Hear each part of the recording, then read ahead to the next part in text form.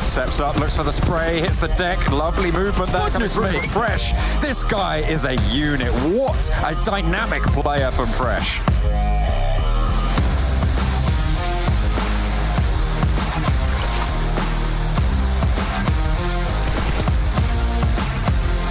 Gapahala with an 8 around the side, spots the player, goes even as the blue zone puts a hurry on things. Around the side, Beast is there, looks for the spray, goes low and goes down. Gapahala.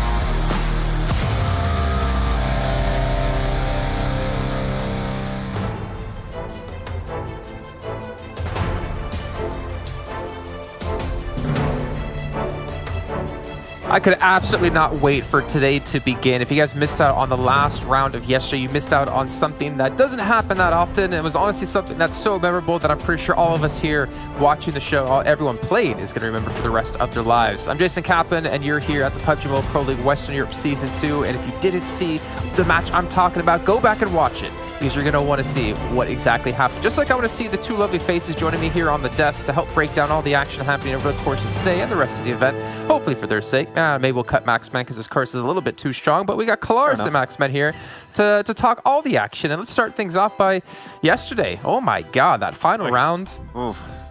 I thought it was a fever dream, but I woke up with sweats. I had nightmares about it. It was crazy. Actually, no, I mean, my mind has played through that situation time and time again since it occurred, and I've got differing thoughts to what I had actually yesterday, which is kind of crazy about it. But I mean, that's another story for another day, Max. It was insane. I think Kalaris is guessing teams that are going to win every time too much, and it's kind of compressing the multiverse together, and we're having weird circles all over the place. I don't know, the multiverse is collapsing on itself. Things aren't going to go too well. Yeah, we know exactly what's going to happen for Spider-Man, just like we know what's going to happen here if that continues to go down.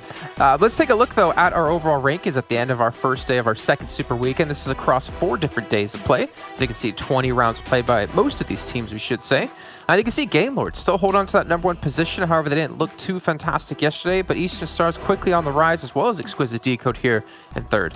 Yeah, this is not a really big standout day for all of these top teams, of course. Game Lord not able to get himself a win. Eastern Stars, of course, able to get himself one, but you got to also keep in mind that their team is very topsy-turvy when it comes down to it. They might get himself a win, and then the next games after that or before that, they might have some very poor results. So because of that, Game Lord and Eastern Stars have been closing and increasing that gap between themselves in terms of points pretty significantly throughout the day.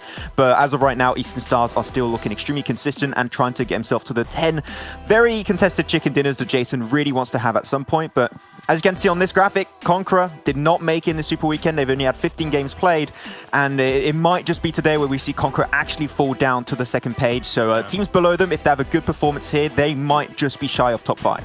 I like those 10 chicken dinners. The Jason prophecy. It's potentially later on down the line. But yeah, if you take stock of the top 4 here, top 4 of that golden 6, as you say, they weren't looking so golden yesterday. I mean, Game Lord 39 points, Eastern Stars 44 points, Exquisite Décode 34 points, Big 22 points coming in from yesterday. So not exactly the push-up that they were looking for. But regardless, you know, again, these days happen. And yesterday, as we previously mentioned, some of the circles were a bit interesting. So I don't blame them too much. Yeah, I don't think you can really blame them too much. I mean, LMV we'll touch on really quickly here and dive into a little bit more. Having a phenomenal day, 94 points if I'm not mistaken, putting up some very big numbers without a single chicken dinner as well. I mean, them and Big here, you can see in our top 8, definitely deserve extra props for being the only teams here without taking home the extra $1,000 and of course the 15 placement points. But we'll move on into our second page. You can see what, excuse me there, Team Doom, TSC, Xtreme Slayers. But I think what really stands out to me right off the bat, Max, is seeing Destiny and Vodafone Giants, who are not playing here in Week 2, on the precipice of being knocked out of the top 16. Yeah, Destiny got pushed down, what was it, 4 or 5 extra placements, so they have dropped a significant amount. And especially that really when you think about it, TSC Legends, Xtreme Slayers didn't have insane performances. Team Doom, of course, starting off with a win, and excuse me, being very silent throughout the day, but actually able to get himself a significant amount of points. Destiny, Vodafone Giants, I don't think we're going to see potentially both teams go out. I think Vodafone Giants is definitely going to be in the bottom 3 at the end of today, outside of the top 16. Destiny might be able to barely cling on to the top 16, but there's still another day after that. So at the end of this Super Weekend, you can very clearly see and predict that Destiny and Vodafone Giants are not going to be in the picture anymore. You know who I feel bad for, Jason? Excuse me, because they had, technically yesterday, an amazing day. They had 64 points-ish or so, or something like that. Yet, unfortunately, they were just completely overshadowed and dwarfed by what LMV were able to put up. 64 points yesterday was an amazing day for them. It's just, yeah, a shame that somebody was rising to the occasion just a little bit further. Well, speaking of dwarfed, SKP team, Skip team, 4 points in 5 matches. This is not the kind of performance you need to have if you want to qualify into the finals, if you want to make top 16. Unicorns 11 already started to make strides here with 39 points. You had Nexus actually overtake Deus Sirens in their first day of play in the Super Weekend. Keep in mind, 5 matches compared to 20. That's the moves that Unicorns 11 should be making, and so far we've seen ULL have been struggling. There are other teams as well, though, that it's not just Skip Team that kind of had a bad day yesterday. We can't just grind their gears exclusively.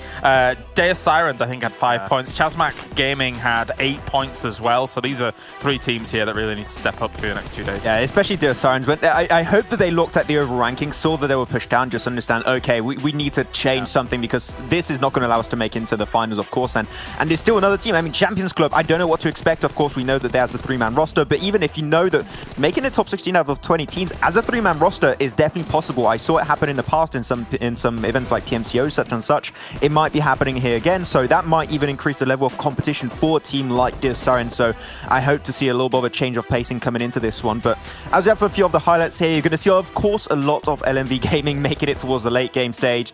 A lot of things to be said about this team in general. We'll touch upon them a little bit further later on down the line in this pre-show. But we had some really fun circles, some circles that were maybe rough for all of the team. So I think they're hoping to have a little bit more of a relaxed day. This was not chill, though. The complete opposite. Oh. I mean, look at Octavian just being boosted up here, able to shoot on top of his teammate. You got Daddy inside of a car. I think he was able to like take one player down. I think he got Octavian. And then the finish, we thought Allow was going to have that one, 100% having the most health, but he actually ends up losing that to super young roster. Yeah. Insane way to end the day, to be honest. To be honest, when you look at that, so the reason why he had the most HP but still died is because the tick timer is a universal timer in the game. So if you go out in a specific time after tick of the blue zone, you won't take damage for a second or two before going into the blue zone. So I think that was a mechanic maybe some players of, especially result of SYR, was aware of and was able to get the edge off the back of that. But it's down to a second or two, so there's not much you can really do at the end. It's really hard to play off. Yeah, I mean, I think we also were talking about, Hedon, how he kind of maybe miscalculated some things on top of the bridge. For sure. Miscalculated is the word I'm going to use for that one. But either way, I mean, that's a zone you don't get very, very often at all. I think that's a zone you get maybe once in a lifetime, maybe a handful of times in a lifetime playing PUBG Mobile. But we need to kind of focus our attention onto some heavy hitters yet again, and we'll touch on some other teams a little bit later on in this segment. But Eastern Stars, Unicorns of Love, their stats so far here in the Super Weekend, and Eastern Stars have looked better overall, obviously sitting there at second place. Unicorns of Love, it's only their first Super Weekend, but again, and I know you guys at home are probably tired of hearing us say this, but the expectations out of Unicorns of Love are so high because of how well Panda performed last season, which is now Unicorns of Love, but we still aren't seeing it, and I want to say we kind of expected it to already kick in by now here in week 2. Yeah, I think we're not the only one expecting that. I think that, and I hope a lot of people at home are thinking, wow, this is not the Unicorns of Love we expected in the second season of PMPL. And you might even look at these stats here for the first day of the second Super Weekend and say 6.2 average kills per game. That's insane. But you've got to put it down also to the fact a lot of those kills came from that Miramar game where Unicorns of Love were very disjointed. There was only Rolkis that really remained at the end, and he was able to get a few extra placement points. We need to see Unicorns of Love make it as a 3-man, 4-man into the late game to look as confident as we saw from Panda into last season, and even when we had Fresh from Unicorns of Love, they were also looking really strong last season. There's so many things to work on, of course. I think that we can now say there's been some small improvements from the team, but it's definitely not where we expect to see them still in this PMPL. You say that, Max, but if you recall the breakdown of the points yesterday, I think it was 8 placement points and 31 kills, which, yes, if you look at that ratio compared to anybody else yesterday, that's just like ridiculous. It's just, okay, we're just running and shooting and gunning and killing. And I personally, considering where they're at right now, I actually don't mind this, considering that they were having a bit of a rougher time getting towards these circles. When I'm seeing them approach the circles, they still look a little bit lost. I've said that multiple times through this league play so far and into the Super Weekends. But, if they know that their power is behind going for those kills, I think continue to do that. Push for it. I mean, they said it right, that they think, I mean, it was the interview was XT, right, saying that we have a roster that's made of 4 or 5 fraggers, really, that's the thing. Yeah. I was still like maybe just more of a support player, maybe just a little bit more team synergy in general, but it is definitely what they're leaning into. They understand that if we just push as a crew and we actually get ourselves in a strong position, maybe get himself a win off the back of that. We saw it happen in the second league play, might be able to happen in the Super Weekend. But I still think that when it comes to the macro, that's where things need to be adjusted the most. When it comes to the micro, I don't think there's many things that need to be, I would say, greatly changed. Yeah. I want to just jump in real quick as well, because we got to talk about Bazzi a little bit. We saw already a couple highlights from him in particular, but we normally talk about Athos, we talk about Octavian, of course we talk about the Warlord, Kapahala. But Bazzi was always the one we saw like, he's not putting up that many numbers, not putting up that many kills or damage, but he had a fantastic day yesterday, and it was great to see like a 4th member step up within the roster. Yeah, it's been a slow burner for him, but he is up in Octavian there. Look at him supporting! Look at that, bro! There it is! Oh, why do we then roll that right after? Oh, fantastic. But yeah, it has been a slow burner. I think it is good for someone like Bazzi on this team to be surrounded by that kind of quality and that skill, to then also elevate him and give him the opportunity later on down the line to be able to get some of these kills. I mean, when you're situated in positions like on hills on Sanhok and stuff like that, it's almost a shooting gallery for you to be able to get some damage on the board and stuff. But I personally love where the Eastern Stars roster is right now as a whole. Well, let me ask you two a question, because we're going to change topics right now. It's going to be a very awkward change for you two. Don't worry, you'll see. Okay. If I were to ask you both, would you rather have escargot or shepherd's pie? What would you say? Are you for real? What? Wait, what? I mean, I did say it was going to be weird. Shepherd's pie, not escargot. Escargot is disgusting. Even though I'm French, no. But you're French. Yeah, but still, yeah, but no. I was born in the UK, typically, normally, so. Okay. 100% shepherd's pie. I can't. No way in ever would I touch the other. Anyway, go on. Why? Okay. Well, the whole point I was asking you was a this or that question. And speaking of this or that, XT from Unicorns of Love took on our this or that challenge. When we come back, we'll be talking about LMV and the reign of Supreme yesterday.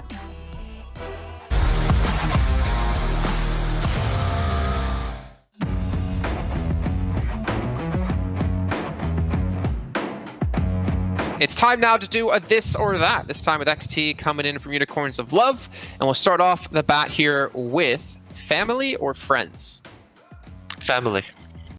Tea or coffee? Tea. Reading or writing? Reading. Kill points or placement points? Kill points. Science or history? Science. Glass half empty or half full? Half full. Buggy or motorcycle? Buggy. Loud or quiet? Quiet. Passive or aggressive? Aggressive. Charger or power bank? Charger.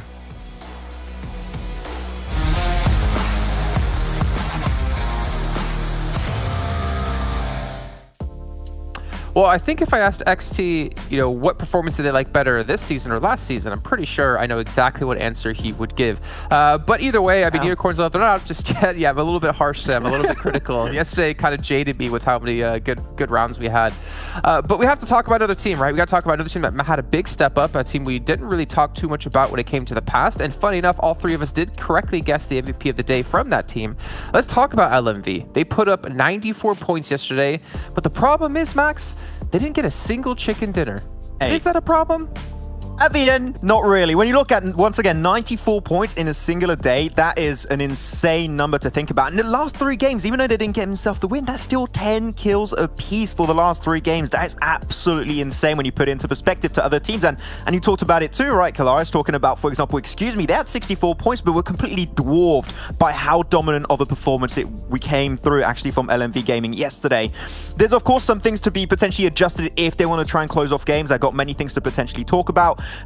Mainly one of those being that they get in a strong position into the late game, but it seems like at one point they just wait for things to happen. If they are just a little bit more aggressive to try and push teams out and make them desperate, I think that might be the difference making to actually convert a lot of these second places into a win. That would be the next level that LMV might try and achieve.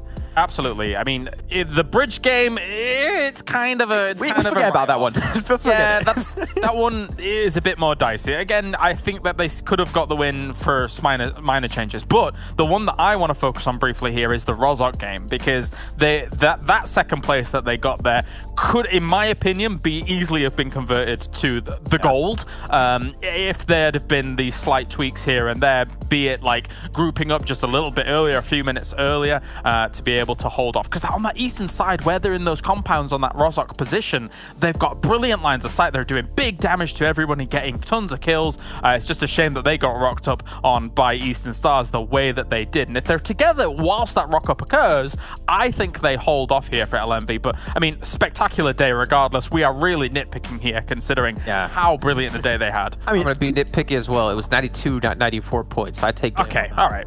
Ooh, that's fine. God, that's good. But look at the average survival time too every single time. Of course, that's what you expect when you see these average placement points every single game. But the lowest survival time you had is 21 minutes and 49 seconds. And we talked about that average potentially being a championship caliber level of survival time. Yeah. And then it all goes high and beyond. That is just insane. Of course, we talked about it many times, right? A team can have a bad day, a team can have a really good day. And I'm just hoping for LMV Gaming that doesn't happen to be a day where they just like had a really strong performance and then it just falls off the planets of the earth in the next 2 games. I hope that if they retain some level of consistency today, and of course knowing that Conqueror's not here, top 5 is definitely possible for them. The thing that's really cool about yesterday for LMV is how quickly they were able to pick their spots. They played dissimilar to a lot of the lobby where we saw that edge play for a long time at the beginning of the league play, and now kind of people have moved center. LMV has been really center throughout the last day, and that has paid dividends for them in spades. We've seen them, take up that position on the military island. We saw them taking that position in Rozhok. We saw them taking this position south of this bridge, knowing that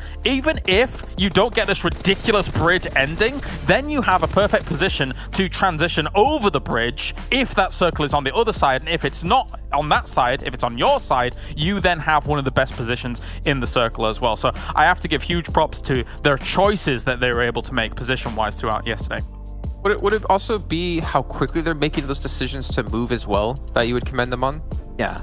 Yeah, I would say so. It was pretty proactive, and the too many teams are dithering about and really not making those choices where that will only ever lead you to a subpar position or death. But if you're proactive, oftentimes it leads you to the winning gaming position, and if it doesn't, the more times you're making those choices, the more chances you have of actually... You miss all the shots you don't take, right, Jason? That is true. Wayne Gretzky did say you miss 100% of the shots you don't take. But Talon here, I mean, clearly he's had his COVID vaccination. He's got the 5G on the shirt, but he was our MVP yesterday with his 2,800 damage done, his 13 kills. But it's all about, I'd say for me, like the consistency of how well they played. But I still kind of wonder, like, is this a one-hit wonder, or are they going to be consistent and be able to replicate those performances over the next days? I think that's the fear that everyone's going to go into, and potentially even themselves going into today. Like, we had a really strong performance. We cannot be let down. Was our second day in the Super Weekend, third day in the Super Weekend, and it's mainly down to them having really strong macro. And I think that when you look at their games yesterday, it just didn't seem forced. It didn't seem like a not type of LMV type of gameplay. They were very snappy when it came to circles. They read the circle really well, and especially they know where teams drop and how they rotate. And I think that that's just not going to change today. It might just be down to the aggressiveness that might shift a little bit on this second day. Okay, well, I do like that. I mean, like I said, like it didn't seem really forced, and I guess that goes into the topic of, like we said before, them rotating really early into these zones, so they didn't have to force their way to compounds or into areas. But big props to them. Again, we're going to find out today if they can replicate the performance over the next 5 rounds of play, and just to talk about those as well for you guys at home, to remind you of what maps we played when. We're starting things off on Erangel, head over to Miramar. Once again, back to Erangel with Sanhok and Erangel to close things out. Really excited to see what kind of zones we get today, but also excited to see how you guys at home are going to be voting for PUBG Mobile as the esports game of the year and the mobile esports game of the year as well. If you go over to esportsawards.com/vote and get your votes in, we can get PUBG Mobile to the top, and together we can be the #1. And I know how much Kalaris loves to be the #1. So into our first match. I don't know why Kalaris likes to be the #1. I mean, just look at him. He's handsome. He's got an amazing car. He's got everything going for him in life. But what he doesn't have yet is one of these amazing 1+9 phones. Maybe we can work on that. Predictions, though. Axeman. Okay, I'll start off. It's still a team that doesn't have himself a win. That's going to be Team Big, so I'm going to say Northern Circle, Team Big win. Let's go. Okay, I Kalaris. have a 1+8T, so I mean, if they could upgrade me, that'd be great. I will go with Eastern Stars. Okay, well, thank you so much, gentlemen. I gotta get rid of you because the round is about to kick off, and I'm gonna bring in our lovely commentators here for another day of PUBG Mobile action. We got Copter and Imperium join us once again. Gentlemen, LMV, I'm gonna throw it over to you with this topic. They had a phenomenal day yesterday, but can they replicate it today in your idea? Yeah. Let's get me out of here. Come on, hurry, I'm out of words. Get me out. Cool. It's cool. It's a good topic to talk about and to really kick off this day 2 of Super Weekend #2. To me, it's not about them replicating it, because if you try to replicate what's in the past, you're constantly chasing something. What they can do is they can build on the confidence and the fantastic performance of yesterday's games, Copter, and go in today with a lot more awareness, a lot more sharpness, and hey, we could definitely see them grab at least one golden chicken dinner. I always think that it's about momentum, more or less. So they had a good momentum yesterday, and had they carried that for today, that's the key here. Because I think that still, when we have games which are lasting multiple different days, like we have the Super Weekend now 3 days in a row. So when you have one good day, can you carry the same, the momentum and the feeling, and that your comfort with the gameplay and that you're trusting yourself on the same way? I think that's the key here. So we just have to wait and see. It's going to be very hard to tell, but I mean, based on the predictions on the desk, doesn't seem like it. Well, they're pretty safe predictions. Maxman kind of, going for the Kyleris North Circle big win. And I get him doing that, especially with the big win, because they haven't won a chicken dinner in the Super Weekend yet.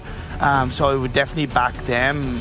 But Eastern Stars, they've been pretty strong in Erangel when they when they really get control of the circle. So that's a bit of an obvious choice. Outside of that, it's anybody's game. I would love to see a Unicorns of Love win to balance out that kind of aggression that we saw from yesterday's games. Yeah, true. Well, we just have to figure it out. But I mean, Eastern Stars, they have been playing very well on the end games usually. I think when we are on the middle game, they are, I'm not gonna say like passive, but you know, they are not so actively seeking for the fights. They want to take the position on the circle. They want to defend that one. And then when we get to the end game, they just do the same, but they do it like more, like even better there. That they just take the position of the circle, they get the angles, and that's how they have been actually able to secure the chicken dinners they have made on the past. They just have the total control of the circle, and that's what I really like on the Eastern Stars, to be honest. That they are very well executing the strategies. Phase on circle is kind of normal. Yeah, it does hover around the military island area a little bit, but for the most part, I think a lot of teams will be very happy at the start of this game when it comes to the circles. I did notice an early kill, I believe, onto one of the SKP players from DU of Nexus. So that's a good start for Nexus Dips. Another team who have consistently evolved. They didn't qualify for the first Super Weekend, but now in this second Super Weekend, they've already gotten themselves into 16th spot with a total of 58 points. That's impressive. Yeah, definitely. I mean, they made yesterday, 58 points or something like that. So that's a huge amount of points for single day. They were actually the third best performing team yesterday.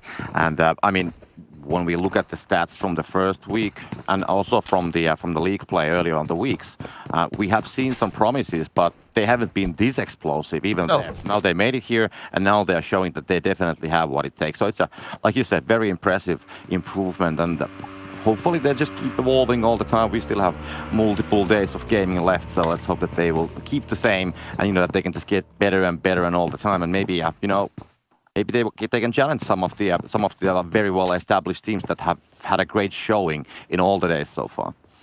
Now, one thing that we didn't see yesterday that I'm seeing today is nobody dropped in Pachinki yesterday. The reason why, and it was speculated and it makes sense now more than ever, is because Vodafone Giants didn't qualify for the second Super Weekend, so everybody presumed another team would drop there yesterday, right? You look back on the VODs, you go, oh wait, nobody dropped there. 4 Romanian Boys, they've gone to Pachinki in this game one. Yeah, they played that earlier, so I do remember during the last week as well at some point.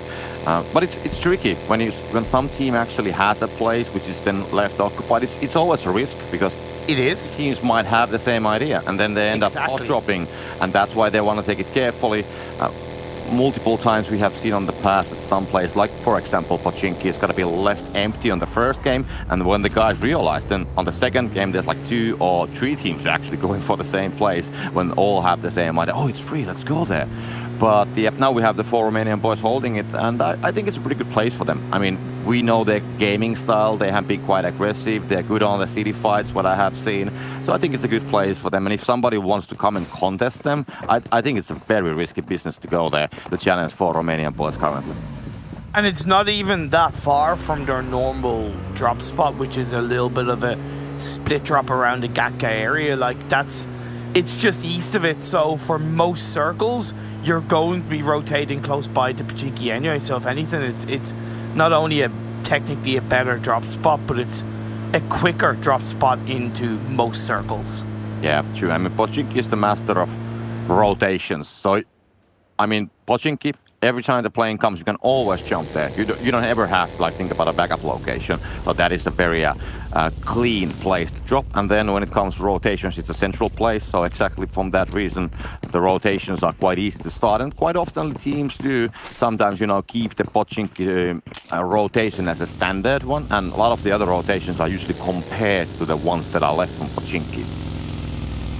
2 teams starting to rotate towards the center of the circle, going from school and apartments up to Potato Hill. SKP did grab a bit of a retaliatory kill onto one of the Nexus players. Creator, I believe, went down indeed. And now TSC Legends rotating a little bit separated, but still rotating early in towards a more central area of the circle. It's very hard to say currently. I mean, we only have the phase 1, so we have a lot of teams getting on the middle. A lot of teams are still actually quite far away on the edges and also outside of the circle as well. So it's very hard to tell about the next circle. It can shift so many directions. Of course, the Sosnovka Islands shouldn't be there. We can see TSC just moving right past SKP here on the Snake area. But yeah, that shouldn't be a major issue. So SKP, they can just hold the compounds here on the Snake, and TSC seems to be heading more towards the farm area, as we can see that there's like a decent amount of space between them. Meanwhile, just gonna have a look at what the game lord's gonna be doing here in the Yasnaya, but they're looting, they're inside of the circle, they don't have to hurry, they have plenty of time, so they can just get their stuff and then later get moving and kind of like decide what they want to do. I'm definitely curious about SKP because they've been looting Yasnaya, or one side of Yasnaya with Game Lord in the past, but they've also switched up their drop spots a couple of times, and we saw them drop around a kind of farm area. That makes sense in this play because Conqueror aren't in the lobby for this Super Weekend, so the farm area is open. But of course, it meant that Nexus got caught out a little bit in that regard. Deus have been able to move away from the Novo area up into the mainland. Nobody was really gatekeeping them. I thought Team Doom were going to hang around that area, but they moved a little bit deeper on towards that central coastal line area. Team Doom is actually not that far away from TSC Legends, so they're just a little bit more on the southern side, but still it's a place which is close to the middle. There's some compounds, because when you go north from there, of course we have the Snake, then we have the Dirty Road on top of the hills, but then there's pretty much nothing. Then you have to go on the other side of the hill that's going to be leading towards the new compounds. So kind of like everything south from Snake and the Dirty Road is fine for this circle, and then we'll see what's going to happen with the next circle, next phase, where they have to move. But of course the middle is quite safe, and all the locations like between the shoreline and the Snake and the compounds on the southern highway, they are completely fine. We have a couple teams that are actually still in the blue.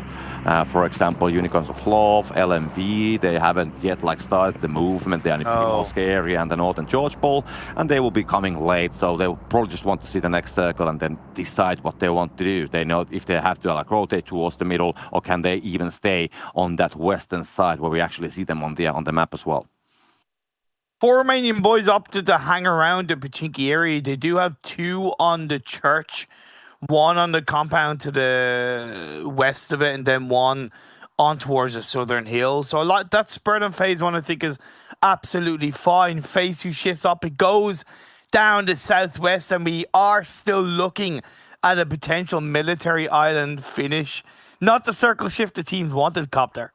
Yeah, it's a tricky one. I mean, of course, it can still go for the Sosnovka Island, that is the thing. But then also it leaves not so little, but let's say fewer than normally space on the main island. So teams will have to pack on the middle. We can see Pochinki farm area kind of between them is the middle point. And now we saw actually 4 Romanian Boys immediately leaving Pochinki to the southern side, and then we have some action as well.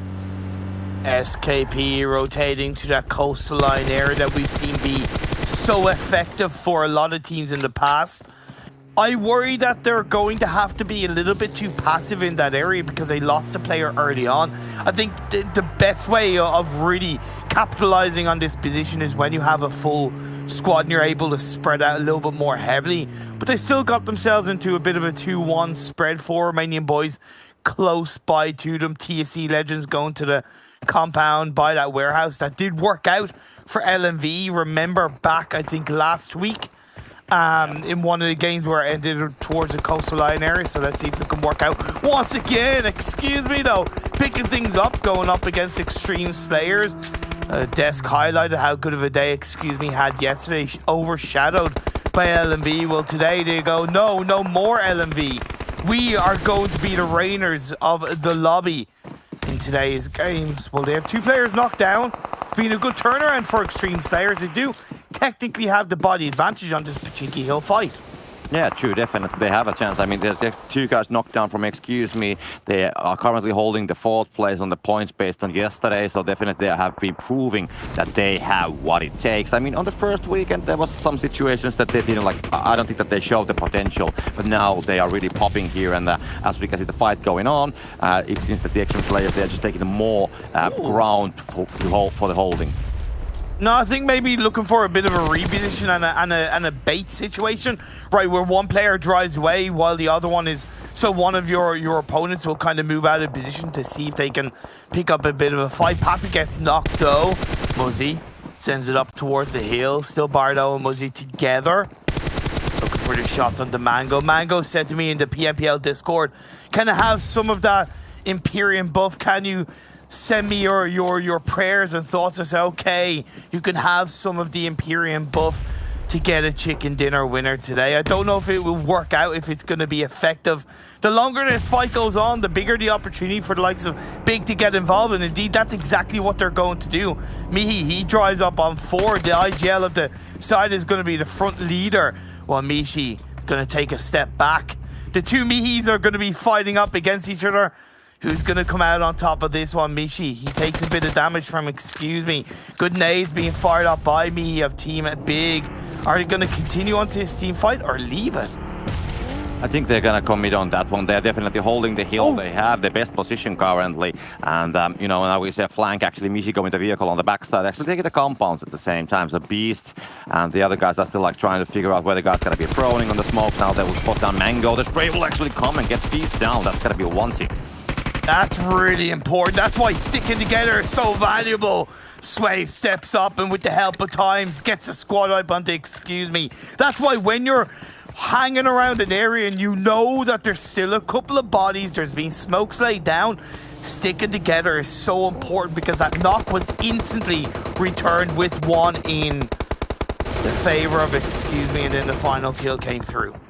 True, but they lost 1 player as well, so it's not all just about getting the kills. They lost 1 player, and if this circle is anything like what we saw on the last week here on the southern side of the main island, I mean, 3 guys, you can still handle it, but we saw that if you are like 1 or 2 guys, it's very complicated because there's like no cover, there's rocks, there's hills, you go proning.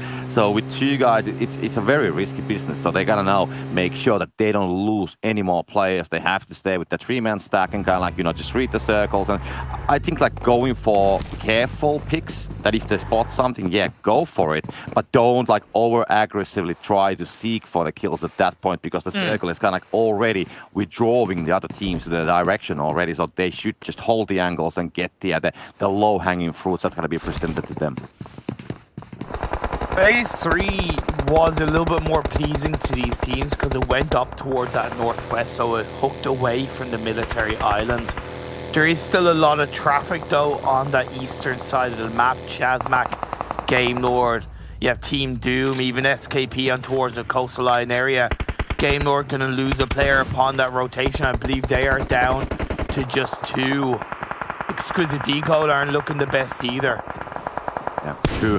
I mean, Max said that the northern circle and big chicken dinner. So we didn't get the northern. Maybe he meant the northern side of the Sosnovka Island. That's there you go. Working out. But the big has moved away from their southern position, so they are like playing it safe on the Pochinki Hills. Meanwhile, we can see that a lot of teams are actually getting together on the southern side. So all the teams are trying to find cover from the buildings that are on the southern road, because there isn't much any other places. I mean, there's some on the fields, you know, quite far away from the middle. But the southern side is definitely like providing some cover, and now the rotations are just coming. For example, ChasMac trying to find a way inside. I think they're going to go for the northern side, and at the same time we can see Eastern Stars, Kapahala and the others, they will try to do even more further away rotation from the north and the eastern side, and they just might find Big and maybe the Xtreme Slayers. They have withdrawn on the northern side of the circle, and the Eastern Stars, they seems to be heading that way, and that is definitely something that they have to be very careful, because I mean, there isn't much places where they can go which are not on the line of sight for these guys. I think they've done a great job of reacting very well to what was a bit of a pinch of a situation. Caesar said that though the next circle does center up, and my lord, that's pretty much a field finish we are looking at. Team Big, Copter, they have a fantastic spot on the Pachinki Hill, looking down upon a lot of these teams. There's a little bit of a compound, which Unicorns a lot of have been able to grab a hold of for the time being. But LMV, they disengage away from their compound. They're going into the field. But we still got a good, like, 55, 60 players left up. Yeah, 51 players left in the lobby. 15 teams. This isn't going to be easy for any of them.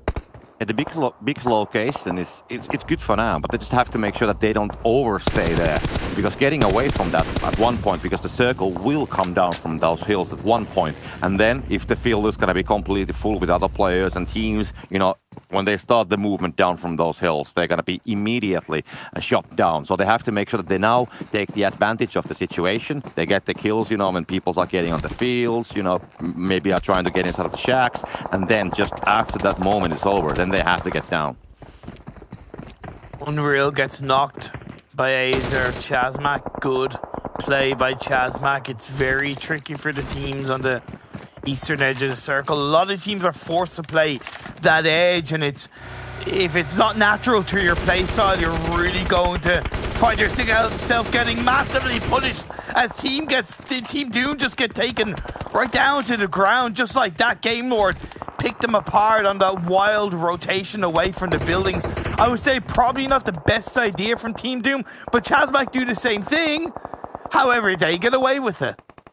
Yeah, Game Lord's location, I mean, they're outside of the zone, so maybe they didn't expect that somebody will be still staying on that angle, and they wanted to like go towards the buildings and try to give him some cover for the next circle, so probably they didn't expect. ChasMac's rotation was a little bit different because they went on top of that hill, as meanwhile, we do have something going on. Yeah, Eastern Star is taking down the remaining players of Xtreme Slayers. I'm a little bit surprised that the players from Big didn't. I'm sure they heard those shots, yeah.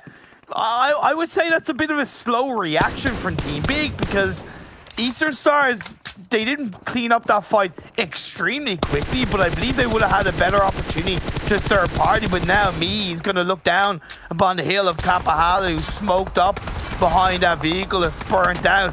Should give him a little bit of space. It is still a full squad of Eastern Stars against a three-man team at Big, so that's why I thought it was a little bit more important for Big to be aggressive in that moment. But the nades come through a mini red zone, swarms onto Kapahala and knocks him down. Octavian is going to have to dip away from his vehicle. I don't know why Eastern Stars even in any way look to move around to where Kapahala was, because it's pretty obvious that he was very much pinching his position.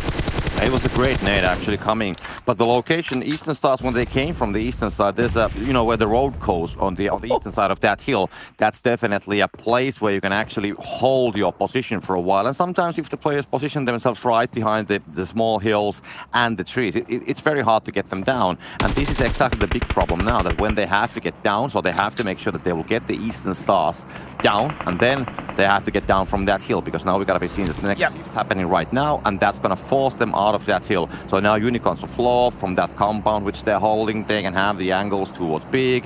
Eastern Stars, as it seems that they are leading, so that's gonna help the pressure a little bit from Big, but still getting down from that hill, there's gonna be multiple teams that have their scopes on those vehicles and the players as they will come down, and I think this is the move.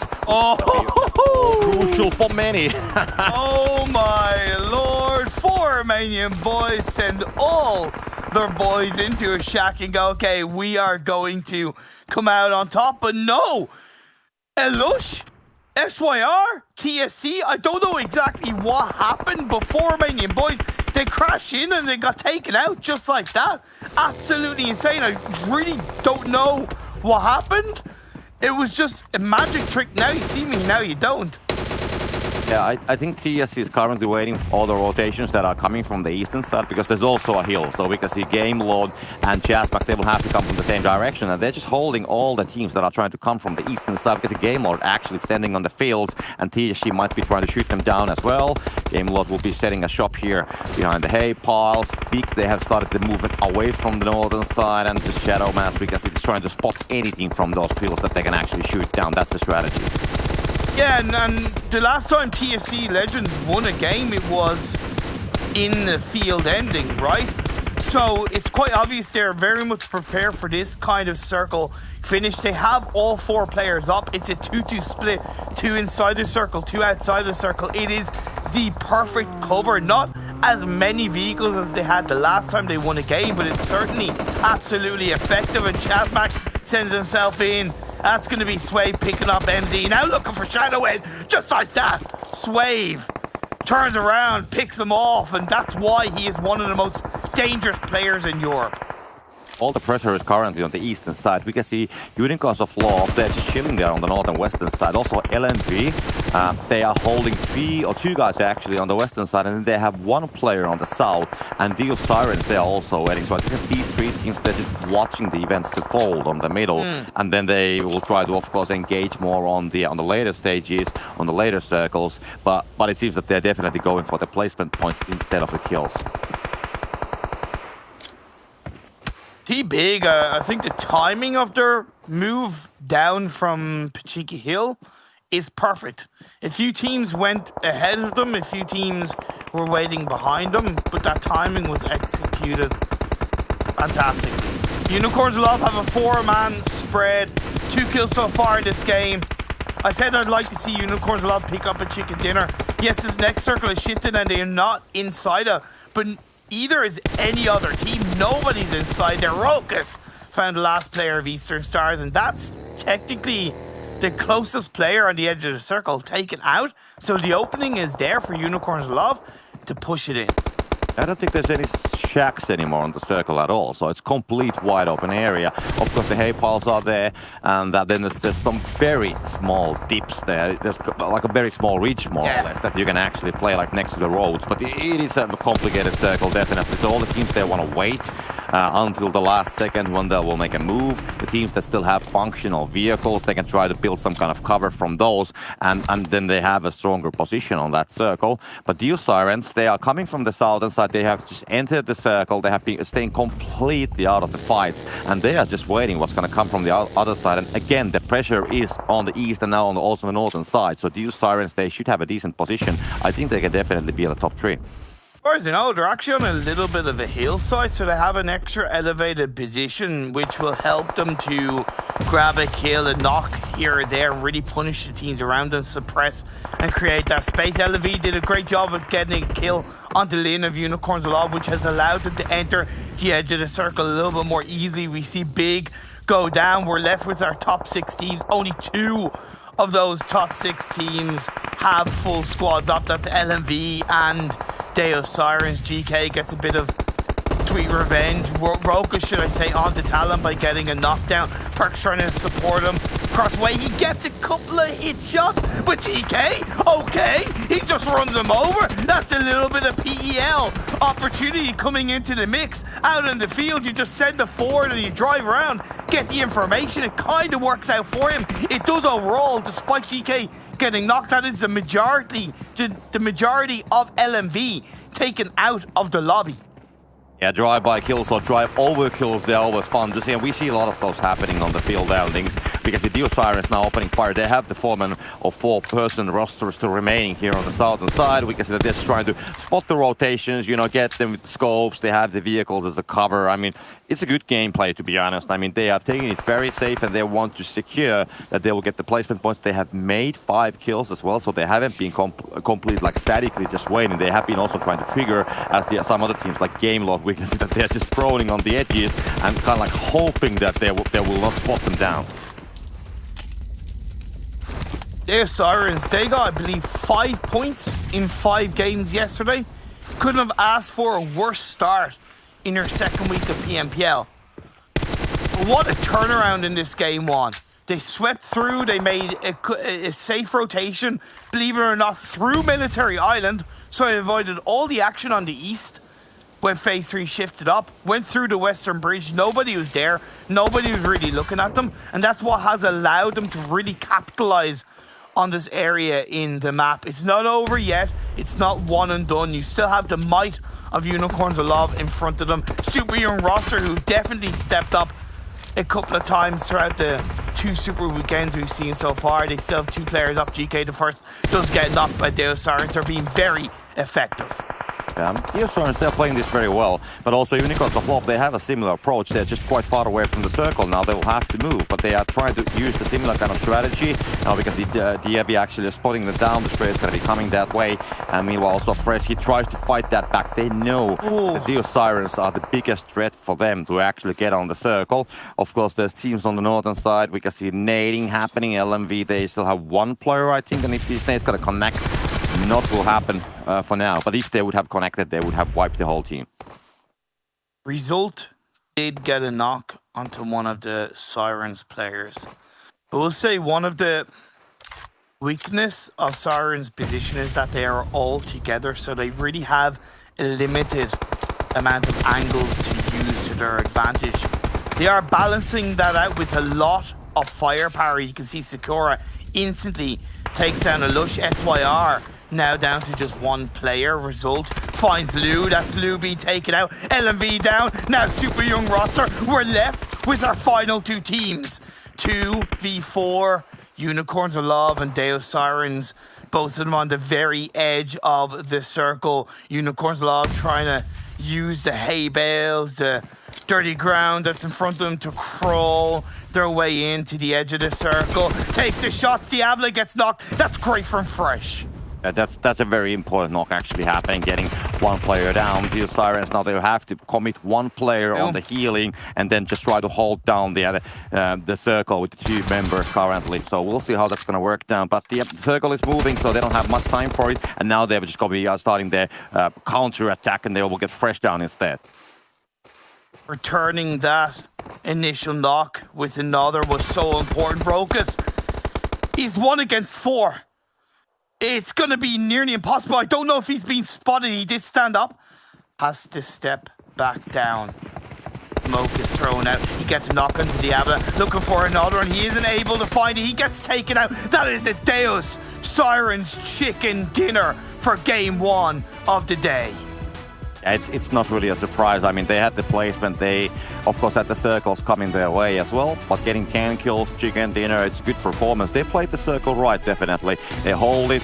There was no cover. They had some vehicles which they were able to use and kind of like make sure that they have the advantage. We saw multiple teams trying to pinpoint them like multiple times. Unicorns of Love, for example, they multiple times tried to take them down. They were shooting from the distance, I think, like at least 1 or 2 circles like already before. They tried to find them behind the vehicles, but they had the smoke cover on that direction and then the vehicles as a cover, and they just played it very well. Of course, like you said, I mean, if somebody would have been on the nading distance, the story would have been quite different. But they managed to keep all the enemies on the north and the eastern side quite far away, not really on the nading distance. And a lot of the teams, they used the utilities already when we went like 2 circles back, when they were coming to the circle to try to take the shacks, etc. That's when the utilities were mostly used, and that's why nobody were able to challenge the Deus Sirens anymore, because they were just holding it. And I think that they also had some nades as well.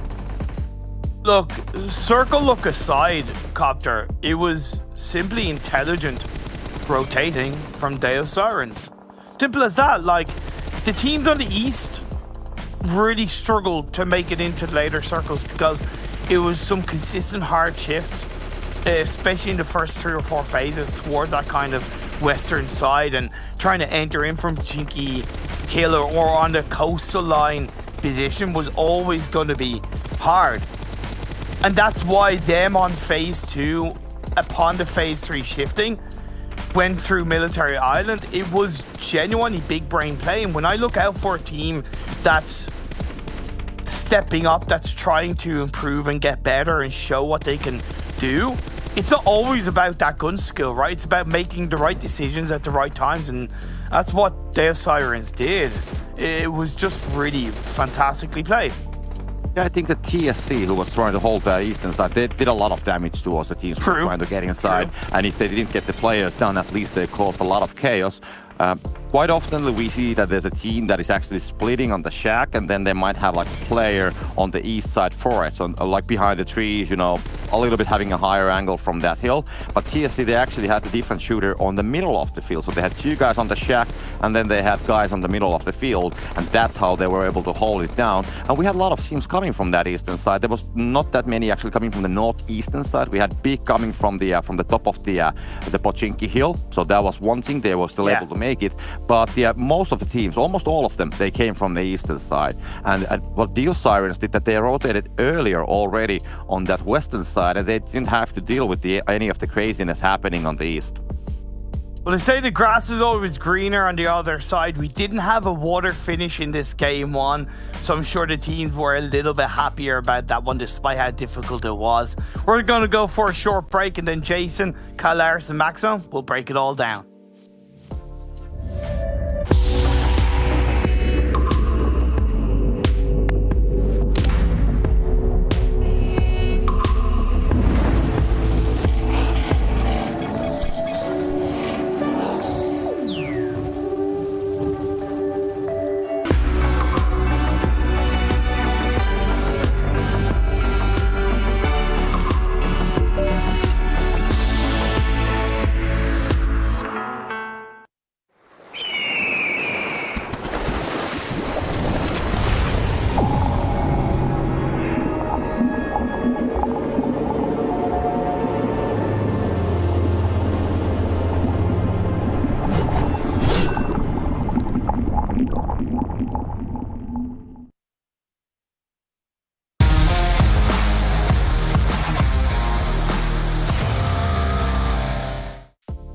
Let's go. Deus Sirens, a big step up here. Their second chicken dinner overall when it comes to PMPL, but their first to the Super Weekend. They take it home. They take down Unicorns of Love at the very end, and they also get $1,000 for themselves as well. Well done. And this team, you know, if we're talking about teams who stepped up, Nexus looked pretty calm, pretty quiet for the first week, but it started to step up here in the Super Weekend. Deus as well, in this week in particular, have been able to perform so much better that we're really starting to see the ladies step up. Yeah, I mean, they got kicked out literally yesterday out of the top 16, right? And I said, this has to light a fire inside of them, say that we actually want to try and make into the top 16 to make into the finals. Boom, exactly what they needed to do to start today. And hopefully that's going to hype them up for the next 4 games to come, and hopefully even tomorrow. They were in a good position next to the circle. It shifted. There was no one in the circle. Literally one of the biggest flexes I've ever seen a team make, which is we're going to make a fort out of Teslas, which I've never seen before, but fair enough, and it worked out. Maybe just looking a little bit in one singular direction, maybe it'd been a little bit more split would have been even better, but got himself 25 points. I can't argue with that. That's great. Yeah, they had a lot of room to work with here. So that's what, they got 5 points yesterday, 25 points here. That's a nice 5 times. I'll take that. If I was looking at my crypto, I'd be like, yeah, 5 times. I'm okay with this, Jason. Yeah, I mean, you're almost there. I do just want to bring up though, because we've been heavily criticizing Deus Sirens that they can play placements, that's fine, but they never were able to really get kills in these first week of play, right? Yeah. But credit to them, 10 kills with the chicken dinner, that's a really good sign, and that's actually a really big step up in my eyes to see that they've definitely been improving. I just hope that they're going to look at this and say, okay, we actually went pretty aggressive and it worked out just fine. Of course, the circle that was coming a little bit their way today were very proactive when it came to taking control. I just hope they're not going to be just, oh, it worked out once, let's go back to playing passive. I want to see continuity and plays aggressive a little bit more consistently if possible.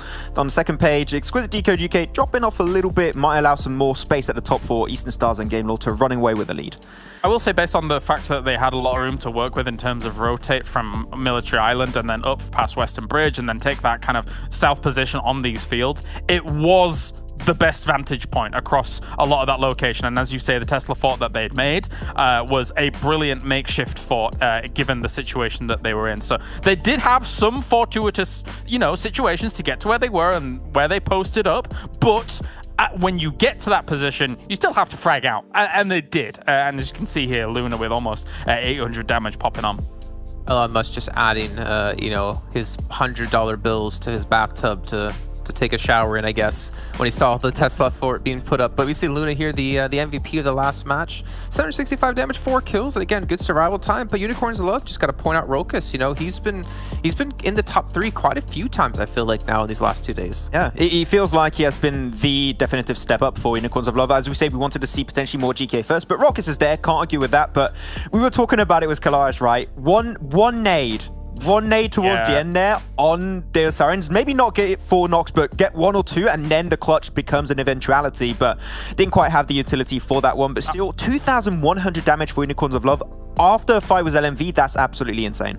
That was the scary potential, right? The fact that, I mean, so Deus Sirens realized eventually towards the end, okay, yeah, there is only one life. Maybe we should fan out here and try and get this done, because they'd lost track of where Rollkiss was. And if Rollkiss had a little bit more utility, as Max is saying, there is the potential that Rollkiss could have made one of the most ridiculous plays ever, considering, you know, there is the potential that a nade bounces around in that little Tesla fort that they've got and hits all 4 of them and causes absolute chaos. But it's not to be the case. He clearly didn't have nades, even though he was in range to be able to get one in there.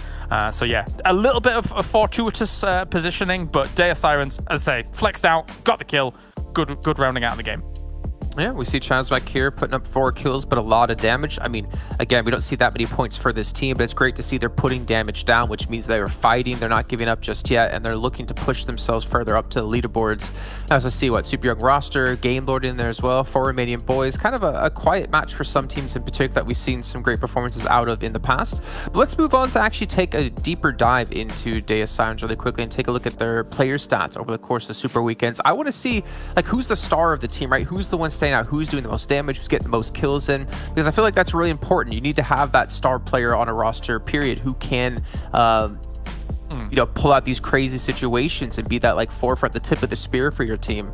So let's find out who it is for the team. And I guess it's Luna, actually. I mean, she was the MVP in the last match, and we're starting to see her. I mean, to be fair, pretty even damage between her, Sakura, and I'm sorry, I can't pronounce her name correctly here, Max. Diavla? Yatem. Oh, Yatem. It's actually easier than I thought. It's the U's at the end that throw me off. It's an invisible character. You're not supposed to see it, but yeah, it's good to see the team actually jump in. Don't forget also, this is a team that's actually playing into a boot camp, so that's actually really fun.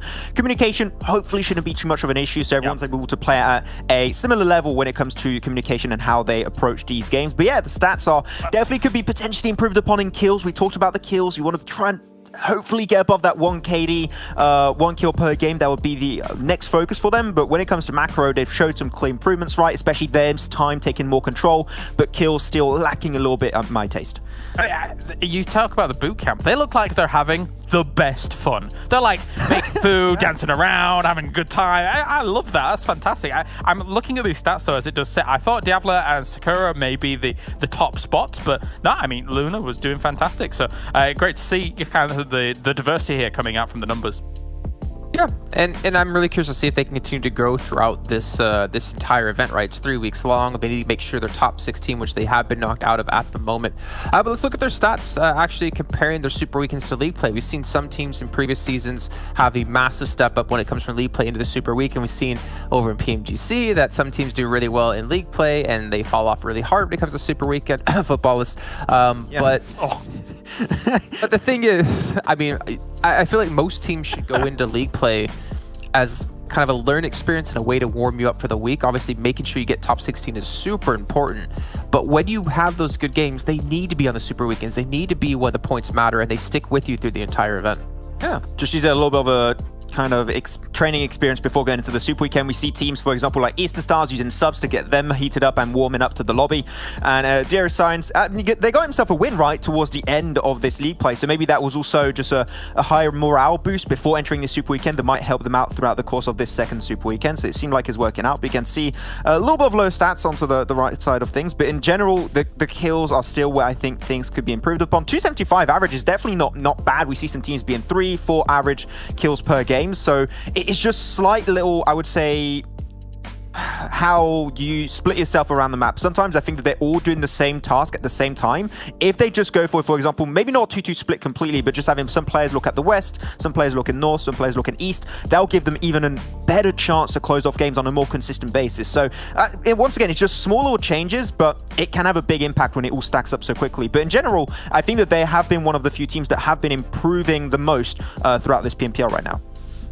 Yeah, I think the stats really don't tell you the true story, because I feel like if we looked at just stats from League Play Day 1 and 2 and compared it to League Day 3 and 4, you would see a massive step up, a massive change. Because in the first week, we saw them mostly just playing for placements. And Kalaris, I'm actually trying to wrap my brain around like how many kills realistically did they have in that first week of play, and I can't really imagine too many.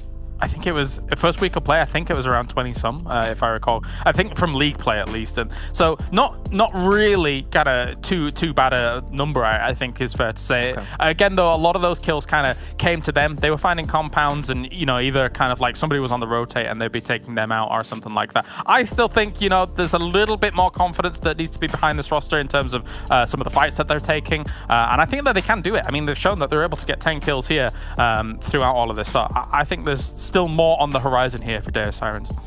Well, we'll find out shortly if you have enough faith in them to predict them into our next round of play, which will be over onto Miramar. Just to update you guys on the schedule. We do have Erangel coming up after Miramar. Then we're going to Sanhok, and then back to Erangel once again. So we still have 4 rounds left to play today. We saw Deus Sirens pick up the first round of the day, and I'm going to throw it back to you too while we have a quick second here about predictions. You were both totally wrong. I was right, actually. I said Deus Sirens, but production cut my microphone off is my answer. But let's get your predictions this time. Okay, I'm going to go with Gamelord on this one. They got a really good Miramar game yesterday, so I'm going to go with Gamelord. We'll see if they can make it happen back to back. Yeah, damn it. I was almost going to take the Imperium strategy as well, Gamelord, but I'm not really sure at this point. Let's go with... it's difficult. Maybe a... Exquisite Décode? I'm trying to read the script. You know what? Exquisite Décode. Oh, yes, let's do that. Well, just remember, Claris, Maxman gave you that team too, so you know it's not going to work out well for you. Oh, actually, how's that working lately?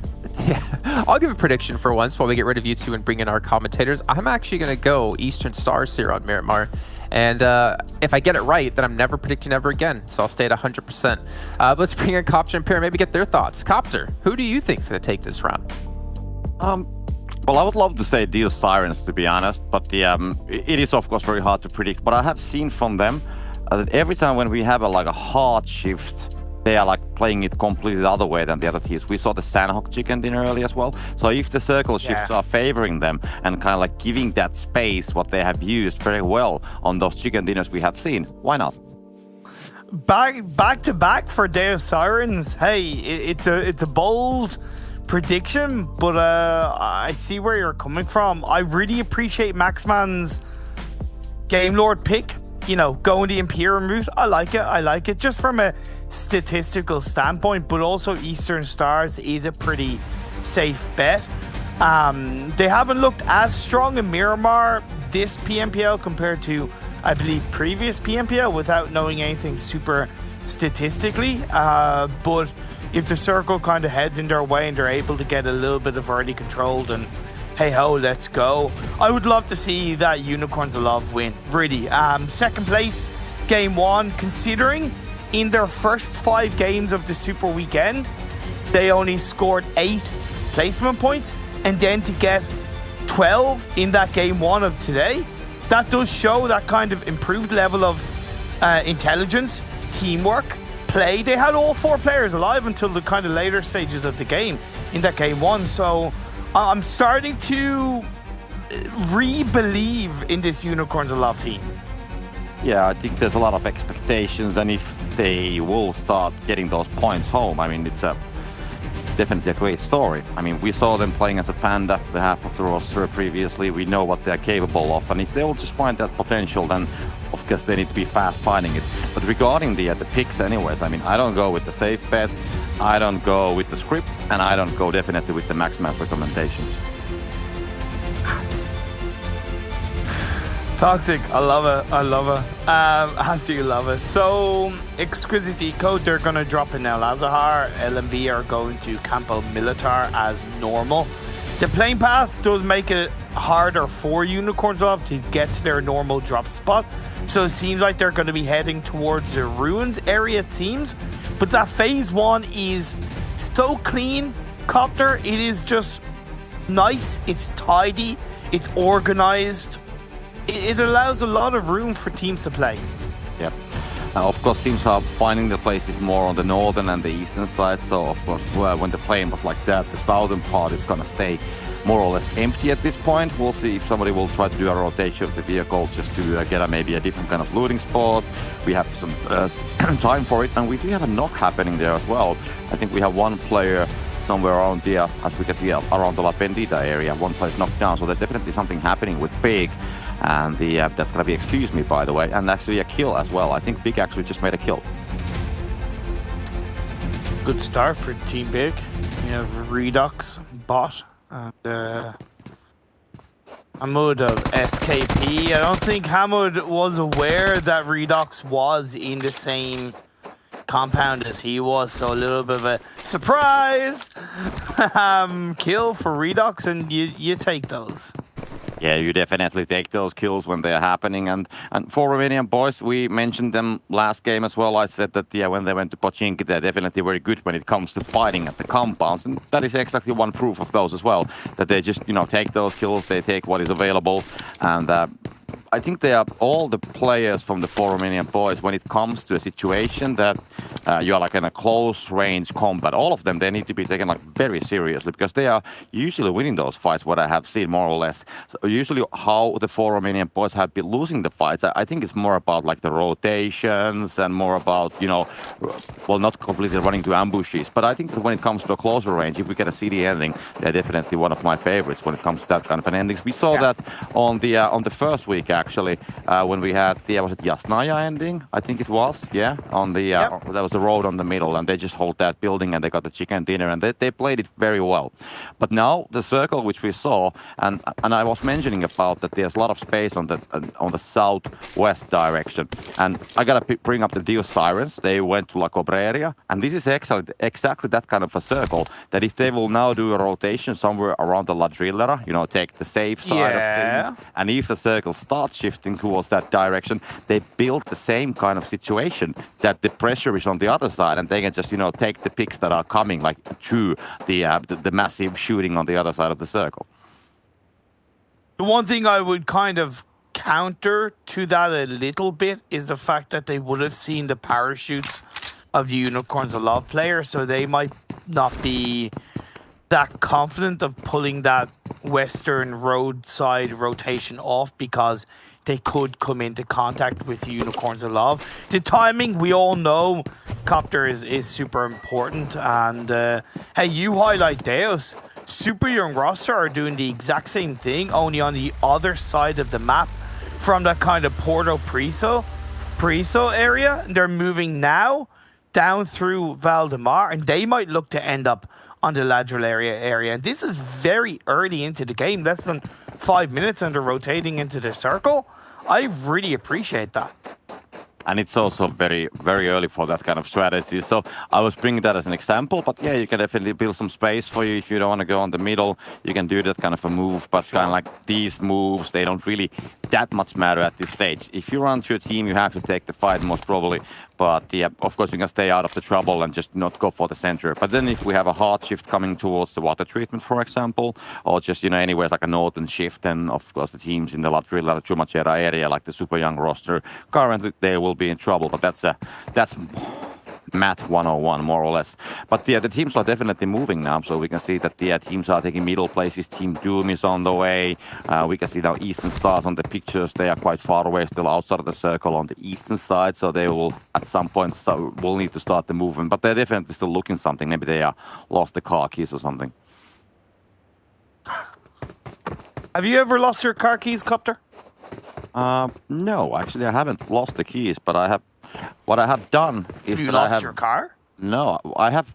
Once I have done it, that I was about to go to my car and I did put it on, and then I somehow managed to close the doors and get it locked. So it was 2 hours outside, running in without any gear, and I didn't have the keys for it. And there was nothing I was able to do it before I got the backup keys from 50 kilometers away. Nice, absolutely love it. I remember when I was younger and we went to a theme park in Europe, and this many years ago, back when I was a wee child, and my dad obviously parked the car in a car park, massive car park for a theme park, and we exited the theme park at the end of the day, couldn't find a car. For about 3 hours looking for the car, about to phone the police, about to report it being stolen, etc. And then he found a car. It was like hiding behind a truck somewhere or something like that. So yeah, that's the only experience I've had of lost car keys or lost cars. Yeah, well, these days they have GPSs in the cars, and at least I do have a mobile application on my phone that I can just there you turn go. on the car and make a sound from it, as well as get the exact GPS location if I happen to lose it. But haven't been happening lately. In our family, it's usually the better half that is losing the keys, not me. Hey, that's... Say no more. Say no more. As we move into this game, teams are centering around the Picado Hill area because that is a really important part of the map, right? Doesn't matter where kind of phase 2 goes. The Picado Hill, the north of it, is going to be most likely very viable in that phase 2 circle. Good proactivity from Team Big to get another kill in their favor, sending, I think, Nexus down to 3 players, upon their rotation. So it's just creating that extra space around them as we head towards the end of phase 1. A lot of pressure again building on the middle, as we can see, and of course engagement happening. And one thing that I have been wondering lately, because the circles have been quite wild, I mean all the time here on the PMPL, to be honest, and we still see most of the teams still getting on the middle.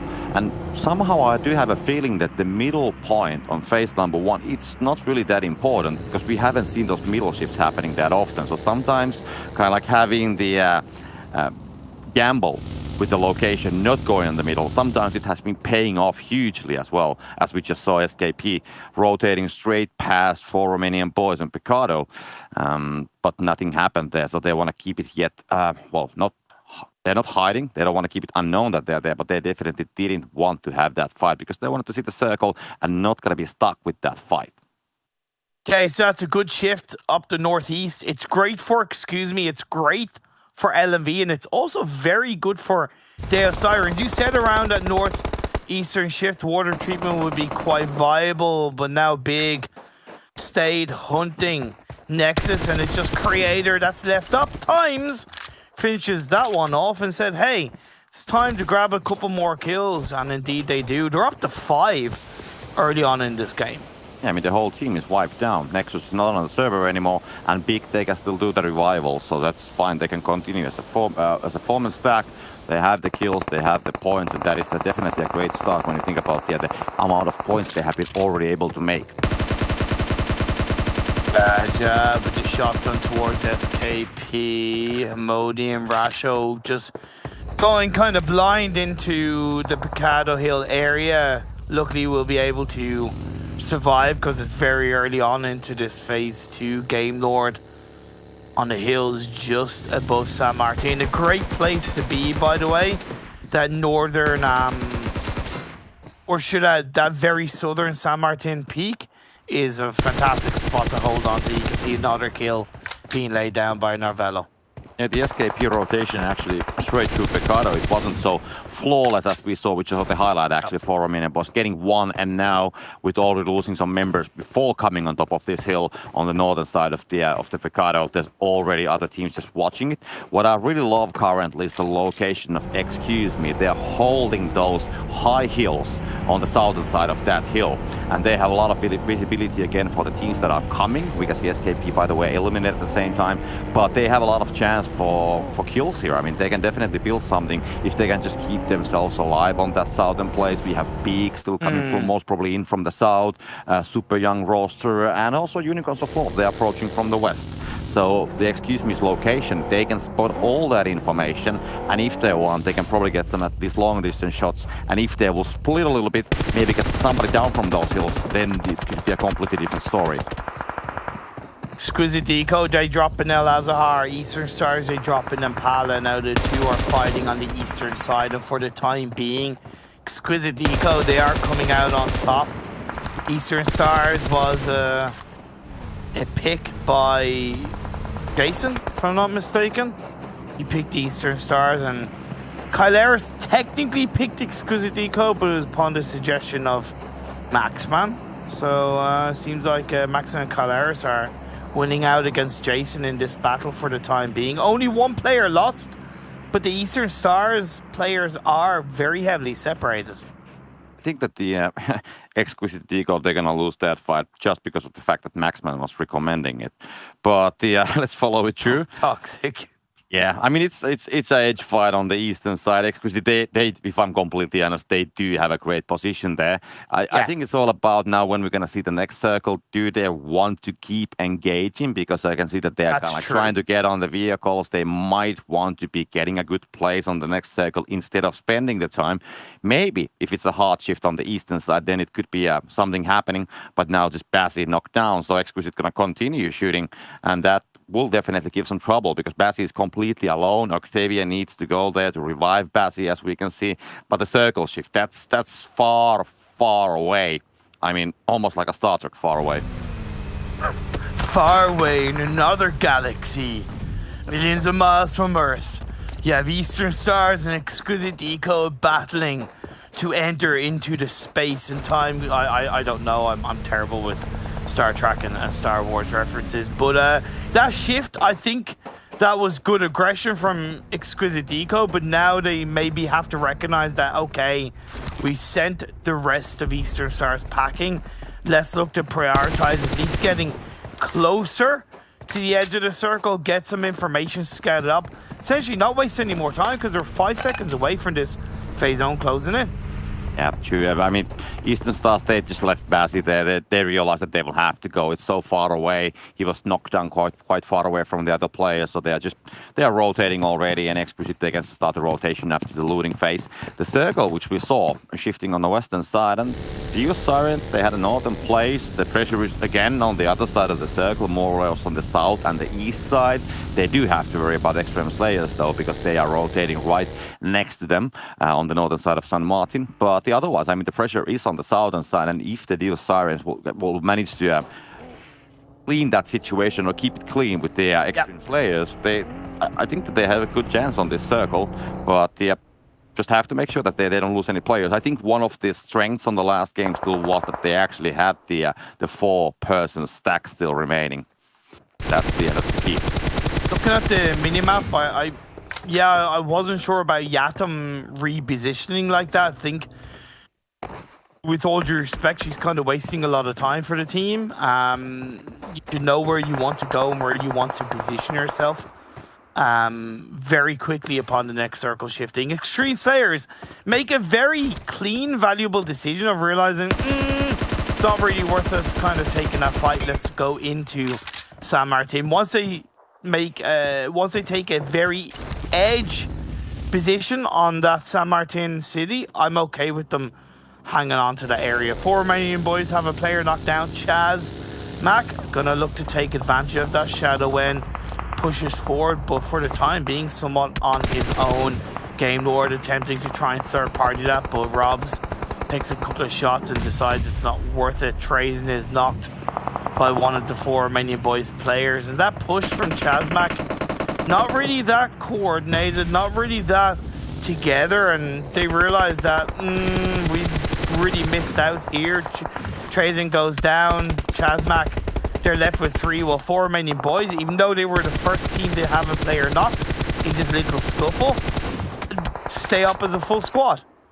And Shadow made a right call to leave from that scene, because when he parked on top of that hill, he didn't see all the 4 Romanian Boys where they were holding those locations. They knew about some, but not the other guy who was actually the closest. And immediately, when the fire was opened from that location, he knew that there's like way too many enemies on that situation, and now he's gonna try to leave. We can see also a Mirado being kind of like jammed there on the scene. There was a ChasMac player, Azar, which cannot anymore continue with the vehicle, and they are outside of the circle. Losing a vehicle on a situation like that, that's going to be trouble.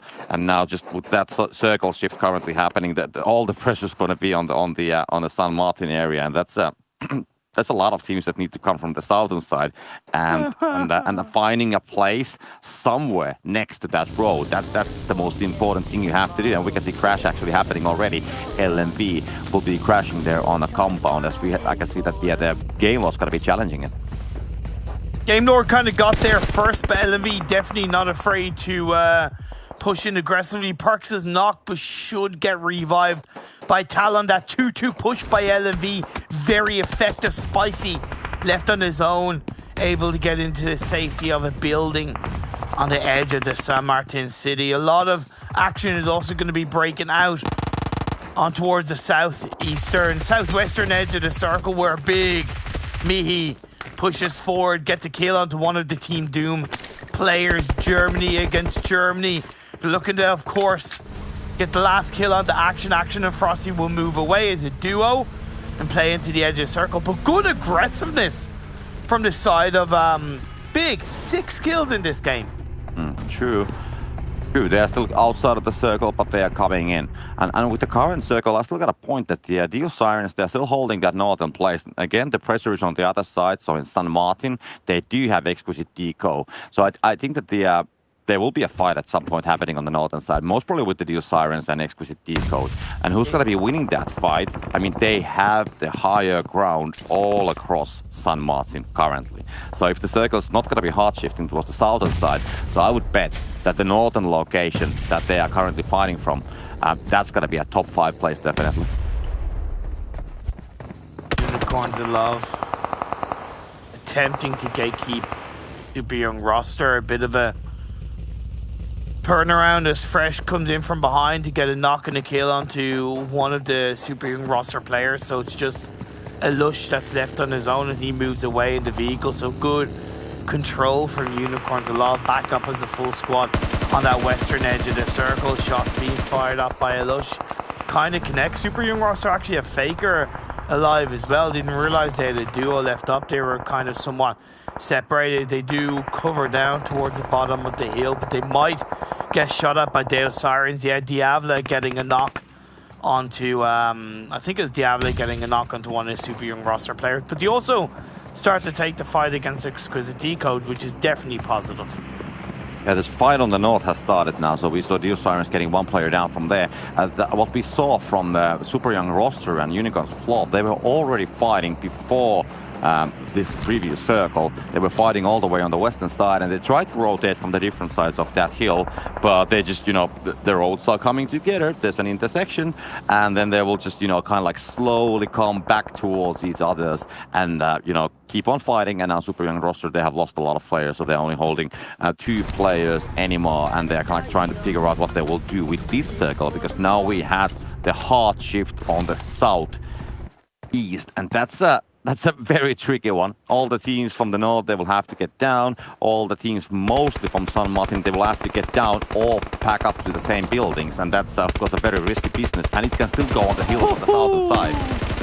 ChasMac, Exquisite Décode. Exquisite Décode decided to not take that fight against Deus Sirens. Tried to move into the city buildings, but with teams already there from the previous phase, there's only ever one way it was going to go for a multitude of their players. Daddy is still left alive. LMV, though, they're doing a great job of spraying up against Deus Sirens on the outside of the circle. Now they're down to suddenly just 2, and they get picked apart. The timing of Deus Sirens' rotation on that circle shift, honestly, was quite poor. You just can't send it in like that. You got to play the edge. You got to get some information. And honestly, just go for kills outside in towards a blue. It was just very, very kind of, okay, we're going to be good. It was presumptuous, very presumptuous from the Sirens. Yeah, they just basically crashed in without having any information where the teams are, and that whole western side is it's so stacked, as we have the other teams like fighting from the existence on that zone. So there was just no way getting inside. There's the compound on the southern side of that road. They have the windows towards the direction they were coming in, and LMV, they are holding those buildings on the northern side of that road. So both of those teams, they had the angles towards the fields there where they were coming from. So it's I mean, sometimes yes, you can just send it and hope for the best, but this was not one of those moments. Not at all.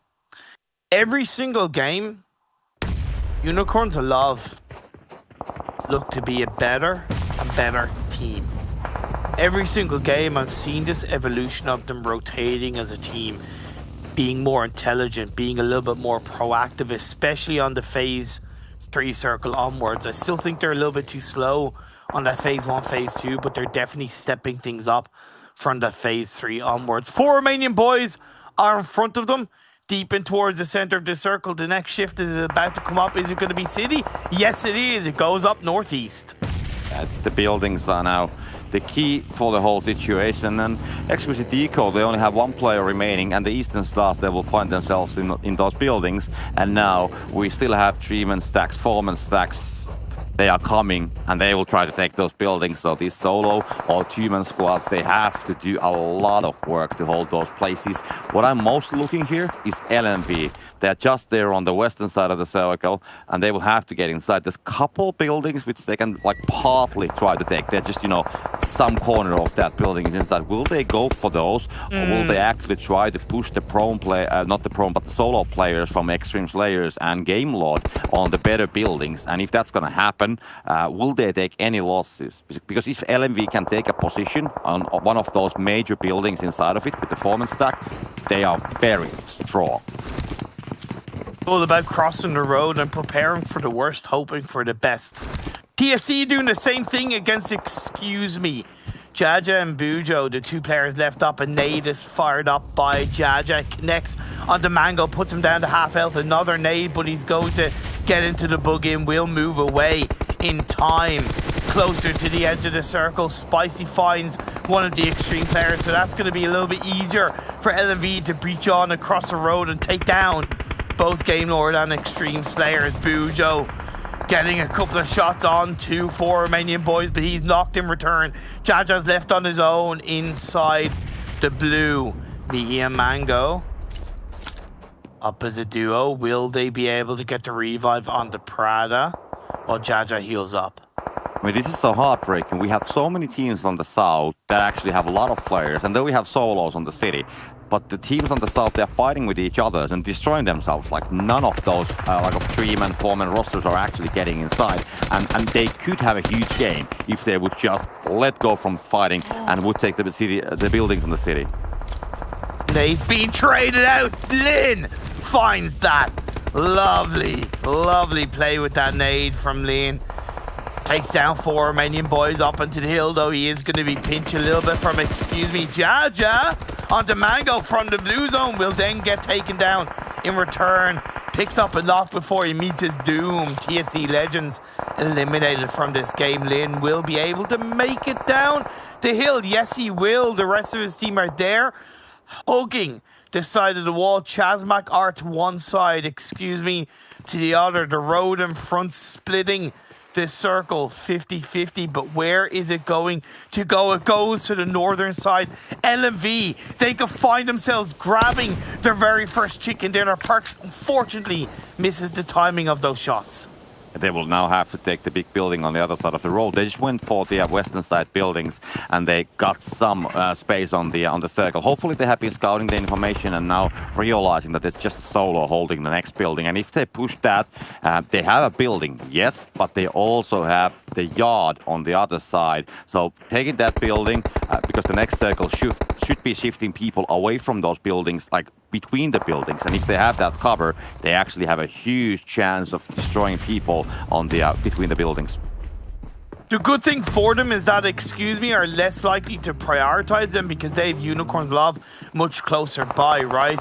But Unicorn's Love, they're going to be heading towards ChasMac, and knock by Prada, third party, is onto GK, but in return it's an instant response from Lin onto Prada. The blue zone is starting to close in. GK and the rest of the crew have to push on in. Rokus, Lin left on their own. GK is knocked down, not most likely to survive. ChasMac there. That's going to be the end of Excuse Me. That is very healthy to see while ChasMac pushes in across the road. They're going to use those smokes to lay it in. The foundations of the push across the road. NZ makes it across. Azer, Shadow win. Lin gonna chuck a Molotov. It will connect into the smoke. Will reposition Shadow and Octavian from Eastern Stars. The duo still left alive from the Romanian team, and that's gonna be Hulls, I believe, or Game Lord Spicy getting a knock on the Shadow win.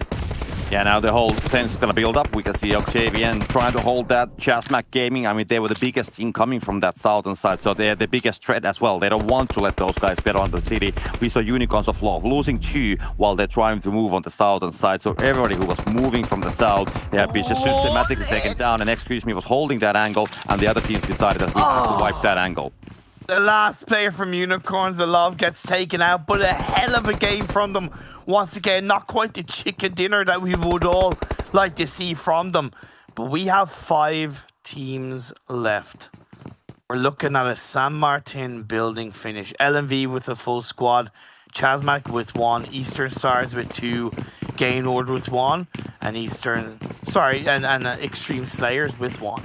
Yeah, LMV having the 5-person sack, so that's a huge advantage. But we do have the solo players still on the same building, and they will try to go and clean up the rooftops. Jumps down. We'll see if he's gonna go down. Will they hear it? Will they spot it down? Will they get the player down? But I guess the guys from the other side, for example, Eastern Stars, they can deal with the problem as well. So LMV just having 4 players on that building, that's gonna be big enough threat. Just make sure that none of the solos want to challenge them.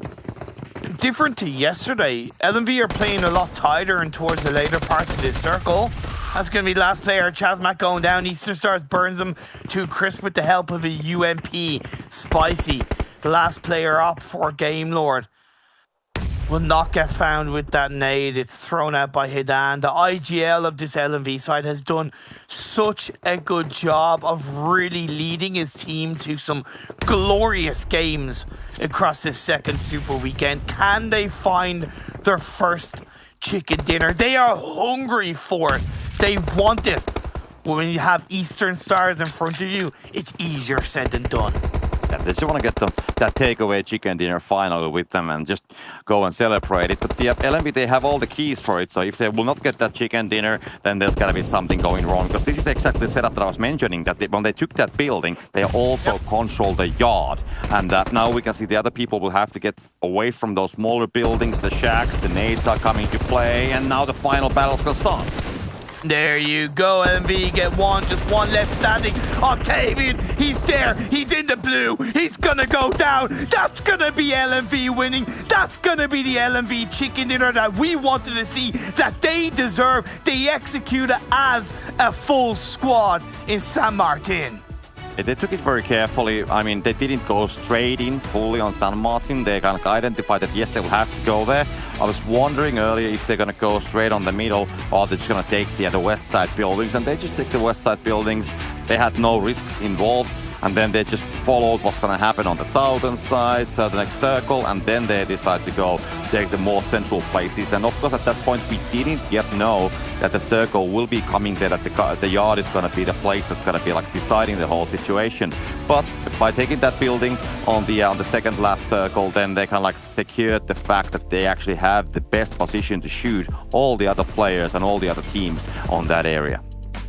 I'm just really happy to see them do what they unfortunately couldn't do in yesterday's games. When you get to that late stage, you stick together, you solidify yourselves, because body power kind of goes so much further than having a couple of off angles here or there. So that turnaround, that improvement, that evolution, to get past that mental block as well, because it can be so easy to become stressed over not being able to close out a game like that. The fact they got past that is just amazing to me. Genuinely amazing to me, and I absolutely loved it. But it was such an unusual circle ending, because we don't often see city finishes in Miramar. So it did catch a couple of teams out, but it was also extremely beneficial to a couple of teams, most notably Eastern Stars, because they lost 2 players early on. They were forced to kind of take that super safe route into the city, and they got themselves second place. And the funny fact about the Eastern Stars, they were fighting with the Exquisite Décode on the Eastern side, where they lost the players, and on the San Martin, they actually ended up on the next building right from each other's. But regarding LMV, I still gotta say, I mean, the monkey is out of the back right now, so we'll see what's gonna happen on the next games, because usually if you have a pressure like not getting the chicken dinner, if you have pressure that you haven't been performing on a level that you're expecting from yourself, now they might have a chance, relax a little bit and maybe, try to go with a more aggressive strategy. So we might see more from LMV, that's what I'm saying. Oh yeah, I would not be surprised if we saw more than one LMV chicken dinner in today's games. Game 2 over and done with. A hell of a Miramar game. Let's go for a quick break. The desk will break it all down.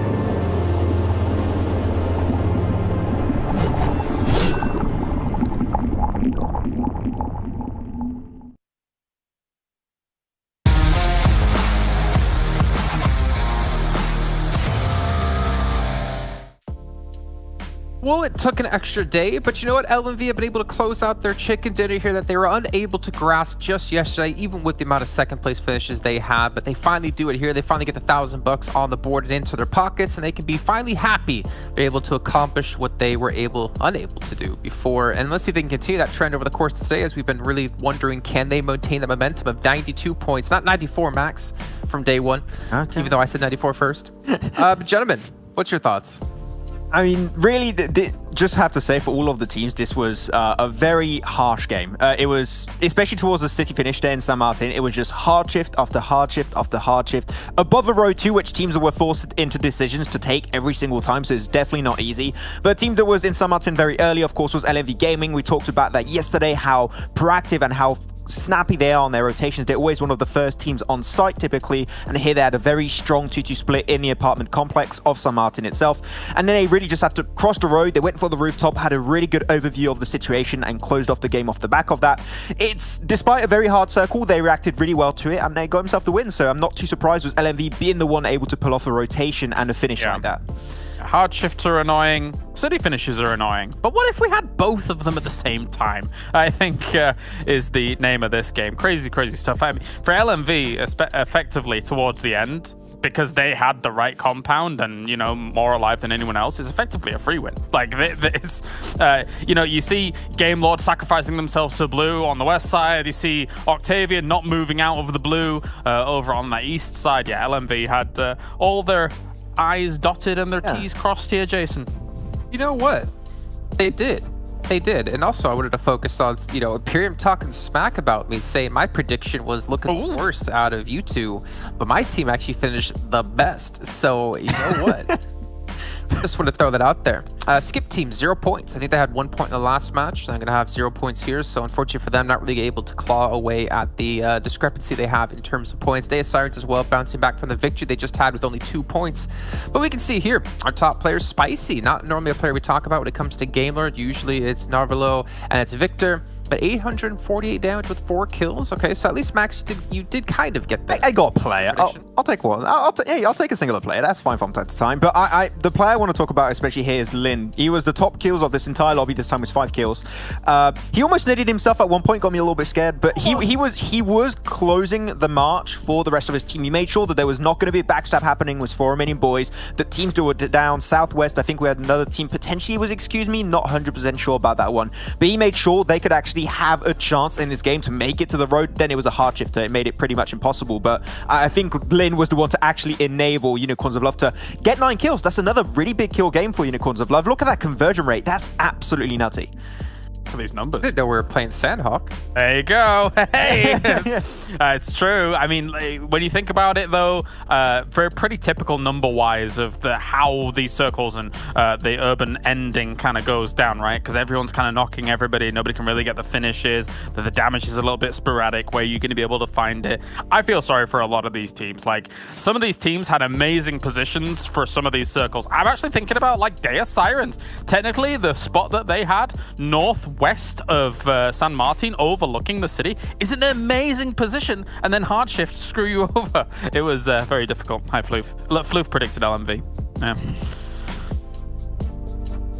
Floof, did you predict LMV? No box. No bark. I don't know if I believe you now.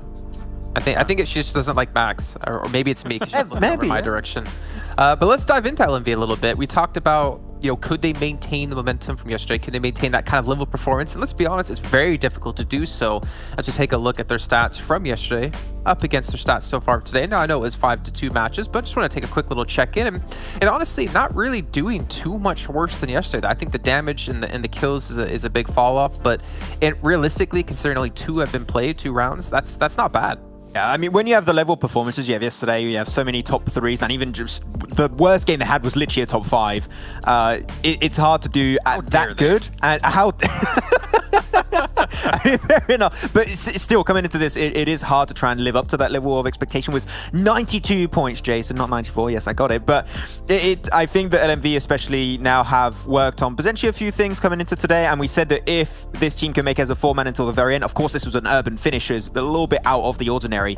But it goes to show when they have a position and the numbers to actually close off a game, they can make it happen. So if other games like that happen throughout today, I think that a second chicken dinner throughout day 2 would not be out of the question, actually. Yeah, I wouldn't be surprised either. I mean, I think they finally like broke through that glass ceiling of frustration. You know, coming so close so many times. Always the brides, never the bride. And now they're finally the bride, or what the bride groom. I don't know. Too many. You're close. You're close. Yeah. What we're going to see here, player stats in the last round, and I wanted to focus on this because I wanted to see if Talon was maintaining what he did yesterday. As we can see here, he's pretty much able to do so with that 542 damage, but he did as well. I feel like, you know, looking at Discord earlier or yesterday after the final match did finish, you know, there was definitely some frustrations you could see out of him with how he played things out. So it's nice to see he doesn't really let that get to him, and he was able to bounce back today. Yeah, decent spread, considering how they had to play this one out. I think that there's always two trains of thought when it comes to this lobby currently, because we've seen, you know, teams rise to the very top and then all of a sudden have a big crash. But I'm wondering if LMV actually continues to ride with this momentum, considering that how amazing yesterday was, and now getting a win at the start of the day. 3 more games today. Dare I say it? I'm kind of confident for them. They're looking really good. I mean, especially when Conqueror's not here, right? And they're not going to be able to get any points into this. Even if they just have decent days today and tomorrow, which I don't think will be happening, seeing what we saw from them in day 1 of this Super Weekend. I mean, they're at least going to take 1 extra placement in the top 8, and I think that 2 or 3 more would not be completely out of the question. I think that's definitely possible for LMV right now. Okay, well, there's only one way to find out is when we get into our next round. But before we get to that, we're going to actually take a look at our overall standings and see where LMV are and see if they've been able to move up the rankings a little bit here or there. Also, for some other teams out there, Deus Sirens, I would imagine, have been able to make it back into the top 16 with their victory earlier on today. Wow. They've had such a big climb today and yesterday. Like, LMV nuts. has just shot up the rankings. Yeah, that's so impressive. And again, you know, it's funny because, you know, yesterday we look at how they were playing and I'm like, okay, they're picking really good spots to play from. Likewise today, you know, they get themselves this win in San Martin. They picked a really good spot to play from. Again, you know, the hard shifts are crazy. They're kind of all over the place, but it can't be too much coincidence that 6 out of our last 7 games, they're picking good spots, they're playing from those spots, and it is paying off. Yeah, to put it into perspective, right, especially when you look at yesterday, except for the last game, I'll take that one out of the question, but we had some circles that don't end up in very typical places. So the fact that they were able to consistently get themselves good finishes in circles you don't see that often shows that there is actually a method to the madness, and they broke the code and they actually found a way through every circle, even in bad circumstances. So I'm really impressed with LMV and how things worked out. Already able to overtake Conqueror, though super young roster, another team that we hyped up throughout this Super Weekend and how they could enter into this one. I mean, I think that them and Romanian Boys will be pushing Conqueror out of the top 8 just in the next few games. I think that 1 or 2 more games and that's Conqueror out of the picture for the top 8 instantly. You know, it makes excuse me, it makes me kind of wow, makes me kind of sad. That's how broken up about to cry.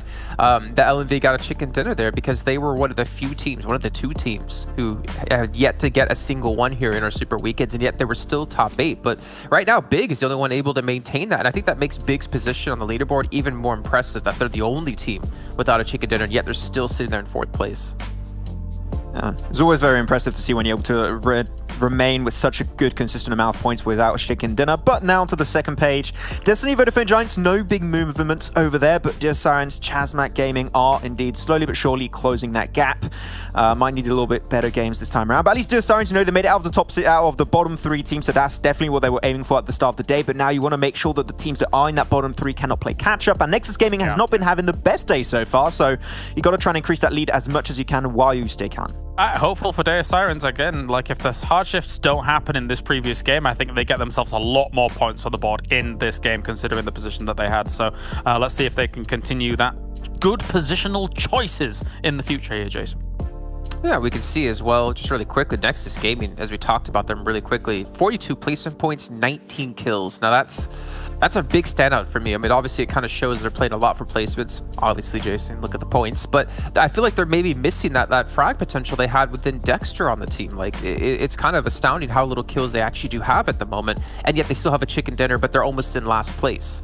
But we can see here, Erangel going to be coming up next with Sanhok to follow that Erangel once again while we get underway here and continue what's happening in our second day of play in our second Super Weekend. And I think it's time to get you two out of here. I know you like to do predictions, but you know what? I'm gonna let you off the hook this time because all of our predictions have been pretty off point, except mine. Because I was in second place, but I'm going to stop there. You know what? I'll take that. But you two, I'll check with you, obviously, as the next round is finished. But we need to bring in some commentators for the very first time today. It's going to be Jank, or also known as Blonde. Depends on how you want to call him, but what I like to call him is John and Blake. Hey, guys. The name's Blonde, Jank Blonde. That's what we go by now. You know, fair enough. If that's the way you want to go, that's the way you want to go, Jason. I won't stop you. But we're here for PUBG Mobile, which is what we're always here for. Blank, you look Mikey miffed about it all. Oh, I'm just letting you, grab the shovel, keep on digging, and I'll come offer you a hand later on with a ladder rope as well. But yeah, we got Jason out of here. He's given us enough of his beautiful speeches, etc. So it's fine.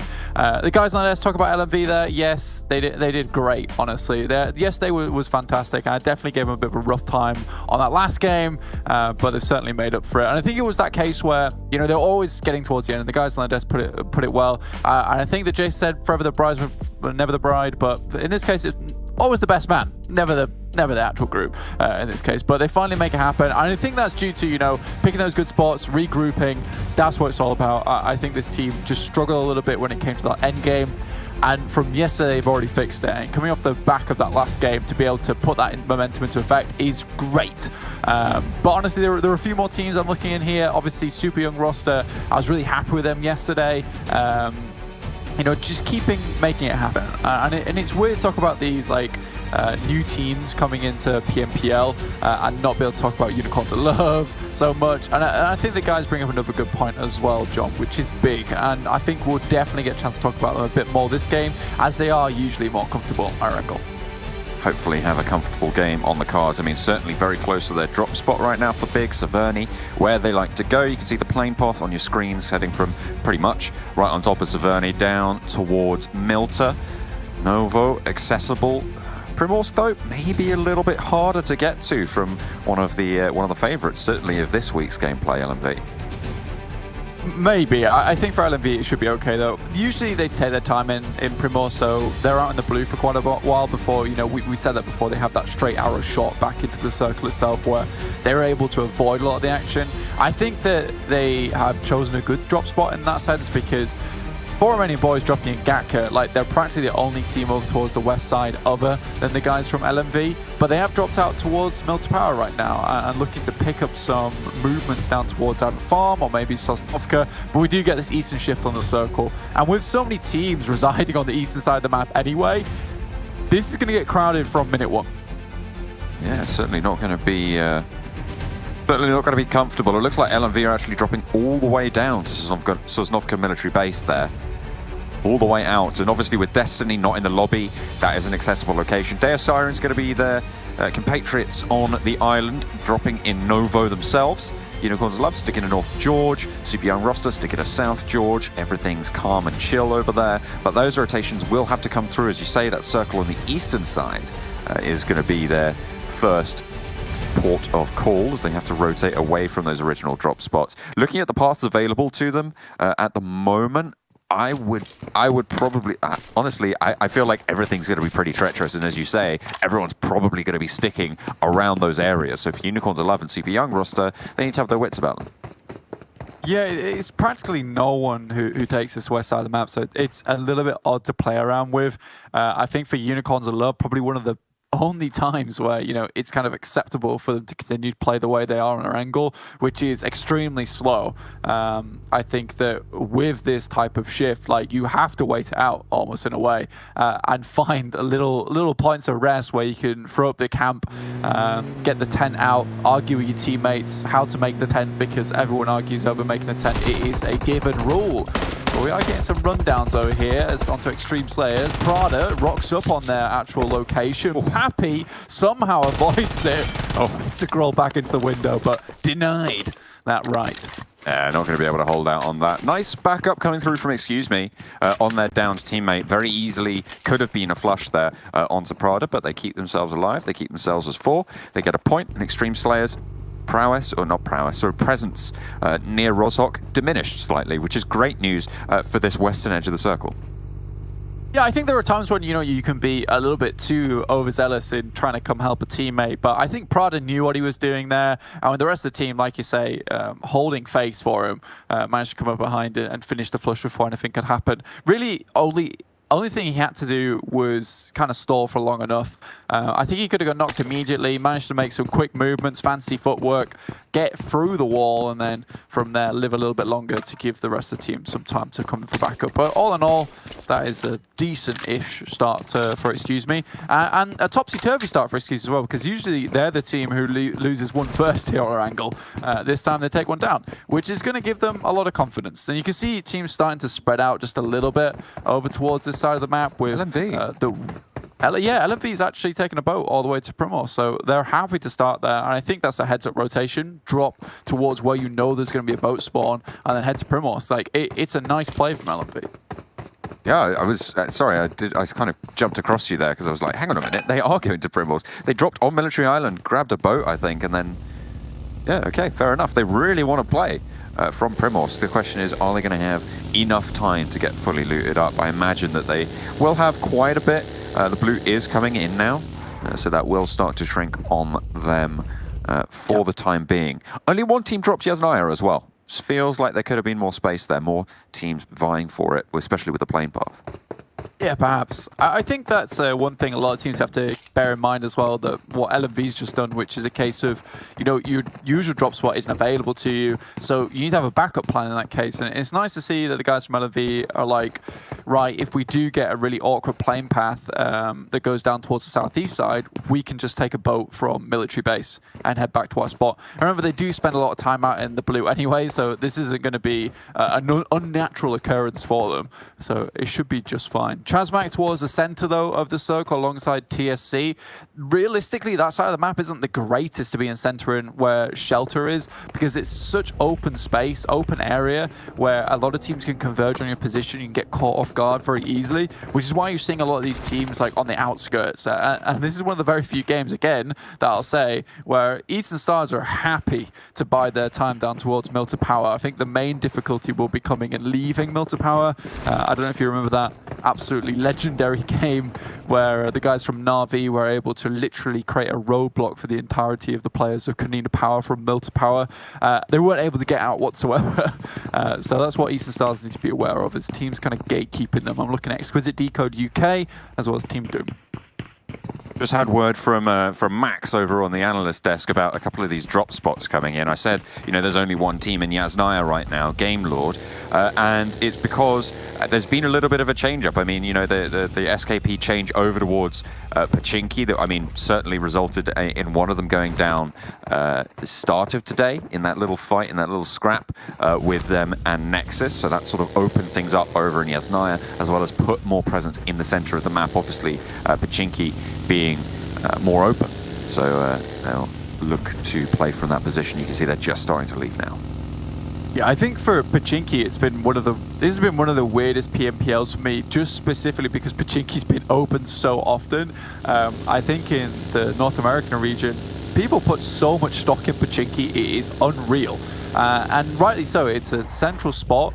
If you get to drop there, it's really nice for looting, but also gives you so many rotational opportunities later towards the end of the game where you have clear-cut paths to everywhere.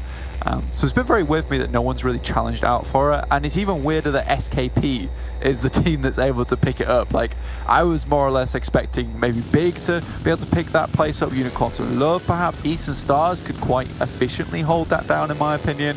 But we are starting to see teams start to coalesce towards the center now. And again, that Shelter, not the greatest of positions for ChasMac and TSC, but they're both comfortably sat within that location for the time being. It's a launching point, if nothing else, right? I mean, that's the idea. You don't want to remain there. If you can get a next circle shift coming through, if it favors one direction or the other, it's a position you can move from. I mean, TSC right now, they have this compound on the 2-2 split, and I feel like I mean, it's almost ideal for planning your paths. The difficulty comes when you know everybody else is going to start to close in around you. They're going to start to set up those pickets, and the lines will be stretched between them. And you'll be hard-pressed to drive through it without catching one around the neck. It's going to be difficult. It is, yeah. I mean, for a lot of these teams, they're slightly worried. I think for ChasMac Gaming, like, you can clearly see the worry there with such a large split on their players, you know, because they have to watch all locations before finally figuring out where they need to go. You can see Eastern Stars there just about made their way up to the lip outside of Milter Power, and Team Doom's off in the distance holding down the bunker. And this is very classic if you've got this Eastern shift, you don't have to go too many places, that Team Doom can cause real problems for Eastern Stars. Now, they're very comfortable in Milter Power usually because they're able to wait the circle out, wait for people to leave that area before they move in. So I imagine Eastern Stars, they could make a southern push through Milter itself, but they had a lot of problems with that towards the start of the tournament. And I think that perhaps maybe even scared of going down there now. It's like Unicorns of Love and LMV are scared to get out of their positions early. I mean, we spoke about how LMV were late to their drop, but Unicorns of Love, the plane was right next to North George. They had so much time to loot, and they're still playing there. They're still all the way out there. Big, and a little bit of a scrap on the northern side of this next circle with Game Lord. Yep, after having moved down south from Yasnaya. One knock comes through, and range sprays as well. Spicy not quite able to find that knock. I'm really proud of Game Lord actually in this situation because they've held down Alamo versus Big before, and their biggest weakness was the fact that they had no off angle in the back, and Victor would often push out too early onto Big. This time they've got a comfortable setup within the actual compound itself with Akashi playing spoiler on the sides, and they managed to get a lot of damage through to Big already. So Big isn't having as easy of a time at taking Alamo away from Game Lord. So great stuff from Game Lord this time, quickly identifying mistakes. Now Big's rotation down, not as easy anymore. Aids coming back and forth between Team Doom and Excuse Me now near the Harry Potter Tower. Mitchie stays safe, sequestered in the back room for this one. Unreal looks to put another one through the window, and Mitchie again stays safe. Zero looking to get rezzed, and Frosty able to find it. The Molotov being cooked up as well for Unreal, and that's going to burn it down, but there's the shot. Good play there from Mitchie, playing proactive. Zero takes a lot of damage, and in comes the cavalry. Albert up to bat, finds one down outside the window, but Mitchie seals the deal. And a beautiful take there for Excuse Me to hold off against Team Doom. Well, Excuse Me, on the radio as we speak, calling the reinforcements. That was some good stuff. I think Excuse Me is one of the few teams I've seen that has like the immediate response. They've got the EMTs on board. So good stuff for Excuse Me right now. They are taking some shots over from ChasMac Gaming, which they will have to deal with at some point. Albert drops the floor, but they can get out of dodge fairly quickly. They just have to worry about Shadowwen, who is moving up into another position, try and hold them down. But I think Prada sees this. We'll try and keep him at bay for the time being. But this opens up things for Eastern Stars now. As Team Doom goes down, Eastern Stars' approach is opened up. They're able to start to slink over this way. Not too quickly, on tiptoes, of course. Excuse Me now up to 5 kills, and actually keeping all 4 alive. Surprising with ChasMac's off angle that they were able to find, but keep themselves safe. They'll get the loot for it as well. Team Doom delivering it unto them. Unicorns of Love and LMV both moved into the circle now. Unicorns of Love in Roshok, pretty much spread all over the place there. LMV, they've moved on to that little peninsula in the middle on the south border of the main island right now. Looking to play around the area for Romanian Boys out to the west of Farm. Nexus, SKP waiting in the wings. Everybody in. Everybody, well, comfortable for now. But it's probably about to change. I mean, there's a lot of area around Potato Hill that no one is sat in right now. Not as of yet, no. I think coming through Pachinki slightly more difficult for a few of these teams, and LMV most likely want to skirt along the coastal side from Primorsk, which is okay. They understand a lot of this, but now, John, with this next shift in hand, yes, Potato Hill becomes a massive point of contention. Teams need to move around that area. SKP kind of upset they left Pachinki now because it becomes a pretty good spot. Unicorns of Love, if they are fast, and this is what we want to see from this team, they could potentially take up a good position towards Potato Hill or even on the outskirts of Pachinki. There's a really nice compound right on the side of the field where you can see over towards the western side and also have some good cover from the hillsides towards your front. Everybody's moving. Everybody immediately picks up the vehicles. I'm pretty sure I can see 3 players who aren't in a vehicle on the map right now.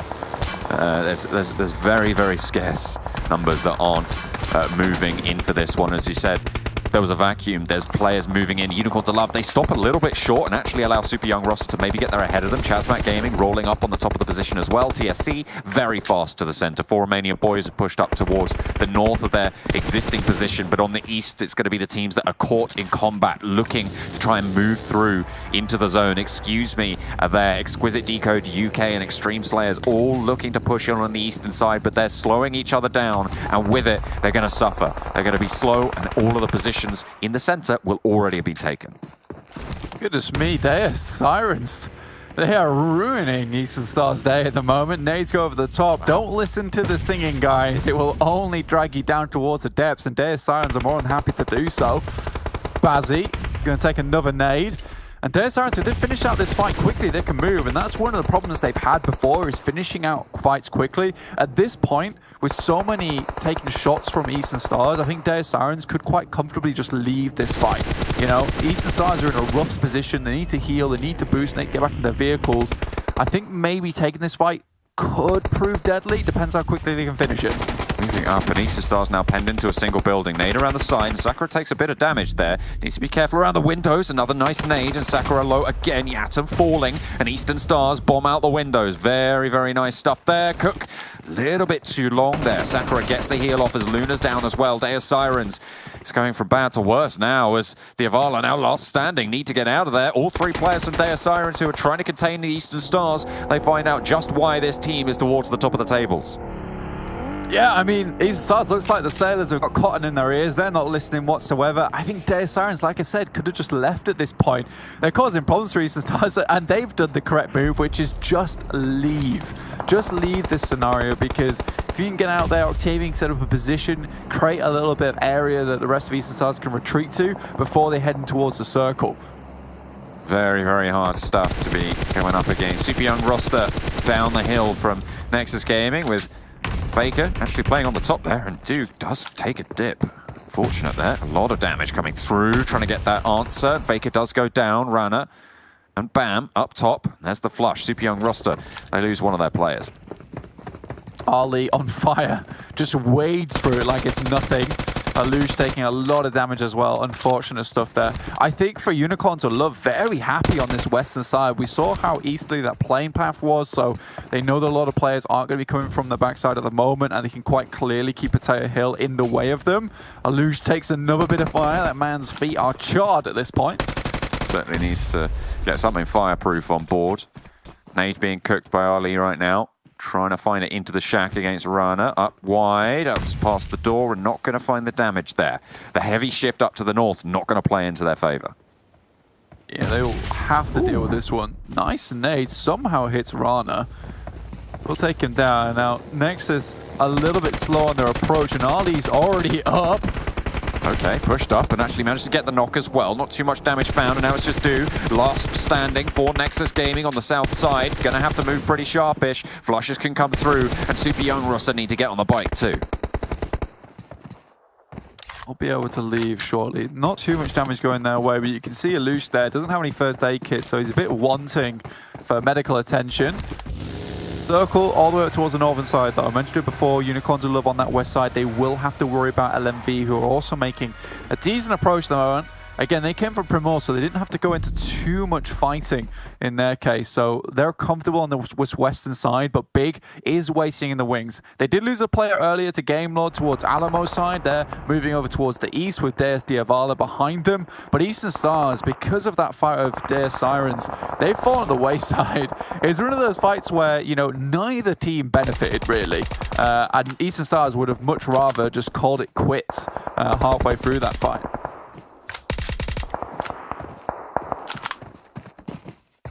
Now this Potato Hill position, I mean, it wasn't occupied almost at all, and Unicorns have managed to get themselves in a pretty decent spot, but they come up against LMV. Traded 1-for-1 on Nox right now on the western end of this next circle. GK first, putting pressure down. Fresh trying to control the position around Lin in the smoke.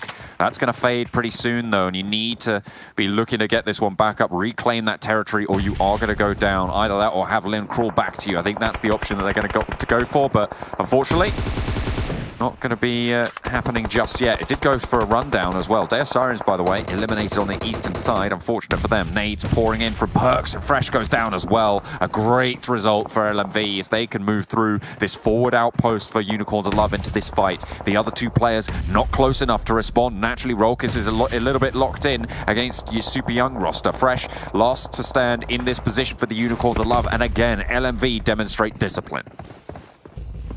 Guys are good. Not a lot more to say about it. And I mean, Unicorns have been forced out of their spot. They had a decent position, but weren't ready for this push from behind. I mean, that there's potential that you could assume that there'll be teams coming from the western side, specifically Big as well as LMV, who love to take that Primos spot. Now does GK First alive, and LMV are in such a good position on this western side of the map. Once they remove the threat of Unicorn to Love, now with this shift down towards the south side, it's even better for them. Really just need to sweep down towards the south side, finish off Super Young roster, and take that spot that TSC is currently eyeing up.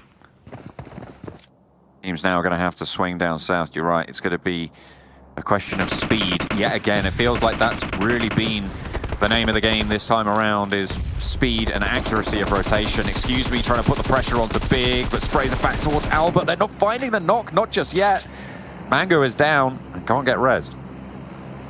Yeah, it's a little bit unfortunate. I mean, you know, you had the EMTs come into contact with the SWAT, and I think the SWAT team most likely will come out on top of this situation. Yeah, it finally goes down. Excuse me, we'll be out of there, but Big's got a long way to go. I wonder if they've got any vehicles in hand available for them to move down with. GK First heads toward the northern side, and he'll just bide his time, really. Wants to get a few more points on board. They currently have 0 kill points, so placement points what it's all about now for them. AP regrouping up the top there. Trazen underneath for ChasMac Gaming. Both in the circle. They know something's afoot, but first to go down as an SKP player. Trazen around the corner, getting sprayed down, but finds one more. Doesn't find the other. Low HP, and it looked ropey. But either way, SKP survive in a position on the southeast. Oh yeah, SKP were fraying in that situation. I was worried for them when you know, you saw how many come around the corner and barely get that kill off in that situation. Big's headed down towards GK First position, so slightly unfortunate. LMV continuing on that warpath, like I said, down towards the south side. They've already got a knock onto a luge, which provides them even more room to play around with on this western side of the map. Exquisite Décode UK though, nice little split towards the top of the hill. Should be able to garner a lot of control from this location. Worried about losing a member early though, that would really suck for them. But they've held down locations like this before and done it very nicely. So let's see what Exquisite Décode UK can do with a flag firmly planted at the top of the hill of Potato. Romanian Boys as well with that entry. GK First holding down this building against pretty much, well, the entirety of the remainder of Big, all three of them. Looks like they don't want to take this fight. I mean, maybe they feel there's more players in there, and rightly so. I mean, it feels like a good position, but they rock straight on up to Hidan, who goes down. Ding, ding goes the bell. He's been rung. Luff as well, low, spraying down by Alicio there. Crawls back to safety somehow. No idea how he managed to escape that one, but LMV, they lose Hidan. They're down to 3. I mean, Luff is right in the midst with Big at the moment. Perks finds a shot onto Times, which would be great for them. Luff's actually healed up as well, so he's ready to keep going. Beast also gets run down. Jesus. Okay, he's being mowed out of the circle right now. 3 players still standing for LMV. They lost 1, but they're able to hold their position with a little bit of an assist there from Exquisite Décode UK. Have to move south now into position for the Romanian Boys. Alicio dispatched with a forwards position for Exquisite Décode UK. Denied. GK First in the meantime, sneaking his way through, keeping alive, keeping safe, and trying to get as many placements here. Perks has got the most insane pair of eyes on him. I feel like he's got at least 5 stuck in his head, 1 on each ear and 1 in the back of it. It's crazy the stuff this guy can do. He's got eyes everywhere. Alicio was just about to execute one of his players as well before he snatched the bullets out of the air and sent them flying back at him. So great stuff from Perks. Luff will finally go down to Mickey though, so a little bit unfortunate in that situation. He's still providing that thorn in the sides that LMV can't quite deal with as of yet. Circle centers up though, so Romanian Boys still in this one. He does manage to find the flush as well. Needs to be careful though, the blue zone will be pushing them in. LMV want to guard this out. 2 players alive for them.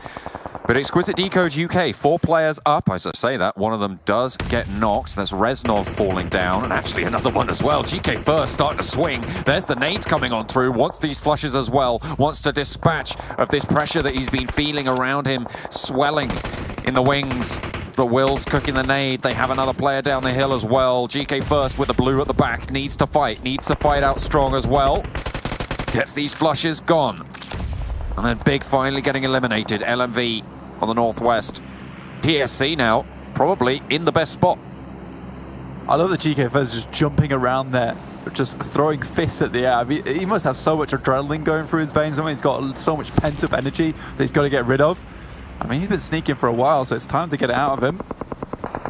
It will be Exquisite Décode UK who take punishment for it. TSC, though, like you say, down towards the south side, great spot for them across the road. So they're not really worried about the south of them for the time being. Loot crate in front of them too, which provides some impromptu cover should they need it. Unicorns of Love, with just GK First, starts to look down the mountain, taking his eyes elsewhere for the time being. Needs to channel the Rolling Stone. Try and not gather any moss. Can't slow down, really. 4 Romanian Boys holding on their small little divot on the hillside. Nades up towards LMV as well. Exquisite Décode UK taking heavy punishment. Game Lord finally eliminated. 5 teams now remain as SKP go down on the southeastern edge. LMV reposition closer to GK First here. Dangerous position to be in. We know what this player can do. 2 kills for the team. Exquisite Décode UK. 2 of them have gone down to his hand. They don't want to lose anymore. The circle does shift out northeast towards GK First and towards Exquisite Décode UK. 4 Romanian Boys lose yet another, and now it's just Doran. You love the GK First is with his Panda outfit on, channeling Inner Panda from last game where he was the solo menace. But currently is crunched and the situation is looking poor right now. Perks takes some damage, but let's find the shots back. Oh, sorry, that was just the old kill coming on through. Exquisite Décode UK.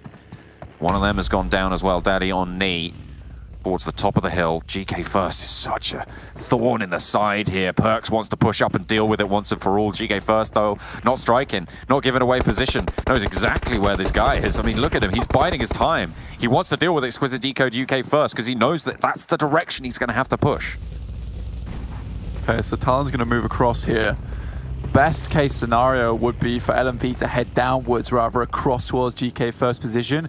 If he can perform a backstab, Unicorns of Love is going to be clapping him on the back instead. Will definitely going to go down to that grenade. It's well placed. Just a little bit short though. So Will remain survive, but Bujo, he's got enough one in the pocket. It's fine. He's cooking it up. Will it go a little bit further this time around? Needs to get behind the tree. And one should save you. Will takes the damage for it. They know there's a player there, but it doesn't quite fall just yet. Perks, now last player standing as Talon took a knock there. TSC controlling this ridgeline. They're playing up. They want to play and control this zone. I mean, rightfully so. Perks moving across here and just strafing over the hillside. There's damage coming in from Doran as well, who's on the side swipe. Looks to line him up and knock him down, but unfortunately he gets bowled over himself. And now GK First still up the top in the final 3. GK First has made it so much further than anyone thought possible here in this circle, including me. Bujo heads up towards the top side. They don't quite know where GK First is at the moment. This position has proved awful for the time being. Too many targets though. Finally will go down, but a 3rd place. Unicorns of Love can be happy with that one. LMV as well, 16 points, continuing their strong record. Exquisite Décode UK Will behind the buggy. They know exactly where this guy is. You can see they've got eyes on. They're clapped straight into it. That nade earlier gave the game away. Up he goes, down the buggy goes, and boom goes the dynamite. TSC roll up the hill against the gravity of the teams against them, and they will take the chicken dinner. Again, though, great game from Unicorns of Love as well as LMV. I think that both these teams certainly got further than anyone thought possible for them because of great rotations and GK First, basically. I think that's the best way to put it, right? I think for TSC, almost gifted the win there. They didn't really have to do much at all, most teams clashing on their sides, but the southern play was actually not so bad, and be able to hold it out from there and then slowly move up the hillside, using those little ridge lines to advantage and smokes as well. Good stuff, but again, LMV with that rotation early in the game on the boat, moving across, taking the fight with Unicorns of Love, and then holding down that hillside against so many teams. I think Perks was probably one of the key members in that moment, John, for me, though. He had eyes everywhere, preventing many different teams from taking a life from his side, as well as one of his teammates. And GK First, there was really not much to say about GK First. The guy is just a nutter. I mean, that's why we talk about this guy with such reverence in these situations. Yeah, right? He's capable of these things, and it's something that, you know, quite frankly, we haven't really seen from the roster as much as we would have liked. We've seen glimpses of it. We've seen, obviously, performances like that. Fantastic stuff coming through. But in terms of cohesion, it's just not quite fallen all into place for everyone at the same time, and it's just inconsistent for my liking. It is inconsistent. I think that's where you start to worry about them a little bit. I think for Unicorns of Love, they almost embody GK First in a way, because when he was playing on Panda, it was the majority of the rest of the team that was doing a lot of the insane work, and I think that Lin is undervalued in that sense. He's got great scouting ability, and he's perfect in fights as well as an off-angle specialist. GK First is just that added little factor that took Panda all the way. Here, he's trying to do that, but without the backing of that consistency, which is very difficult, John. Certainly is. Very tricky stuff, especially when teams like LMV are on form, when Exquisite Décode UK are back in the ringer. But it is TSC to be able to take the chicken dinner here in game number 3. We're going to head to a short break. When we come back, the analyst desk will set us up for the next.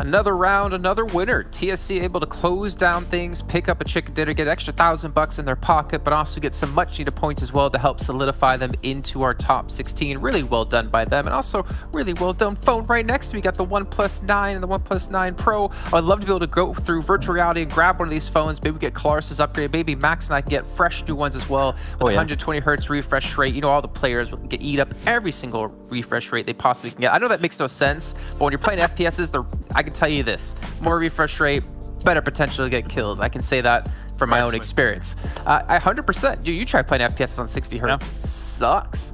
But anyways, let's hop into our results from the last round and see how many points all the teams did accumulate from this one. We had LMV putting up some pretty big points yet again. They didn't even get second place. They didn't even get third place overall, or sorry, when it came to placements, but they still got second place. Yeah. Their kills. It's another top 5 once again for LMV Gaming. We're not too surprised. I mean, they've been making it work out. Yesterday is working out once again into today. So no big surprises there, and especially 8 kill points coming their way. And that's when we were talking about it with Kalias, right? They were one of the teams that normally drop Yasnaya. They rotate into Primors very early with a boat this game. And they were one of the few teams coming in from the western side. And yet, when we had the hard shift up north towards the position on Potato Hill, they went for the big wide rotate, the big wrap, as myself and Kalias like to call it. And they actually got himself so many good off angles onto Unicorns of Love that it allowed them such an easy entry point into the circle. I think that was the key moment that allowed LMV Gaming to shine. Yeah, they definitely didn't have a positional advantage, I think it's fair to say, quite like some of the other games that they've had so far. So really like to see those big wide wraps. Not enough teams are doing them, I think is fair to say. A lot of teams are just kind of like, oh, the circle has shifted, Bomb towards the circle. Now, actually, you know, some wide wraps, very, very tasty indeed. But TSC Legends, I gotta give them kudos for the position, then the move up the hills that they were utilizing. It was good for them that a lot of those teams up towards the north were fighting each other, like I think is fair to say. Because if that hadn't been the case, if there wasn't that many teams close to one another, it could have been a different story. Yeah, the game plan for TSC Legends in that game was literally, we clear the south, we get rid of SKP team, and I think Gamelord also at some point. As long as we have no one in the south contesting us going actually uphill and we don't get backstabbed, that's going to be an easy win because they had the man advantage and they were very controlling and decisive towards the end. So yeah, it feels good to see what TSC Legends can actually do in a position like that. But now towards the second page, and it's been a back-to-back unfortunate results from Deus Sirens. They do not want to get sent back into the Shadow Realm. They don't want to get sent back in the bottom 3, but it might be happening because Nexus Gaming getting an extra point above them. Oh, I mean, that's an upside, right, for Deus, is that even if they had a not-so-great performance here in this round, luckily for them, Nexus didn't either, so they're able to still at least maintain that performance. But then again, Unicorns Love did get some good points, so Unicorns Love probably closed in as well. But we can see our top players, and you know what?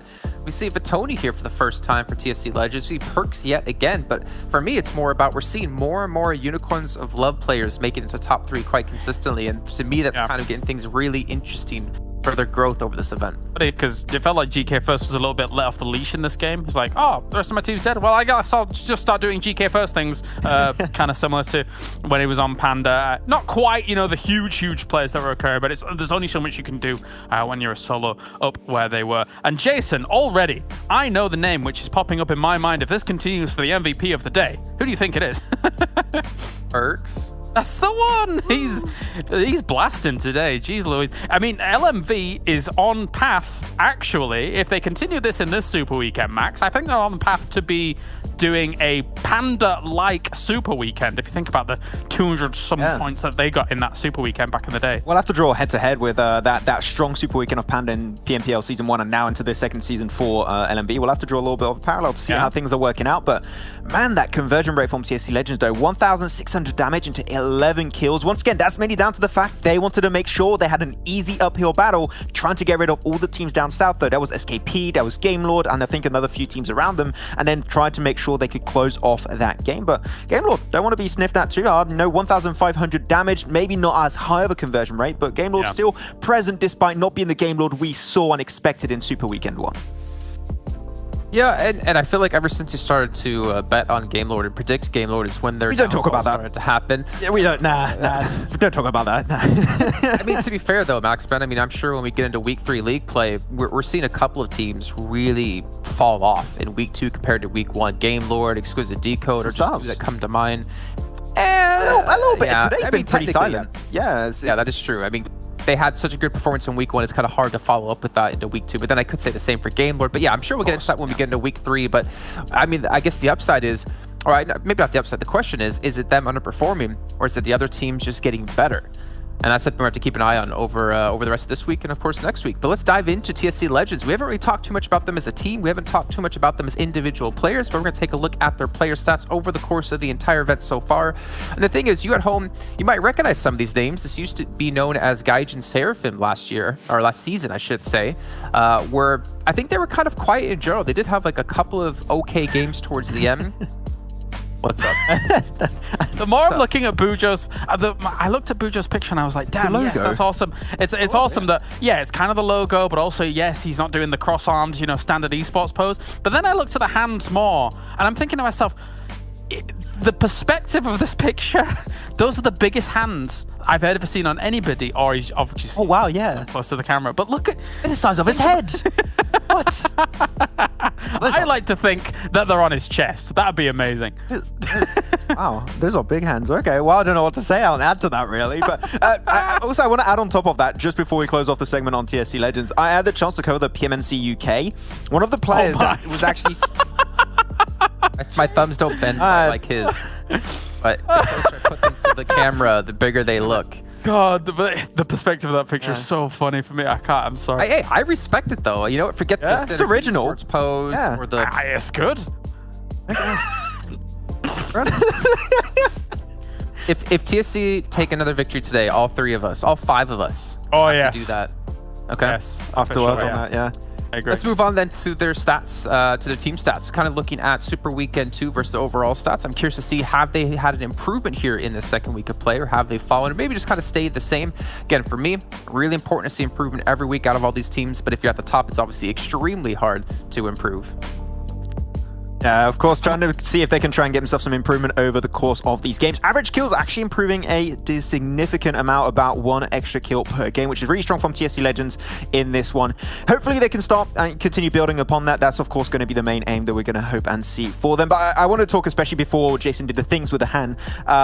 One of the players that I would like to see play potentially a little bit more is actually Euphoria. Back in PMNC UK, one of the top players, one actually that was very close to being an MVP, actually was Euphoria. And I think that I would like to see him played a little bit more. I think he's subbing in and out every once in a while, but Euphoria, really given the chance, can be one of those really big top fraggers in the lobby. Gotta agree. I think that I'm surprised actually we don't have the pictures here of TSC Legends, considering we just had them earlier. But I do also apologize, as Max, you know, it's a good point that you actually bring up with the Euphoria and the fact that, you know, those numbers were quite important, and I ruined effectively that graphic before by just talking about some hands. But yeah, it's great to see TSC Legends actually getting this one on the board, considering that they were having a bit of a harder time in this tournament so far. I have to say, I know this is completely off topic. I know I said my thumbs don't bend the same way his did in the picture. I'm looking at Imperium do it, and I think one of his thumbs is broken, because one of them doesn't really move, and the other one's just like straight zipping out of the plate. He's straight gone. But anyways, let's move on past that. I'm sorry to gotta be derailed. It's the picture Imperium sent us. Let's take a look though at our top 10 fraggers. Actually, before we look at it, who do you think's our top fragger from the Super Weekends? All Super Weekends? Oh. All Super Weekends. All Super Weekend. Wait, is it kills or damage? I have to clarify that, because I see damage, but I assumed it was kills. So let's go with damage, like it says. If it's damage, I'll go Kappa Harley. I was going to go Kappa Harley. He was top damage at one point when he was not even top fragger. Yeah. Yeah. And if it was... Oh, really? Oh, really? Okay. I don't know who it is, but I'm going to tell you, it's either Alicio or it's Nervalo. They've not had the best couple of... Yeah. We'll see. Okay, let's take a look. Who's our top 10 damage dealers in the Super Weekends alone? What up? I got number 1 and 2. Okay, I'd messed up. Not analyst now, Jason. We're host. Okay, go ahead, Max. I've heard your hosting before in some other games, so let's... I remember PMGC had to throw it to a break, like, it's break time, bye-bye. That's all I remember back from PMGC. Nice. But yeah, Narvalo being up there once again. Despite Game Lord not having the strongest of second Super Weekend this time around, he's still able to really show up with some really, really big numbers. Same for Alicio. Don't forget that this is also the race for the MVP towards the top. So Alicio, Kapahala, Narvalo are currently in the race, but man, the new name of Dorian really, in the last few days of play, has really just jumped up. He was, when we started looking at this top 10, he was, 10th, 9th? And now he's 4th? Like, he's been climbing so quick. It's actually insane. Talk about jump ups. LMV. These past couple of games have just rocketed them up. Talon and Perks making their appearance here and doing as much as they have done in these, like, what is it now, the past 8 games, and how many podium finishes they've got in those 8 games. It's insane what we've seen from them. I think what's also crazy is that look at the kill discrepancy we have between like 2nd and 3rd place. That's going to be a solid 12 kill difference. But then you also have Mihi in there in 5th place for Big. And I mean, again, Big are like top 5 overall when it comes to Super Weekends, but they've not got a chicken dinner. And it's crazy to see that, you know, Mihi's still able to contend. I mean, he's not even technically 5th in kills. He's actually higher than that. But you have Octavian with 39 there as well. But it's good to see, you know, Game Lord, Exquisite Décode still putting down damage. Kampahalafon a little bit behind in terms of that. But we are moving over to Sanhok. And you know what, Klaris? You know what I'm expecting on Sanhok? Sanhok numbers? Exactly. Expecting some Sanhok numbers out of quite a few teams. But we'll see how it goes. Obviously, we're about to head into our 4th round of the day. This day's going by extremely quickly. So let's get you 2 out of here and bring our commentators back in once again as we have John, Allen, and Blake join us to carry all the action of how Sanhok will be. Papa Blue, it's going to be a moist map. Take it away, boys. Oof. This pains the casters. Oh. Yeah, we don't like that. My gibbles have been rattled by that, and I'm not happy about it. But we are going to Sanhok nonetheless, yeah, we're expecting some Sanhok numbers, right? That's what we're looking for. Gibbles? Is that what I said? Yeah, with some dribbles. Yeah, that's what we're expecting. Many Jipples. But we are heading over to Sanhok for some Sanhok numbers. I'm just watching your face. You look so upset with me right now. Upset, not even a little bit. Yeah, of course. The guys, save me after the show, please. I need some assistance. But we're heading over to Sanhok now. Obviously, this is a fun map. It's a fun map, enjoyable to play. A little bit, you know, hard to determine who's going to come out on top here. But we kind of are seeing our like top 6 start to form as we head further and further into this tournament. But LMV, what has happened there? They have really shot up the rankings. The guys keep talking about on the desk and wholeheartedly agree there. It is kind of ridiculous to see a team step up so suddenly throughout the middle of a tournament. And I think that I was saying yesterday they were looking like kind of the 9 till 5 team, right? They clocked in, they clocked out, they did what needed to be done to get the numbers, and they got in the Super Weekend. Then I was saying they decided to work overtime, and I'm starting to think their boss needs to be perhaps talked to, because this overtime is getting ridiculous at this point. You can't be going home at 11 p.m., but if you are getting 200 points in a very short time. Yeah, they've done very well here. Have LMV 202 points right now in the overall rankings, sat 62 behind Game Lord, who are currently in first place. And quite frankly, today I haven't sort of seen what I might like to see from them so far. I mean, they've even got top damage dealer Navarro there on side, so it's not like they are taking things lying down. But the race is on, and I mean, LMV, they are definitely, if they keep up this pace, which to be fair, I feel like that's a difficult task. But if they can keep it up, they're looking good to take one of these top spots. Yeah, 100%. Really quickly though, but what is wrong with Alicio? Like, is this guy just coded into PUBG Mobile? Everything he does is number 1. And he's far ahead of everyone. Look at that, Capahala 39 knockouts, Alicio 49. That's a lot. He's 10 above the second, which is literally ridiculous. I know we spoke about him quite a few times towards the first season of Western Europe when he played on Laca Nostra MVP, but you know, he has really made a huge step up now. It is unbelievable the kind of chops this player currently has, because he is leading in so many fronts. It is hard to put that down to luck or being in the right place at the right time. He is just fantastic. Yeah, he's a leader, you know? He's Aragorn amongst the hobbits right now. Yeah, Elidia. Don't like what you just said to me. Don't like it. Not even a little bit. Oh, we love perks though. We love perks. This guy. No, oh no. Oh dear. Pinced. Oh, he has been pinced. He's had a right pincing there. That's unfortunate. Get back in my shack. Stop it. The rest of LMV, nowhere near. They will be not able to get this res. I think it was Perks that Imperium was speaking about the other day, having told about Vector Power. And I mean, the first duel went well for him. It did. Second one, not so much. Went down. Split from the rest of LMV. And you have to wonder, in Sanhok, is that wise? I think for LMV there, it's quite difficult to know what Nexus are going to do. I think we've seen so many times of Nexus like Doobie just waiting in towers where the rest of his team just like goes to loot and he waits for someone to come along and then springs his little trap out of nowhere. I think Nexus is a very unpredictable team, especially on Sanhok. So perhaps you know, Perks was trying to scout out a little bit, saw one player, took a shot onto him, but then you don't really expect on Sanhok someone to be directly behind you on the same team, right? It's a little bit of an odd one, so Perks definitely got caught off guard there, but LMV will suffer for that with just the 3 players coming in. I said maybe you don't want to be split on Sanhok right now, but I see 3 other teams on the map playing split. You've got Unicorns of Love split around Ruins and Sami. They are trying to regroup a little bit, but Super Young Ross are in the midst of things. You've got SKP in Kampong and north of Cam Bravo, which is like opposite sides of the main island. And then you've got Team Doom, who are near Cave, and then the north side of Quarry. I don't know what's going on. Maybe I've missed the memo. Well, if you're in more places on Sanhok, then you hold more places on Sanhok. Oh wow! Cool. That's all there is to it. Sanhok's all about getting caught off guard, but you can never be caught off guard if you are everywhere. Comprende? I don't think I get it. I don't think I get it. I am really surprised by the amount of teams playing this split. No NTO. No habla inglés. No habla inglés. Game Lord are split as well in a little bit more of a risky position. I mean, the big split that we see on the Northwestern Island, this happens basically every time. And I feel like it's probably one of the few locations you can realistically do that and expect to get away with it. And look at this. Unicorns of Love, they're getting punished for their split right now. GK First has gone down. That's the first split punish. Well, the second split punish after LMV's split. I mean, for GK First, he did a lot last game. And for Sanhok, he was like, guys, I'm going to take a break. It's your turn. It's your turn, guys. Players 3.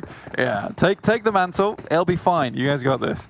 I think this is an unfortunate drop where, you know, GK First drops into ruins. He goes, oh god, there's actually people here with us. The rest of Unicorns of, okay, we'll try and drop on the outside. If you can get out, great. But he's just cornered at that point. Very difficult for him to get out of that kind of situation.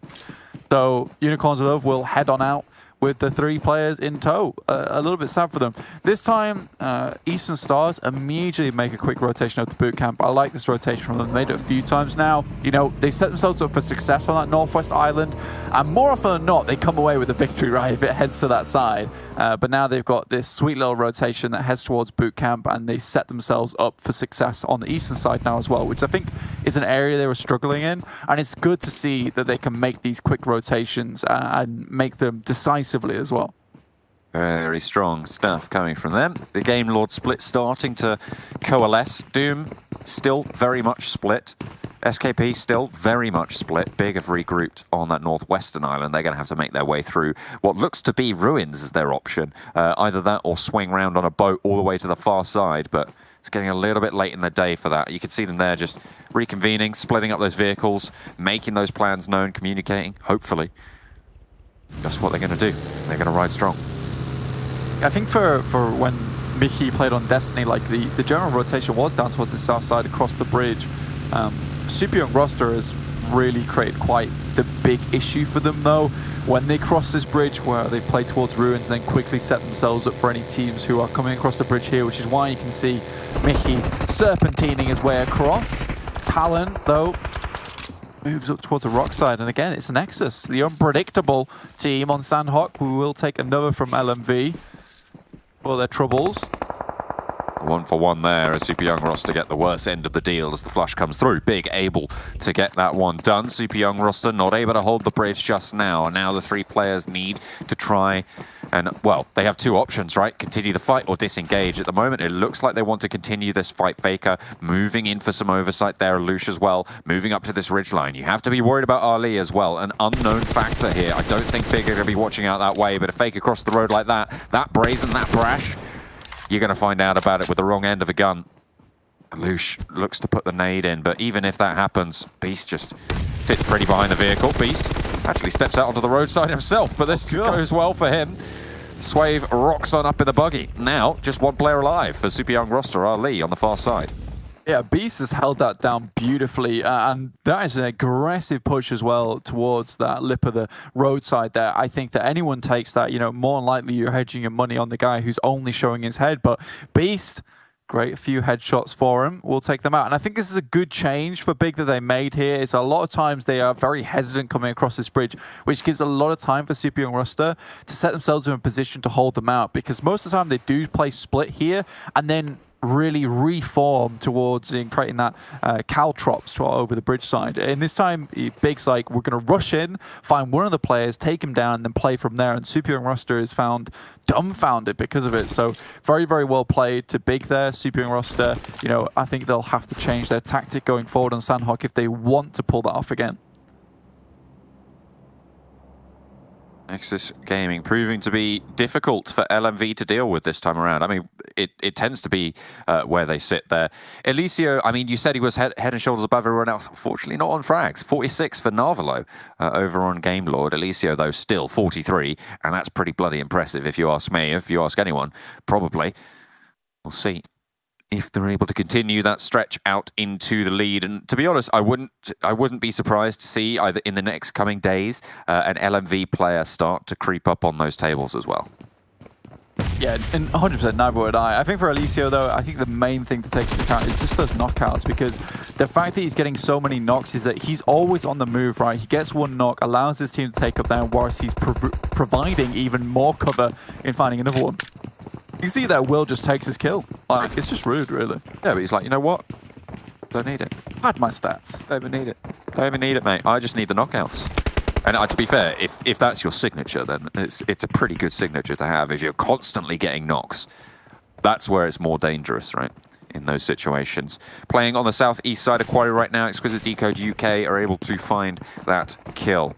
Teams on the southwestern islands still yet to leave. You've got Ali, this last player for Super Young roster, Big as well, holding about a little bit near Ruins, and Unicorns of Love still in Sami after losing a player early on. For Romanian Boys, they did a wide swing. They did a botation all the way from Hartin, and now they're currently just passing SKP Hamoud and heading past Lakawi as well, looking to land themselves somewhere around that area. Deus Sirens and TSC might be in their way. They're right in the middle to the east of Quarry.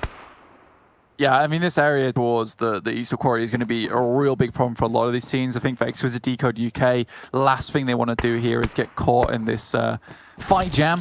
It's going to be sticky and difficult to maneuver their way out of. So they could move down towards the south side, past Cave, and then move up towards Boot Camp, which would probably be a good play there. Team Doom has already dipped. They had nothing to do with that fight whatsoever. And now Excuse Me coming on the back of Nexus and LMV, which is fair enough as well, considering how long Nexus have stuck in this situation, trying to hold down LMV. It was only a matter of time before another team kind of spotted them in this situation. Excuse Me still all four alive though. And on the hillside on the northeast, they are the strongest force to be dealt with. ChasMac Gaming yet to leave Paradise Resort. Big have made their way across the rivers and are looking to go on forwards. Nexus Gaming continue to take knocks here, and LMV standing strong on their outside of the blue though. The next circle, sorry, certainly going to have to move in just a little bit. Bam, last player for Nexus Gaming. Yep, last player for Nexus remaining now, which is pretty rough for them. I think LMV can think to try and get a little bit of revenge going forward, which would be nice for them. Excuse Me though, off in the distance towards Ban. Xtreme Slayers as well, with Deus Sirens waiting in the buildings here. Nade up close to stop anyone pushing. Pappy around the edge, looking to send more in. Oh, pinned right up against the wall there. Sakura goes down to a little bit of flak. Diavala tries to get retribution, but Pappy ducks just in time. Now 2 players alive. Yadam and Diavala standing for Deus Sirens. Xtreme Slayers, all 4 of them ready and raring to go. The cook is on, in through the window. Is it good? Is it right times? Diavala goes down. Beautifully found there from Holes.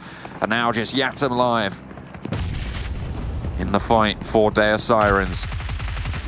They want to push straight on through. I feel like they've got to know where Yatim's playing out in the open though. Bardot maybe going to get caught here. A nice knock to turn things around, but it's still a long way to go, and it's not going to happen. Xtreme Slayers take care of Deus Sirens. God, they're really giving him the bodies a bit of shooting there. But for Romanian Boys in the distance, maybe you don't want to make so much noise versus them, because they're actually dropping down into position now, and Xtreme Slayers found themselves surrounded. Romanian Boys descending the hillside. The circle shifted out a little bit to the west. Bootcamp still in it. Eastern Stars controlling Bootcamp hills really, really well. I mean, Holes, you just go down there. You're standing out in the open with 4 Romanian Boys swinging around on the angles. You know it's not going to go well. The flush happens almost immediately as well. Xtreme Slayers suffering now. 2 players in the compound, Muzi and Pappy. Last 2 alive for the team. The nades aren't going to be good this time around. I don't think Muzi's going to survive this one. I don't think so either. I mean, it's going to be a tough way to leave this compound. You can see him just, you know, sifting around, looking like a little bit of a raccoon here, just trying to find something to get done. You know, been a bit of a stealthy man himself. He does have 1 player off the distance in Pappy, who's looking to help. Door goes down, runs out. That is overzealous. Goodness me, he had a lot of confidence in that one, didn't he, John? I mean, the door just blew up and he was there, just stood like, oh no. I have to go in now, right? Yeah, you had to. I mean, he did have to. Now it's just Pappy left for the Xtreme Slayers. 4 Romanian Boys need to move pretty soon. Hamoud still not back with SKP on their really long-suffering split. Team Doom did go down as well, another one of our split teams. Game Lord have moved into the hills around Boot Camp to the north of Quarry. And all 4 of them are alive. Right now, I feel like that's going to be the linchpin of these next couple of circles. Eastern Star's probably going to be guarding out everybody else. I think for Eastern Stars, they're in a very good position at the moment. Haven't had to move too much from boot camp, so their heads-up rotation towards the beginning of the game was perfect. Big is probably that team that's going to cause them the most issues with their nice little swing over the Ruins Bridge up towards the backside of boot camp now. So they're in a nice spot where they can see a lot of ground ahead of them, and they know there shouldn't be too many teams towards their west side. Ali trying to crawl his way in through the circle. I think he struggled earlier on, specifically because of Big, but he survived, which is a good thing, and now Super Young Ross have to do what they do best, which is getting those placement points.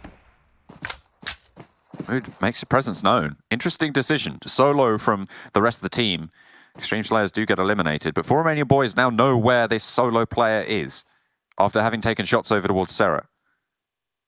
And I've got to feel like that's a little bit of a slip-up. I've got to feel like that's a little bit of a mistake there from Hamoud. 4 Romanian Boys could potentially just keep an eye on that and stop you from getting in the circle. Leave the rest of your team down, basically a player for the rest of proceedings. Next circle, close to coming through. LMV, still 2 players alive, but on the northeastern side, their Bane has been taken care of. Nexus Gaming eliminated.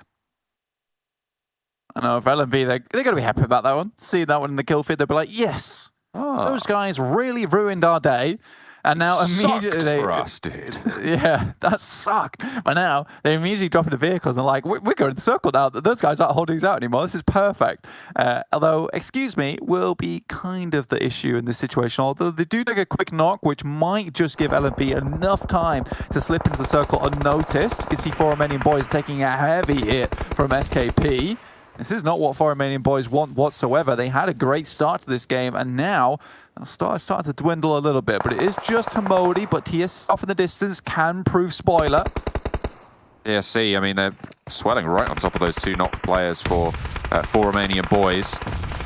They're trying to do something from down below. LMV getting peppered as they try and drive right into the middle and lose one of their players. Done now, last player standing for the squad. Needs to stand tall for LMV, keep their streak alive. TSC trying to move in a little bit more central now. Looking for just a little something. AP, check down towards 4 Romanian Boys, peek out just slightly. It's a nice shot from Sarah. So now they've got to get up this hillside, which is the rough part. They've got to watch both sides as they come up. 4 Romanian Boys, they don't see that Unicorns of Love off in the distance. They're waiting for them. Roll Kiss on his belly. Throw some grenades over the top. But 4 Romanian Boys, they've already made it up. It was a great little run from them to make it in. Circle moves. And Big, they find a nice compound towards that western side of the map. Quarry company there for 4 Romanian Boys as ChasMac Gaming have dropped on in, and they're going to have to go straight up past 4 Romanian Boys here and into the waiting arms of Unicorns of Love. They say, you know what, you guys are taking too long to take this fight. We're going to do it for you. But instead, Trazen goes down. That will slow ChasMac Gaming a little bit. Unicorns of Love should hear this, but they're going to have to move as well. They're going to have to move for this circle. Fresh, first out, looking to move a little bit closer to TSC. The dangerous dragons in the middle. Looking to hoard up those buildings. ChasMac Gaming looking at exit. Smokes start to bloom. They're using that utility. They want to break out a little bit further north and away from Unicorns of Love. I mean, all these smokes will be seen off in the distance. I think TSC probably the most dangerous team for all these guys. Ada takes a little bit of chunking there as Rollkiss just sprays out into the mist. ChasMac Gaming really getting hurried along here, and Unicorns of Love capitalize, but the blue zone not in their favor. Will have to move. That utility in the ridgeline in front of them, they might have some luck, but Aza taking a forward position, could have been difficult, but it is dealt with. Unicorns of Love getting guarded out as well. Big with a really strong compound now on this next circle shift, and everybody's going to be looking their way. Everybody's going to be paying attention to this big rotation, to this big roster right now. Eastern Stars, they've been usurped for strongest spot. they have. I think Big right now is just looking very, very pretty.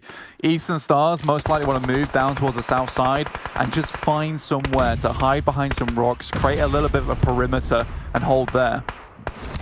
ChasMac Gaming, again, the nades come through, excuse me, wants to take care of it. I'm surprised that this number of four-man rosters have stayed alive this long, Blank. There's quite a few of them still left in these circles. TSC, Exquisite Décode UK, Big, Eastern Stars as well. Hang on a minute. Shadow went for ChasMac Gaming. I was like, hang on a minute, there's only 3 for ChasMac Gaming there. How has that happened? And then Shadow is all the way up in the north. MZ, the last player from the quarry direction, but Shadowend's still going. Excuse me, they lose a player. TSC taking heavy knocks now in this compound. A crucial rotational point for all of these teams on the eastern side, and TSC now left flagging. Mitchie in through the building to try and take care of them, but the job's been done already. And everybody's trying to move on through. TSC get eliminated. Excuse me, look to move on in. Now, they're finding a little bit of bitches from the circle, fresh all the way out in the distance, but only 1 first aid kit. So he's going to have to make his way into the circle or find some boxes to do it, but it's MZ who's looking inside the circle. I wonder if he was the one to take down Unicorns or Love. If he was, then, you know, he's just lathered up some. Great stuff from him. 19 alive, 8 teams, so not a lot of players for any of these guys, but it's Exquisite Décode UK, Game Lord, and Big with 4 members alive, all ready and waiting to make something happen. Eastern Stars took so much punishment, though. Now down to just 2 as they try to accost the guys from Big. But this kind of shift over towards Hidan's position will immediately send off the firing gun to start for Game Lord. They need to move in his compound as soon as possible. But they're struggling. They have angles from Big that they're worrying about, and also you've got Hidan, a really strong player to worry about. Finally, they do dispatch it. I mean, they managed to get that knock finally, but there is a knock there. Game Lord now occupying the only buildings in the circle. Big taking heavy punishment from the Eastern Stars. They weren't happy about having that position taken away from them. The strongest spot, Athis, out of the zone, does tick away and will fall down. Big with 2 players alive. Beast will not be able to heal, and they're eliminated as well. Goodness me, Exquisite Décode UK, now the only 4-player roster from the south, and they've had a quiet time of it.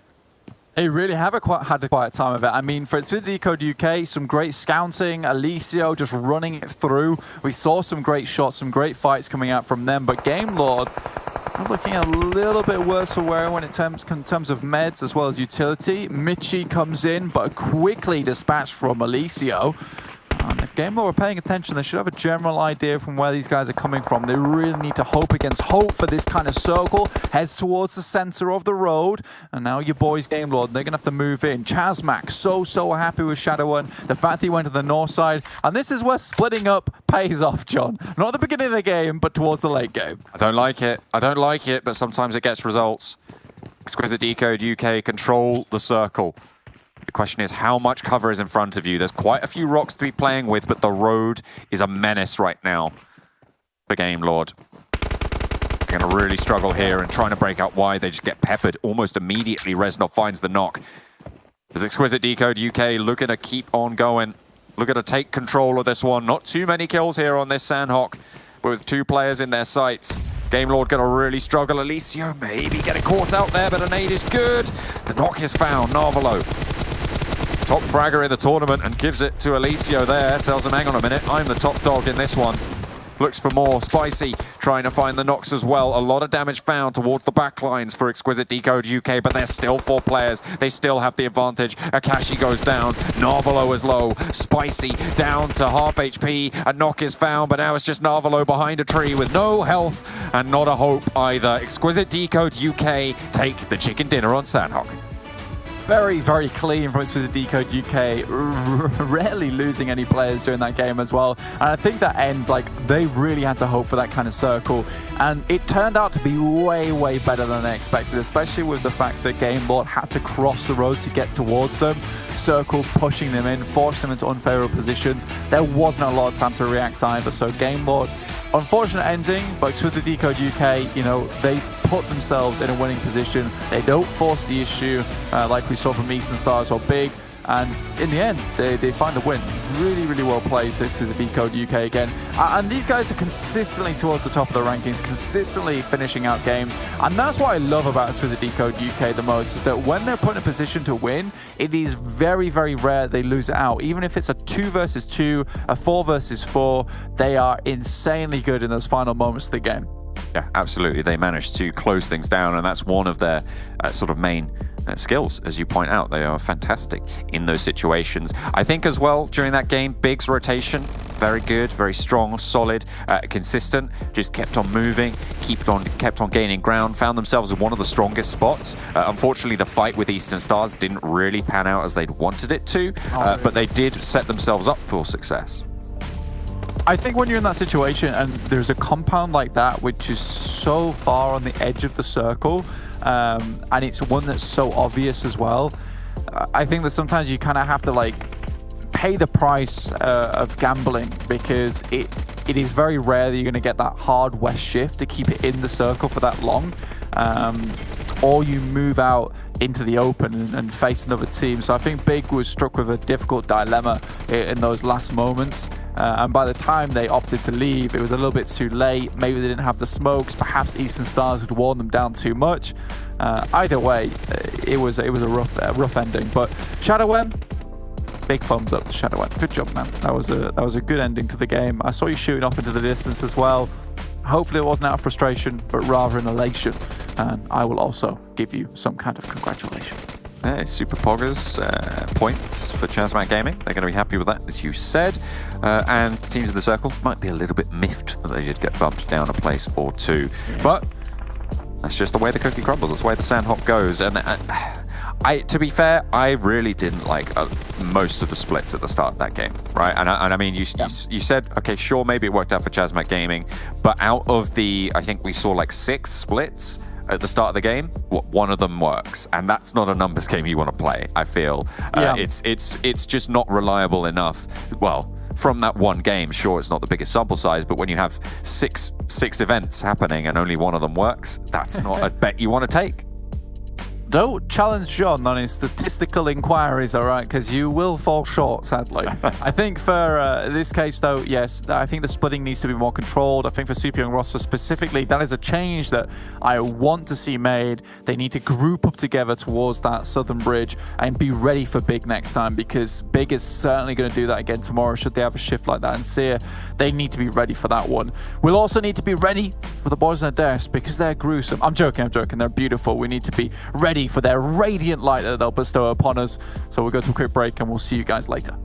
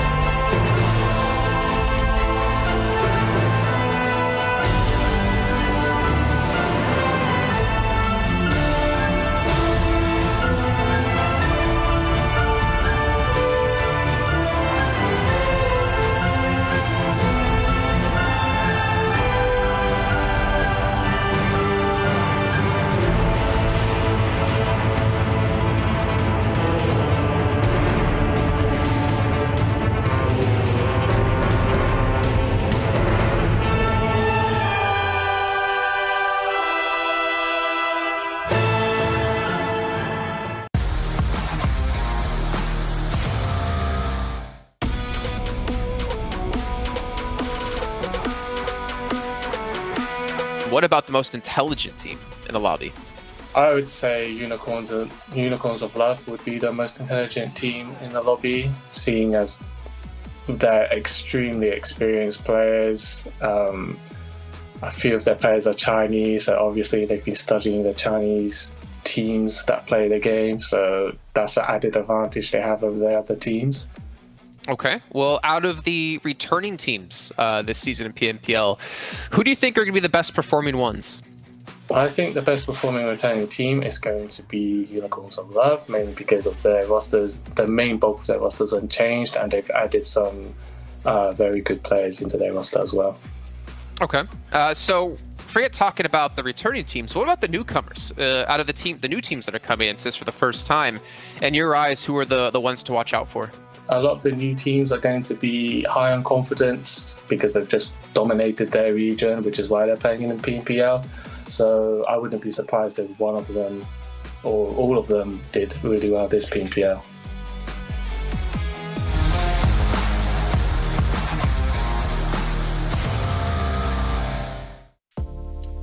I gotta say, that guy asking the questions, he is so handsome. He is phenomenal at his job. You know what? I'm gonna go follow him over on Twitter and Instagram right now. I think it was at @JKaplan and at @JKaplan with a 1-7L for Instagram, if I'm not mistaken. Fantastically well done to you, whoever you are.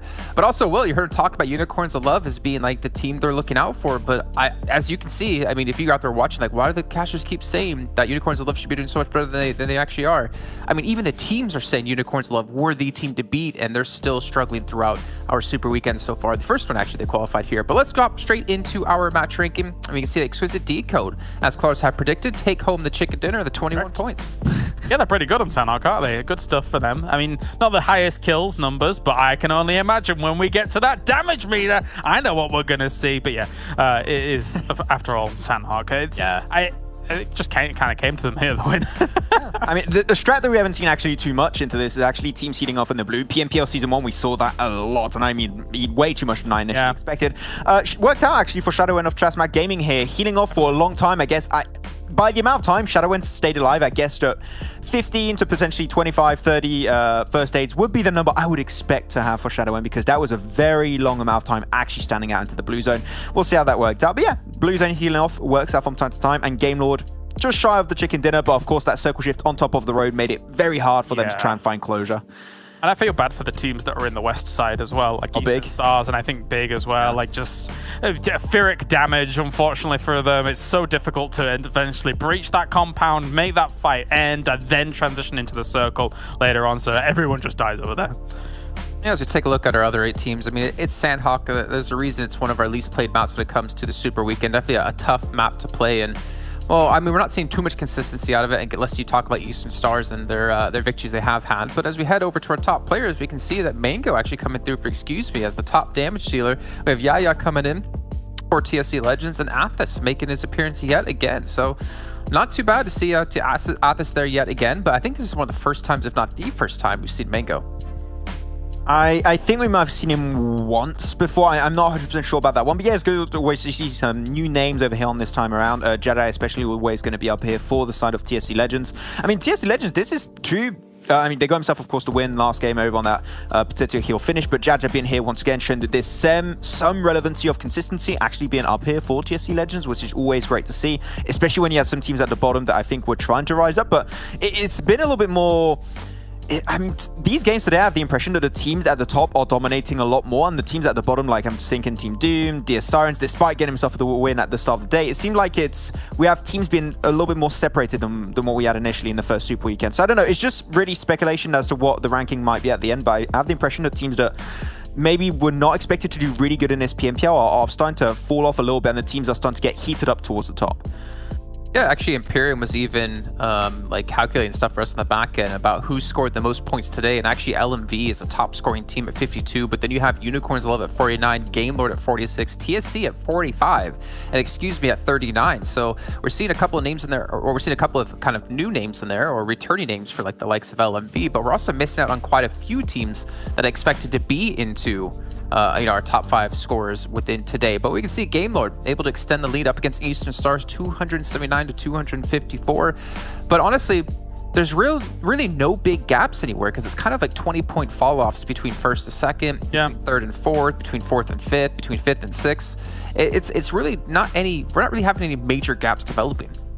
Yeah, a bit more linear than especially our first weekend, right? First super weekend, because that was a bit of a bigger gap between that kind of 5th, 6th, 7th position, wherever that gap ended up being. But LMV has really kind of shaken things up with how they have been playing. And I think, you know, if that continues on, they could easily be, you know, 4th, 3rd by the end of this. Because as much as big, we look at them and we think to ourselves, damn, you know, they're good.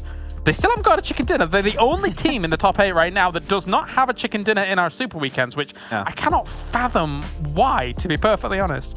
It's insane, right? Because I was looking at this game and I saw the circle, and they were actually being so proactive. They were the first team to actually make it to the Crossroad compound in that late game circle of Sanhok, and I was thought, okay, that's a clear chance. But then there was Eastern Stars. The circle shifted over to the east. It got very, very dicey for them to actually make that rotation happen. So a little bit complicated, but towards the bottom, things are going to get a little bit dicey too, as Deus Sirens might get kicked back out once again in the bottom 3.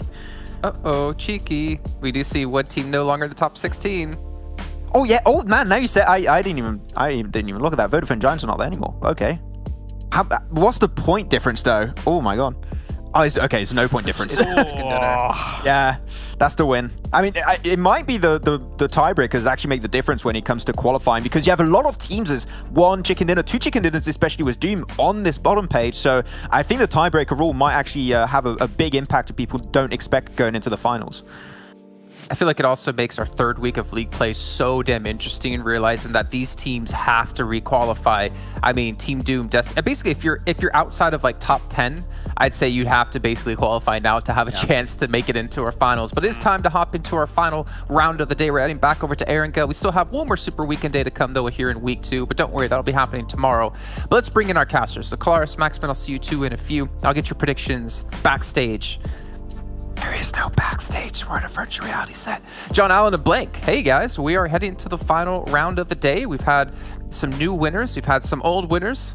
I'm excited to see how the day is going to end off, and also the pressure that's really starting to mount here for these bottom teams. Oh, thank you very much, Jason. I mean, I'll talk to you later backstage. Yeah, we'll reconvene there in the post boxes in the floor where we do go when we're done casting, or where we arise from when we're just about to start. What do you mean backstage?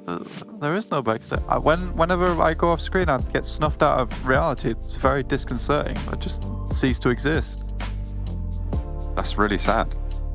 Yeah. I'm so sorry that happens to you. It's so joyous whenever I come back on camera, because it feels like only a moment has gone, but finally I'm back in the world again. So, you know, PUBG Mobile kind of is my life at this point in time. Yeah, that's quite jarring. I mean, that doesn't happen to me. I mean, that sounds like a solo experience for you, and that's unfortunate. But good news is you've got a little bit more existence left today. We've got one more game for you, and it's going to be on Erangel, the old favorite, the old tried and tested, true to our hearts. Plane path going to be starting on the west side of Sosnovka, going all the way up to the west side, sort of in between Zaki and shooting range. Yeah, heading from the west side to the west side. We'd love to see the west side to the west side. West side is the best for Romanian Boys, that is. But we'll put a little things into perspective. LMV being given a very easy little path down to Primor. See if anyone heads down here as well. Perhaps the team drops around Ferry Pier. Wouldn't be a bad spot to drop into. Deus Sirens looks like they're heading over towards Novo Repanoia. So they're going to be happy with that one. Shooting range open towards the top side, so Big can get out pretty easily, get towards Severny. Unicorns of Love and Super Young roster should be holding contention towards South Georgia and North Georgia. Teams that generally drop around Yasnaya and Exquisite Décode UK dropping Lipovka as well might struggle a little bit to get out. Depends. There's plenty of car drops that they can go for along these roads, but it's also viable to go for somewhat of an alternate drop on these spots. But a lot of the area around here can be quite occupied.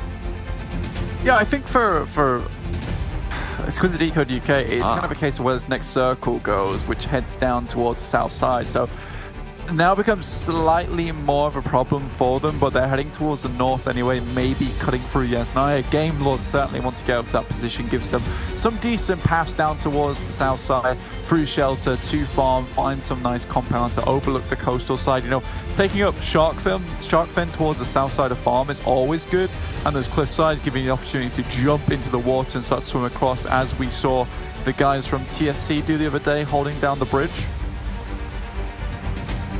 Sorry, the same letter at the beginning. That's why I got it wrong. I mean, there's definitely at least 2 letters in common, right? Right?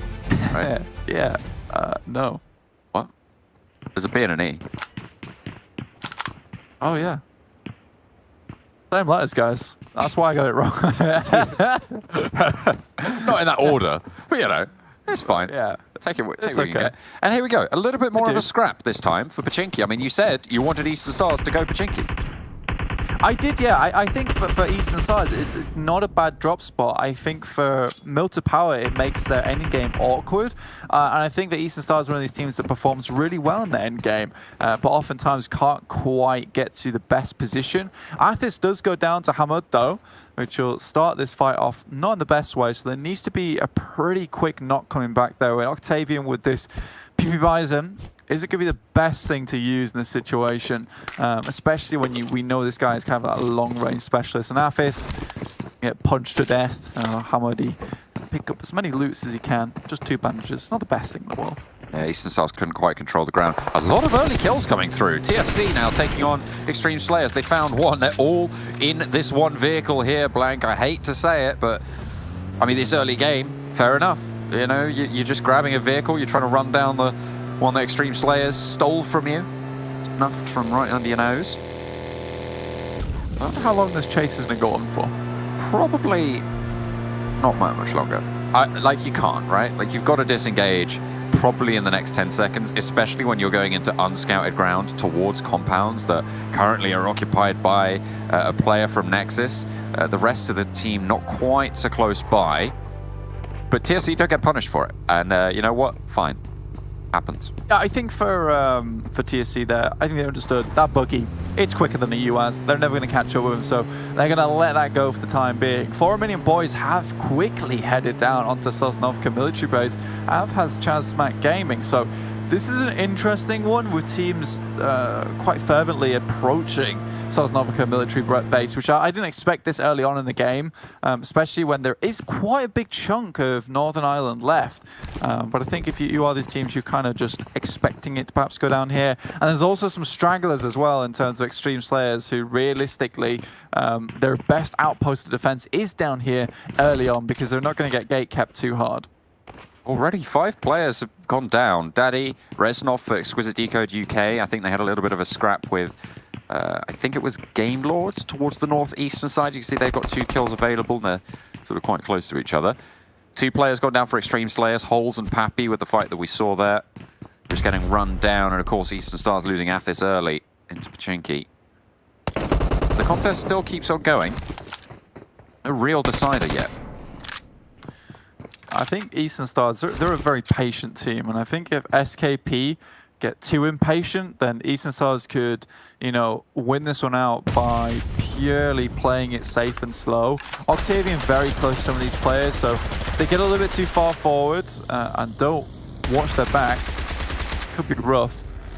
Got a lot of noise on my screen in that last second, so I was confused. That's right, it's a noisy game, isn't it? It's a noisy game, a lot of gunfire going on. Epahala, caught in the midst of it all. A little bit of noise sent his way. Rasha with a nade. Up the top, but not finding any damage there. Reposition comes through from Kapahala. I feel like they're not in the optimal position to take these fights. And actually, with these 2 teams locked in combat, they can't really control the ground around Pachinki. Prada able to sail right on by, relatively unscathed, with only 1 pop of spray coming towards him. I think that SKP, they've been so focused on trying to take down Eastern Stars. You can look on the screen there. Rasho barely got an AKM sorted out. No meds whatsoever. And Eastern Stars have slowly just moved forward through Pachinki, looting everything in their path. And SKP have just been left with practically nothing. So Eastern Stars have done a good way of in some way of just kind of stealing opportunity away from them. Hamodi goes down, and like I said, it's this impatience from SKP to get into position, whereas Eastern Stars, they've set themselves up for success here, looting everything that was worthwhile, running backwards, and SKP have happily followed them into practically the open arms of Eastern Stars. Excuse me, though, have sailed right on by Pachinki and getting in front of them in the queue to potentially have to cross towards that military island. I think it was TSC last time around when there was a military circle who just went for a really early swim across... That's what we were discussing with the bridge and beach done earlier. Yeah, across the channel, right? Yeah. And they haven't done it, but I'm saying they haven't opted to go for that just yet. Disgusting, isn't it? Yeah, they haven't quite gone for it just yet. They've slowed it down.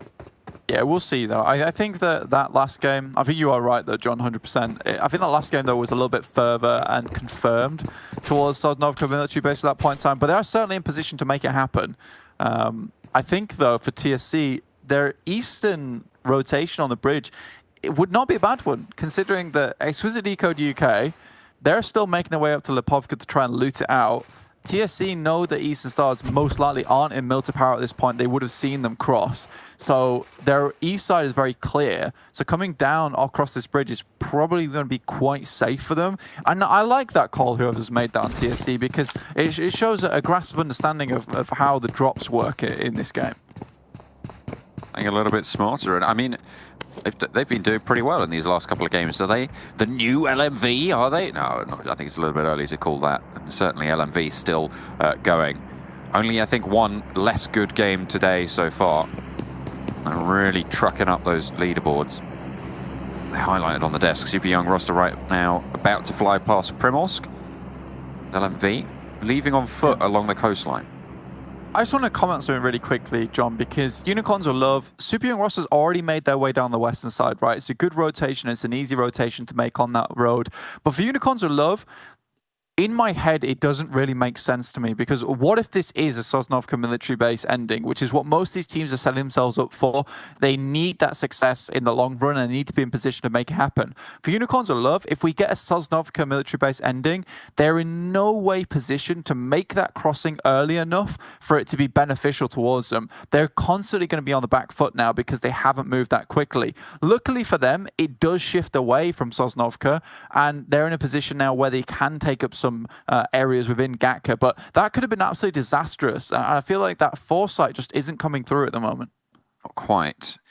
It's been slow, and I feel like that's just been the name of these rotations for Unicorns of Love. They're just playing super, super slow on their North George exits every single time. Needs the hooves changing, really. Yeah, certainly. Needs to get in the crush, get those trimmed up, balanced out, hoof horn taken care of.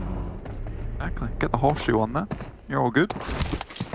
Nice and polished. That's what we want to see from them. I just want to see a little bit of polish from Unicorns of Love. I think there's potential in that team, but at the moment, I need someone to come in and really give them a good dusting. That's not ideal. It's not ideal. They're not doing very well on it as well, on these rotations. Like, the slow rotations just aren't even finding them the spots that they need to find. And then, in general, I want more from them. I really do. I really want more from them in these spots. Deus Sirens looking to try and move a little bit away from their C block drop on Sosnovka. And of course, with the circle as it is, it's likely that it's going back to the northern shores here, Black. Very, very likely indeed. I think for the guys from on the actual Northern Ireland themselves, like, it's become a bit of a big issue now as everyone's headed toward the western side. Everyone's on the coast anyway, so slipping through there was probably the most optimal approach for a lot of them. Now you have this awkward situation. You mentioned a queue earlier, but people will be bribing people in front to try and get ahead of them. People are going to be having little fights, little scuffs within that queue as well to get across the bridge back onto the Northern Island. And a lot of these guys already on the Northern Island are going to be laughing, really, because all their job is just to play guardsmen at the moment and make sure no one gets through before they start to actually play their own game. Big opted to move around towards the western side, so I would put that down to good scouting from them. They could have moved directly into SKP as well as Eastern Stars' current predicament, which is they're locked horns against one another. Instead, Big avoids that entirely. I mean, yeah, everyone's just sort of flying around them. SKP and Eastern Stars, they're still in Pachinki, right? They have just been there since the start of this game, and neither has managed to evict the other. And you know what? It looks like they've found separate sides of Pachinki to claim as their own, so they've sort of almost not... They've both decided they don't want to take this fight, right? And they are just going to try and stay alive. Still in the circle as well, and a lot of rotational paths available to them if they have the vehicles.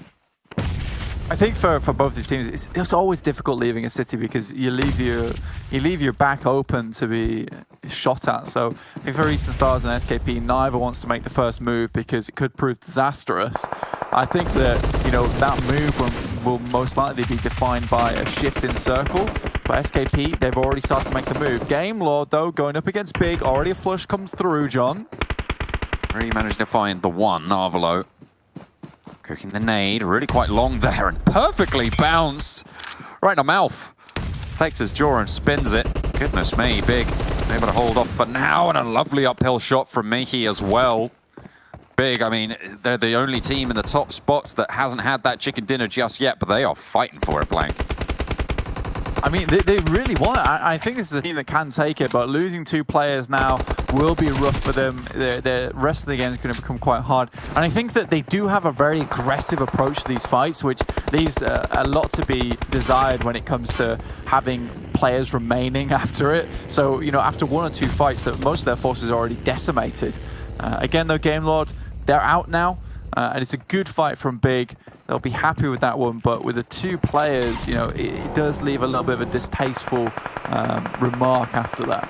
Look at these nades coming through from Romanian Boys. Divala got absolutely pinpointed there on the last one. Sarah lobs another one up. They know where Yatum is, and that's going to find it. The nades from Romanian Boys really, really strong right now, potentially cooking up more as well. The res may be coming through for Deus Sirens as they try and escape. Across the bridge, actually managed to get Sakura through the blockade. Maybe get ahead of the game. I mean, sure, she'll get ahead of the game, but for her teammates, they're out of the game. They've been completely removed. Sakura trying to take some shots back towards Romanian Boys, but Deus Sirens, the move just comes a little bit too shakily, in my opinion. When you get across there, you kind of just have to send it, but instead there's a little bit of hesitation where teams are behind. There's 1 player on the bridge. Sakura tries to get across, and now directly into the guys from Nexus. So Sakura, rough time ahead of him. Deus Sirens, a little bit of a wonky bridge approach there, which I feel could be improved. Not ideal. ChasMac Gaming, they went for the eastern bridge. They're still on a long rotate.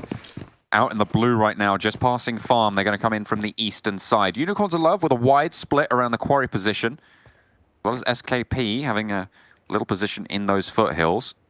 SKP obviously having left Pachinki ahead of Eastern Stars, who have still really yet to leave. Exquisite Décode UK, the remaining duo, actually heading up, well, one of them anyway, heading up near the Eastern Stars in a dangerous spot. Bit rough. Exquisite Décode UK, Will's going to get shot at there. They can try and take out the vehicle, would be good. But remember, Eastern Stars only with 3 players. They don't want to bring too much attention to themselves. Romanian Boys head into the water. Nexus, though, they have eyes on this as well. So it's not just Sakura who now has to worry. It's the guys from Romanian Boys too. Nexus holding this down very well. The way they've positioned on either side with oversight from Lighthouse, it is really, really good. Ooh, stop short on the bridge, have to jump out on some other way. Finally managed to escape through the railings. Get back behind things. Deus Sirens are going to get eliminated, but Romanian Boys now under massive amounts of pressure from Nexus Gaming. The next circle's so important. This is what I meant, is like they're playing the cards very easy, and Nexus are going to be very, very, very happy with this one. Excuse me, is in a nice spot towards the center, but all eyes will be on them going forward. Unicorns of Love, they've shifted down towards the western side, starting to flow over the hills. LMV down towards the south in a compound in Ferry Pier. Currently with, I believe, 4 players still on side, all in 1 vehicle, slightly rickety there, but they should find some more later on. All 3 of the players down there. I think it might be. Just Redox is standing. Needs to find a little bit of an opening, but the nades are starting to pour on in, and they know which pillar he's behind now. Creator going to try and have the shots there. Exquisite trying to maybe bait out something. But Redox right now stuck in a really sticky situation. 1 player against all of the angles that Nexus Gaming hold. Only Sarah there and ticking away to boot. I don't feel like you get anything back up, and I don't feel like you go too much further either. No, I think for Sarah, I think for Redox, it's kind of over now. Nexus are in such a good spot to hold them out, and it's very unlikely anyone's going to come down to this position anyway, because there are so many good compounds or so many areas that Nexus can hold if they do it properly. Xtreme Slayers, though, making their way out across the water, just swimming, getting their backstroke in for the time being. LMV, though, they have found very peer compounds. But Eastern Stars taking a lot of punishment towards that northern side, not quite able to make it down yet. But Big flowing through as a two-man, but they do have ChasMac to worry about. ChasMac currently regrouping down to the southeast. A's are very split from them. ChasMac Gaming continue their split gameplay from Sanhok. Eastern Stars do get eliminated on the northeastern edge. Big proving to be a little bit of a hurdle there. Beast now, though, last standing for the team as ChasMac Gaming have the presence. In the center, as you highlighted before, Blank, excuse me, holding on this hillside. And this is a really important hillside that is so crucial for a lot of rotations past this area, but also for holding in the late game. Yeah, especially for these Western teams, like getting across here is going to be quite difficult. Super young rosters holding down a thicket of compounds at the moment. There's quite a few in this area, so it's difficult to determine who's there. But Unicorns are loved. They're rocking up on that location. Exquisite Décode UK straight into ChasMac Gaming, and Death will be waiting. So they will go down. That'll be the end of their run for today, but by no means was it a bad run for Exquisite Décode UK. Continue to put up those numbers.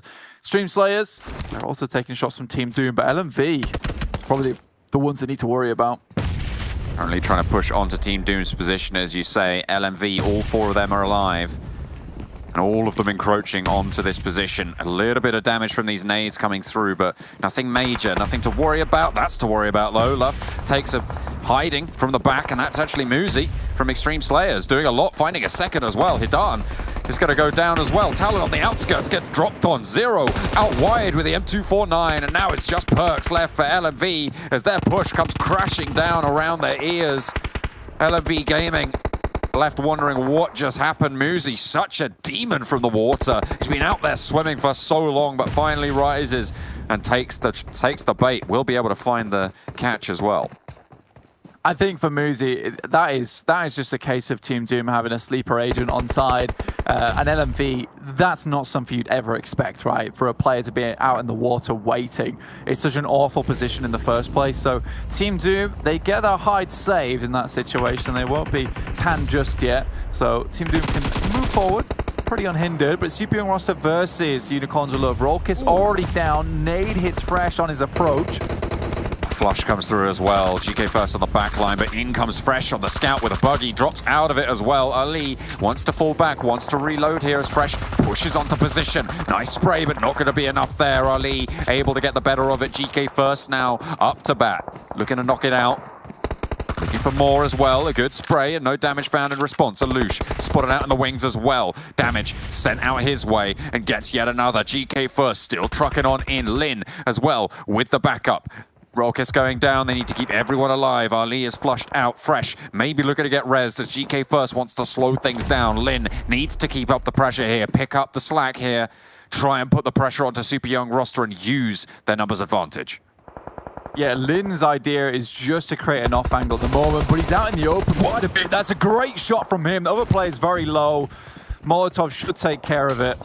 Fantastic stuff from Lin there. I mean, he was out in the open, kind of caught off guard. I think if he didn't have that kind of gun skill, it would have been very awkward. Circle should do the rest of the damage, but as Molotovs keeping things nice and hot for the teams of Unicorns of Love. It could have gone very badly, but once again, GK first bails Unicorns of Love out of a very difficult scenario. Boat has a couple of holes, but it is still at a net positive. And they're starting to ramp things up, trying to seal those up, get them patched, and get into this next circle. No one really contesting the spot for Unicorns of Love, and they have a decent hillside. This is the strength of those hillsides that we were talking about. TSC do have sightlines.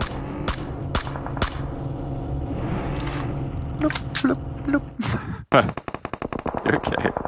Yeah, it's just Tam just really taking some very calm shots. SKP do find a shot down on towards GK first. Slightly unfortunate for them. Fresh has moved up quite quickly, actually. A little bit maybe too soon. Unicorns of Love might have difficulty getting towards Fresh's position, but if he's found something defensible, that's fair enough. I think for Unicorns of Love at the moment, their main weakness is the fact that after that fight, all of the players that they downed and flushed were in the blue.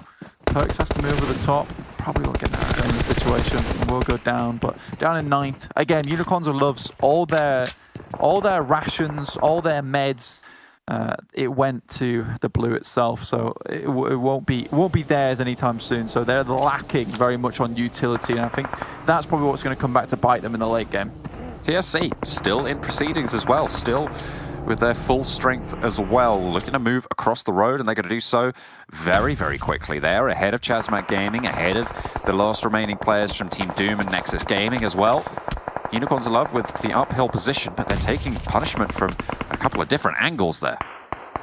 Yeah, it's quite difficult because they want to get up this hillside to get out line of sight of SKP.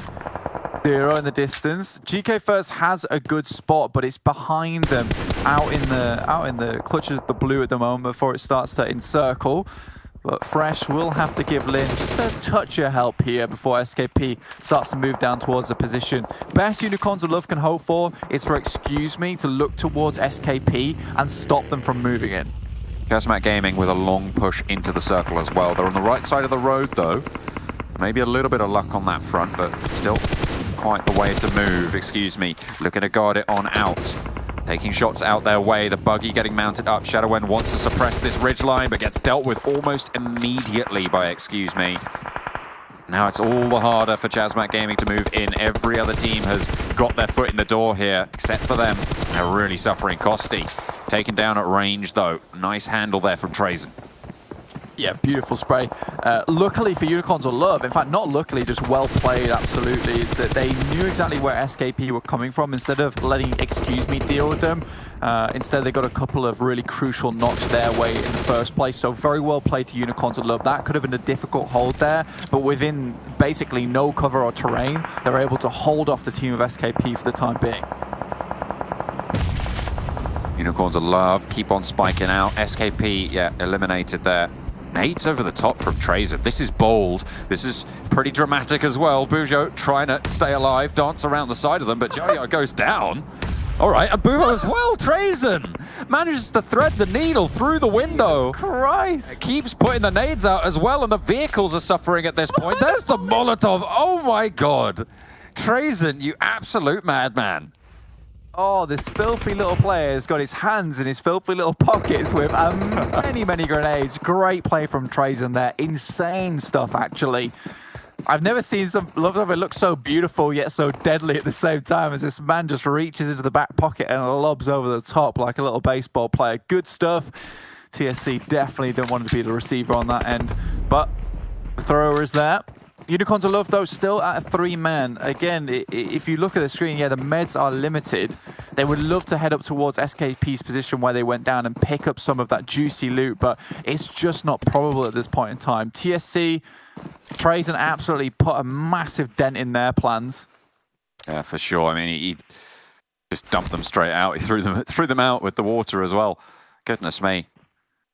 Really hard to come back from that for Tony. Still, top 3, 6 kills. Great stuff, great game coming through from TSC to round out what was a good performance on the day. Up and down, GK First is ain't no thing, just drops a player over the top. It's really starting to see him come alive in these last couple of games for the Unicorns of Love. Nades continue to fly over the top and back down the hill, stays alive. And Tony, not so lucky, but sends shots back their way, and just going to have to regroup and deal with it. 2 teams now stand. Vitoni, a Rogue Insurgent has been removed, which is great for them, but still, Excuse Me has the hillside. It's going to be difficult for Unicorns of Love to play off of this. You know, it will take finesse, it will take skill. Like you say, though, GK First really, really coming online for Unicorns of Love this day, to be honest with you. I mean, we saw that player within him, you know, that was desperate to try and claw his way out there, but just wasn't quite able to find his footing. Finally, it's landed on something solid. But Unicorns are looking good this game. Yes, sure, the rotation was a bit slow towards the beginning, but so far they've taken these fights confidently, if not a little bit sketchy at times, but you can really see the skill from these guys. And I think that's the main thing that I want to keep reiterating, is that they wouldn't be in this position if they weren't all this good. Excuse me, setting up this smoke line, trying to control as much of this next circle as possible. And getting good for the one after that as well, because it's not only about controlling this circle, it's about controlling the ground and the approaches to potential subsequent circles as well. Unicorns of Love definitely on the back foot here, not only in numbers, but in position. They're penned in. They're really pushed into these divots that they're holding right now to the point where, excuse me, are going to know almost exactly where they are. It's basically a waiting game for the next circle to move towards Unicorns of Love, because if they can get, excuse me, to wander down the hill like this, which is beautiful for them, it's going to prove mighty handy. Now, excuse me, have to play Unicorns of Love's game. Really, their massive advantage here is the extra player, and as well as all the utility. You saw GK first use 2 grenades. You might think that's too much, but if he could have got rid of that one player from, excuse me, that they would have been down to a 3v3, which is exactly what Unicorns of Love would have looked for. So I don't really think those 2 nades were a waste. But it does mean that they are now lacking. Great little pick off from Lin, though, to start the fight. Another one comes through from Fresh. This is perfect. They're looking for the res here. Mitchie needs to find them back up here to get the advantage back on the hillside. The smoke from Kosti, look at a breakout wide for the tree. Might have been their respite, but they need to move forwards now. Prada all but done for as Kosti really suffering here. 3 players alive now for both of these rosters. Needs to get this heal off, needs to break out wide. Unicorns of Love, look for the peaks, look for the cheeky little angles, but it's Lin to go down and finally, excuse me, have an answer across the way, across the valley between them. The smokes start to bloom. They want to get this res. Unicorns of Love don't want to let that fall, but there's the shots coming through. Kosti's out in the blue. Needs to heal, needs to push. Kosti doesn't go down. Saves it behind the smoke, but Lin breaks out wide, looks for the shots as Mango plays distraction around the sidelines, goes down himself, and now it's just the one. Kosti falls, and it's Unicorns of Love to ride strong back on top. A beautiful control on the hillsides as they rampage through our final Erangel of the day. I said they need a little bit of dusting, a little bit of polishing, but it seems the Butler's come through handy here. He's been through the whole house. Unicorns of Love look alive with passion in those final moments. Great stuff from them. Again, it was one of those moments where that is a fight born from experience, John. That is not one that you can play without having that same situation happen again and again, rigorously drilling where you need to be. And that's exactly the kind of fight that I want Unicorns of Love to win, because it really proves to everyone at home watching, as well as us, that they are this good, John. Yeah, certainly. I mean, they looked real good during that final fight. And I'll tell you what else looks real good. It's these parachutes, man. It's these parachutes. You could grab yourself one of those for the in-game drip. Of course, you can see that at the bottom there by OnePlus. Going to be able to get yourself that parachute. Fantastic stuff to be able to look almost as good as Unicorns of Love in that final fight. Of course, you do need the gun skill to look that good with them as well, but that is a great start. I'll tell you what else could complement that beautifully. It's the t-shirts from OnePlus. You can get those in game as well by using the code at the bottom of your screens, Blank. Oh yeah, you'd be looking great in those t-shirts. Maybe not the best for that last circle there, where there's a lot of greenery. Perhaps we need a green OnePlus t-shirt, but that one is going to make you look mighty fine on your approach to the floor. So get those codes inputted as fast as possible, because you know I'm fiddling with my phone right now and I'm trying to do it at the same time. I'm not sure if we're allowed to. Cut that out right now. Stop that. Those are for the viewers. I have had mine. Yeah. We've already put. Don't worry, guys. Don't worry, guys. All the codes are going to you, the viewers. We have stopped Blank from being a naughty man. They've got some elastic bands and they're firmly around all my fingers right now. I can barely use them, if not feel them. Yeah. Well, you know what? You only need to talk, not type. That's True. Oh dear, that's how we're going. Highlights from that game. I mean, Unicorns of Love didn't have an easy route into their position. They swung all the way late. I have to say, they did very, very late rotations from North George, but they managed to get themselves in those hills that we talk about so much in this area of the map. And I mean, they played them well. They controlled high grounds, and I can't fault them for that.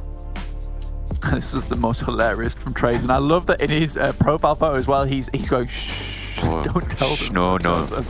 There's no nades, don't worry. No nades, don't worry. But again, though, I think for Unicorns of Love, a major factor we have to take away from this game, though, it's not one that was bred off the fact that they were given a lot of chances there.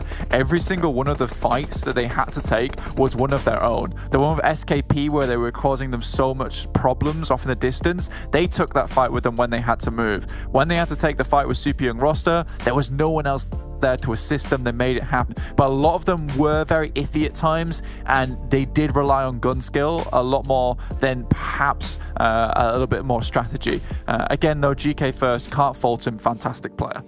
Poggers, great stuff. We love to see it. Back on form, potentially. Unicorns of Love with a great day 2. We're going to head back to the desk and take a look at what that leaves us with at the final standings. See you after the break.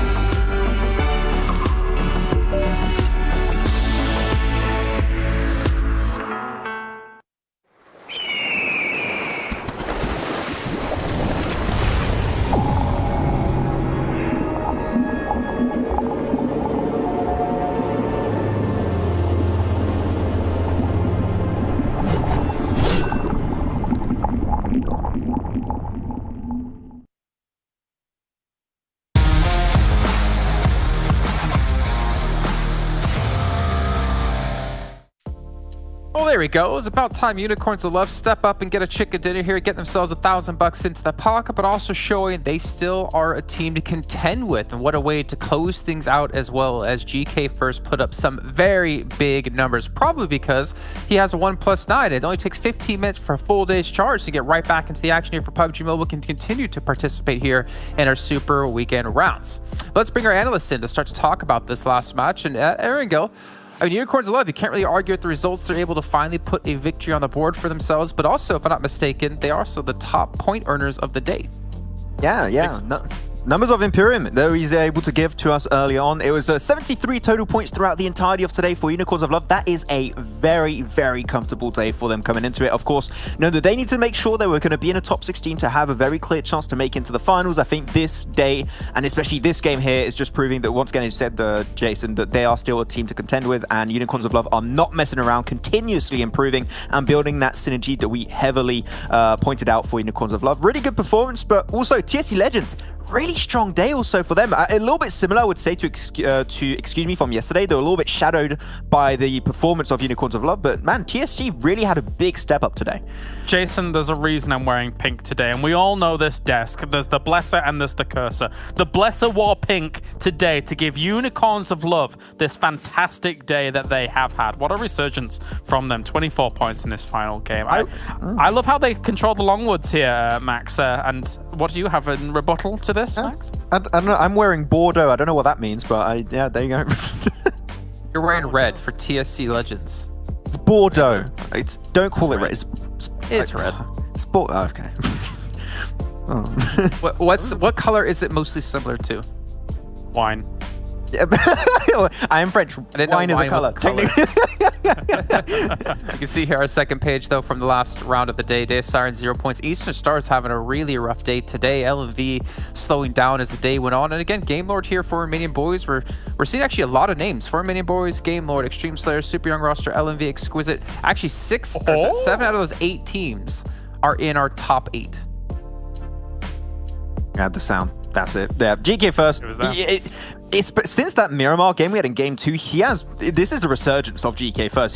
Maybe not on the level that we still had GK First play in the first 2 weeks of PMPL Season 1, but he's getting back there. Slowly but surely, he is coming back into the limelight, and he's going to be able to surprise a lot of the teams, hopefully even more tomorrow, to make sure they confirm their spot into the top 16 heading into the finals. But yeah, this is great to see GK First finally back on track. Definitely. It's not like their transition through where they were playing was even easy as well. Like, going through those woods kind of from the west to the east side, when they constantly have to keep chasing these circles, they did a great job of being able to take some of these fights. One of them in that trenches area, which gets a bit dicey, and I can understand why it did get dicey. Yeah, that's a hard place to push past for Unicorns of Love. So the fact that they get past that and then get the win after getting these kills, I think it's a fantastic game from them. It was very awkward seeing Fresh go in there alone and then get knocked. Then GK First to the rescue, pretty much saved it for him. I think GK First gets like 2 knocks thereafter. But let's take a look at Unicorns of Love again. We've been harsh on them the entire season so far. We've been harsh on them today as they started to rise up. But let's compare their stats here with today up against their averages across the league play. And you can see this is reminiscent of the Unicorns of Love we expect, but will they maintain it? It's still a question to be answered tomorrow. Yeah, that is what we want to see here from Unicorns of Love. We've, you know, you're right, Jason. We have been hard on them this whole time. This is the segment where we get to say, good job, Unicorns of Love. This is what we want to see. Considering the amount of power that they've put in today, it's not quite, you know, absolutely dominating, but it is extremely strong from a roster like this where we see this all-star lineup.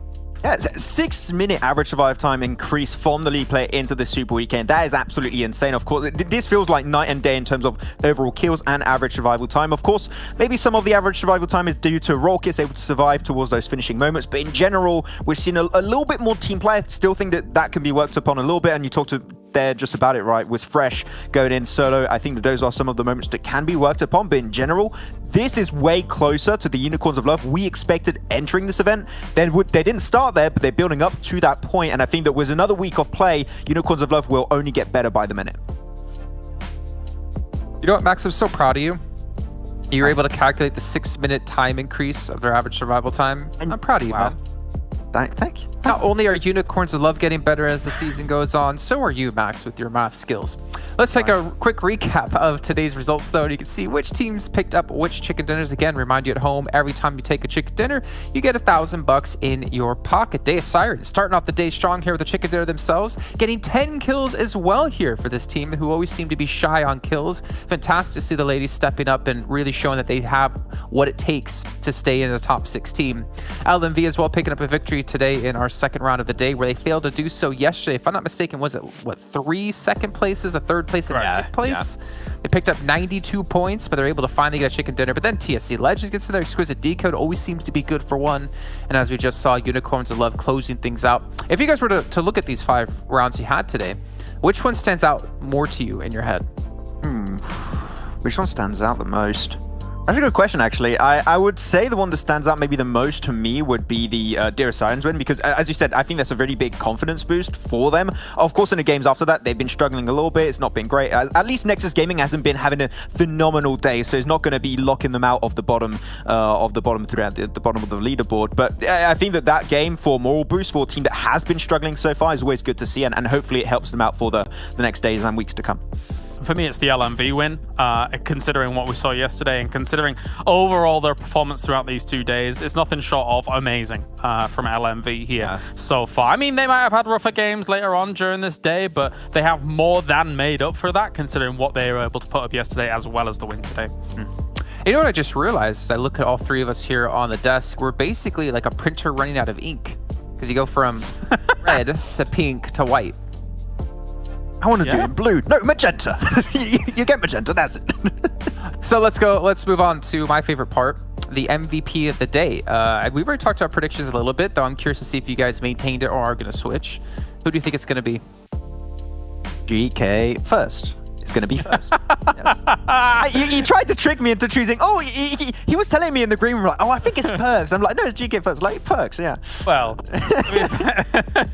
I mean, start of the day, if LMV had continued, oh sorry, not if LMV, if Perks had considered on the way he had, yeah, I would. He was on track, but after seeing these last 2 games, especially, I think GK First is probably your pick here.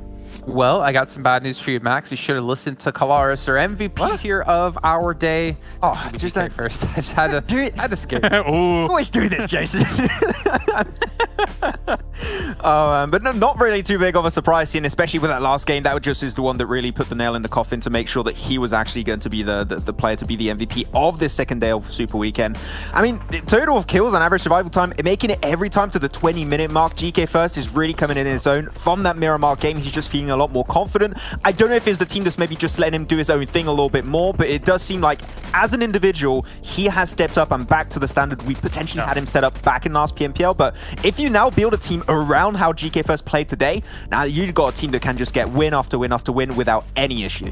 The important thing, the King's back on top, right, of EU West. We saw this last season. He looked absolutely phenomenal in these lobbies, and now we're seeing a bit more confidence out of him today compared to our last couple of days in this league as a whole. So I'm very happy to see him at #1 here for today, Jace.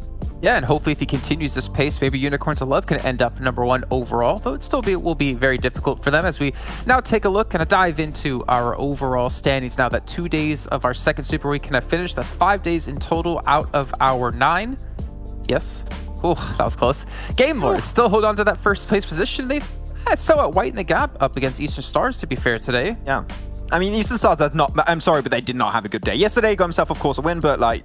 Today, Eastern Stars have been struggling a fair decent bit, losing players very early, getting caught out mid-rotation, struggling onto the edge of circles also. So, of course, that is not a recipe for success. So, Game Lord just not even having that strong of a day here, just creating a pretty significant gap that will be hard to close tomorrow. So, Eastern Stars definitely looking to potentially get himself some wins. But one thing that's never going to change, I have the impression on this first page, is Big, still 0 chicken dinners, and yet still in the top 5. And, I mean, if it ain't broken, don't fix it, right? It's very even for them as well. 113 placement points, 130 kill points. They are cruising in that kind of like middle ground, that is fair to say. I mean, considering that they're ahead of teams that have got 2, 3 chicken dinners, that is still... They're not really being super flashy, but we know that this team can convert, if you think about the people that are on this roster, into a chicken dinner later on down the line. So as soon as they do get 1 or 2 on the board, they're going to be second, challenging for first, effectively.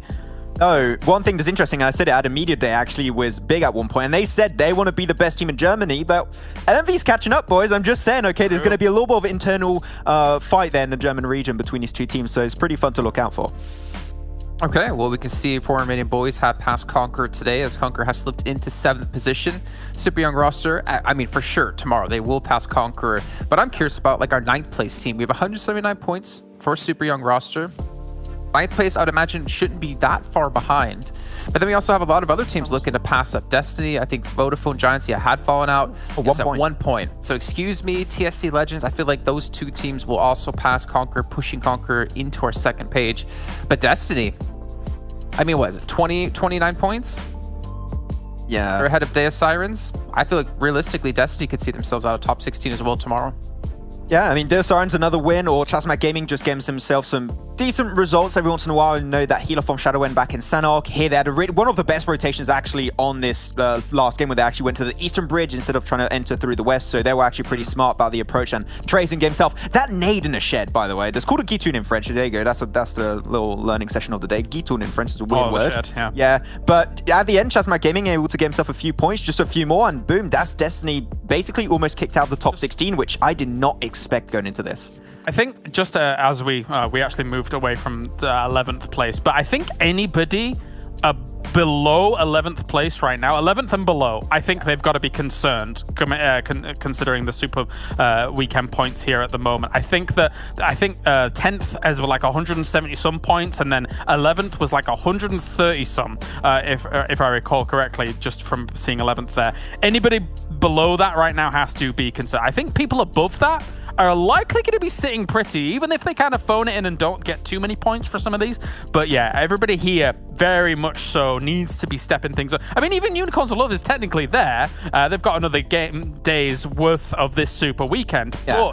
But looking at what we saw today, there is more confidence there. There's more cohesion there. We just need that little extra more, and then Unicorns of Love is going to be flying. Yeah, I think that's what we've been saying, right? Is that right now there's a lot of teams who are not safe, and going into League Play Week 3 is where things get really interesting. I feel like teams are going to have so much pressure on their shoulders that if they don't step up, well, say goodbye into the finals, say goodbye to a chance of qualifying for PMGC. But gentlemen, you know what? You know what it's time for? I don't know. End of show? I don't know. End of show. Have more confidence in yourself, Max. You're right. It is the end of show. We're all done with our second day of our second week of our Super Weekend. However, tomorrow at the exact same time, we'll be back for day 3. It's our final day of the Super Weekend. That's really going to determine which teams need to step up and which teams need to perform going into our 3rd and final week of League Play. Thank you again all for tuning in. We appreciate you being here. We hope you've enjoyed, and see you guys tomorrow at the same time for some more PUBG Mobile action.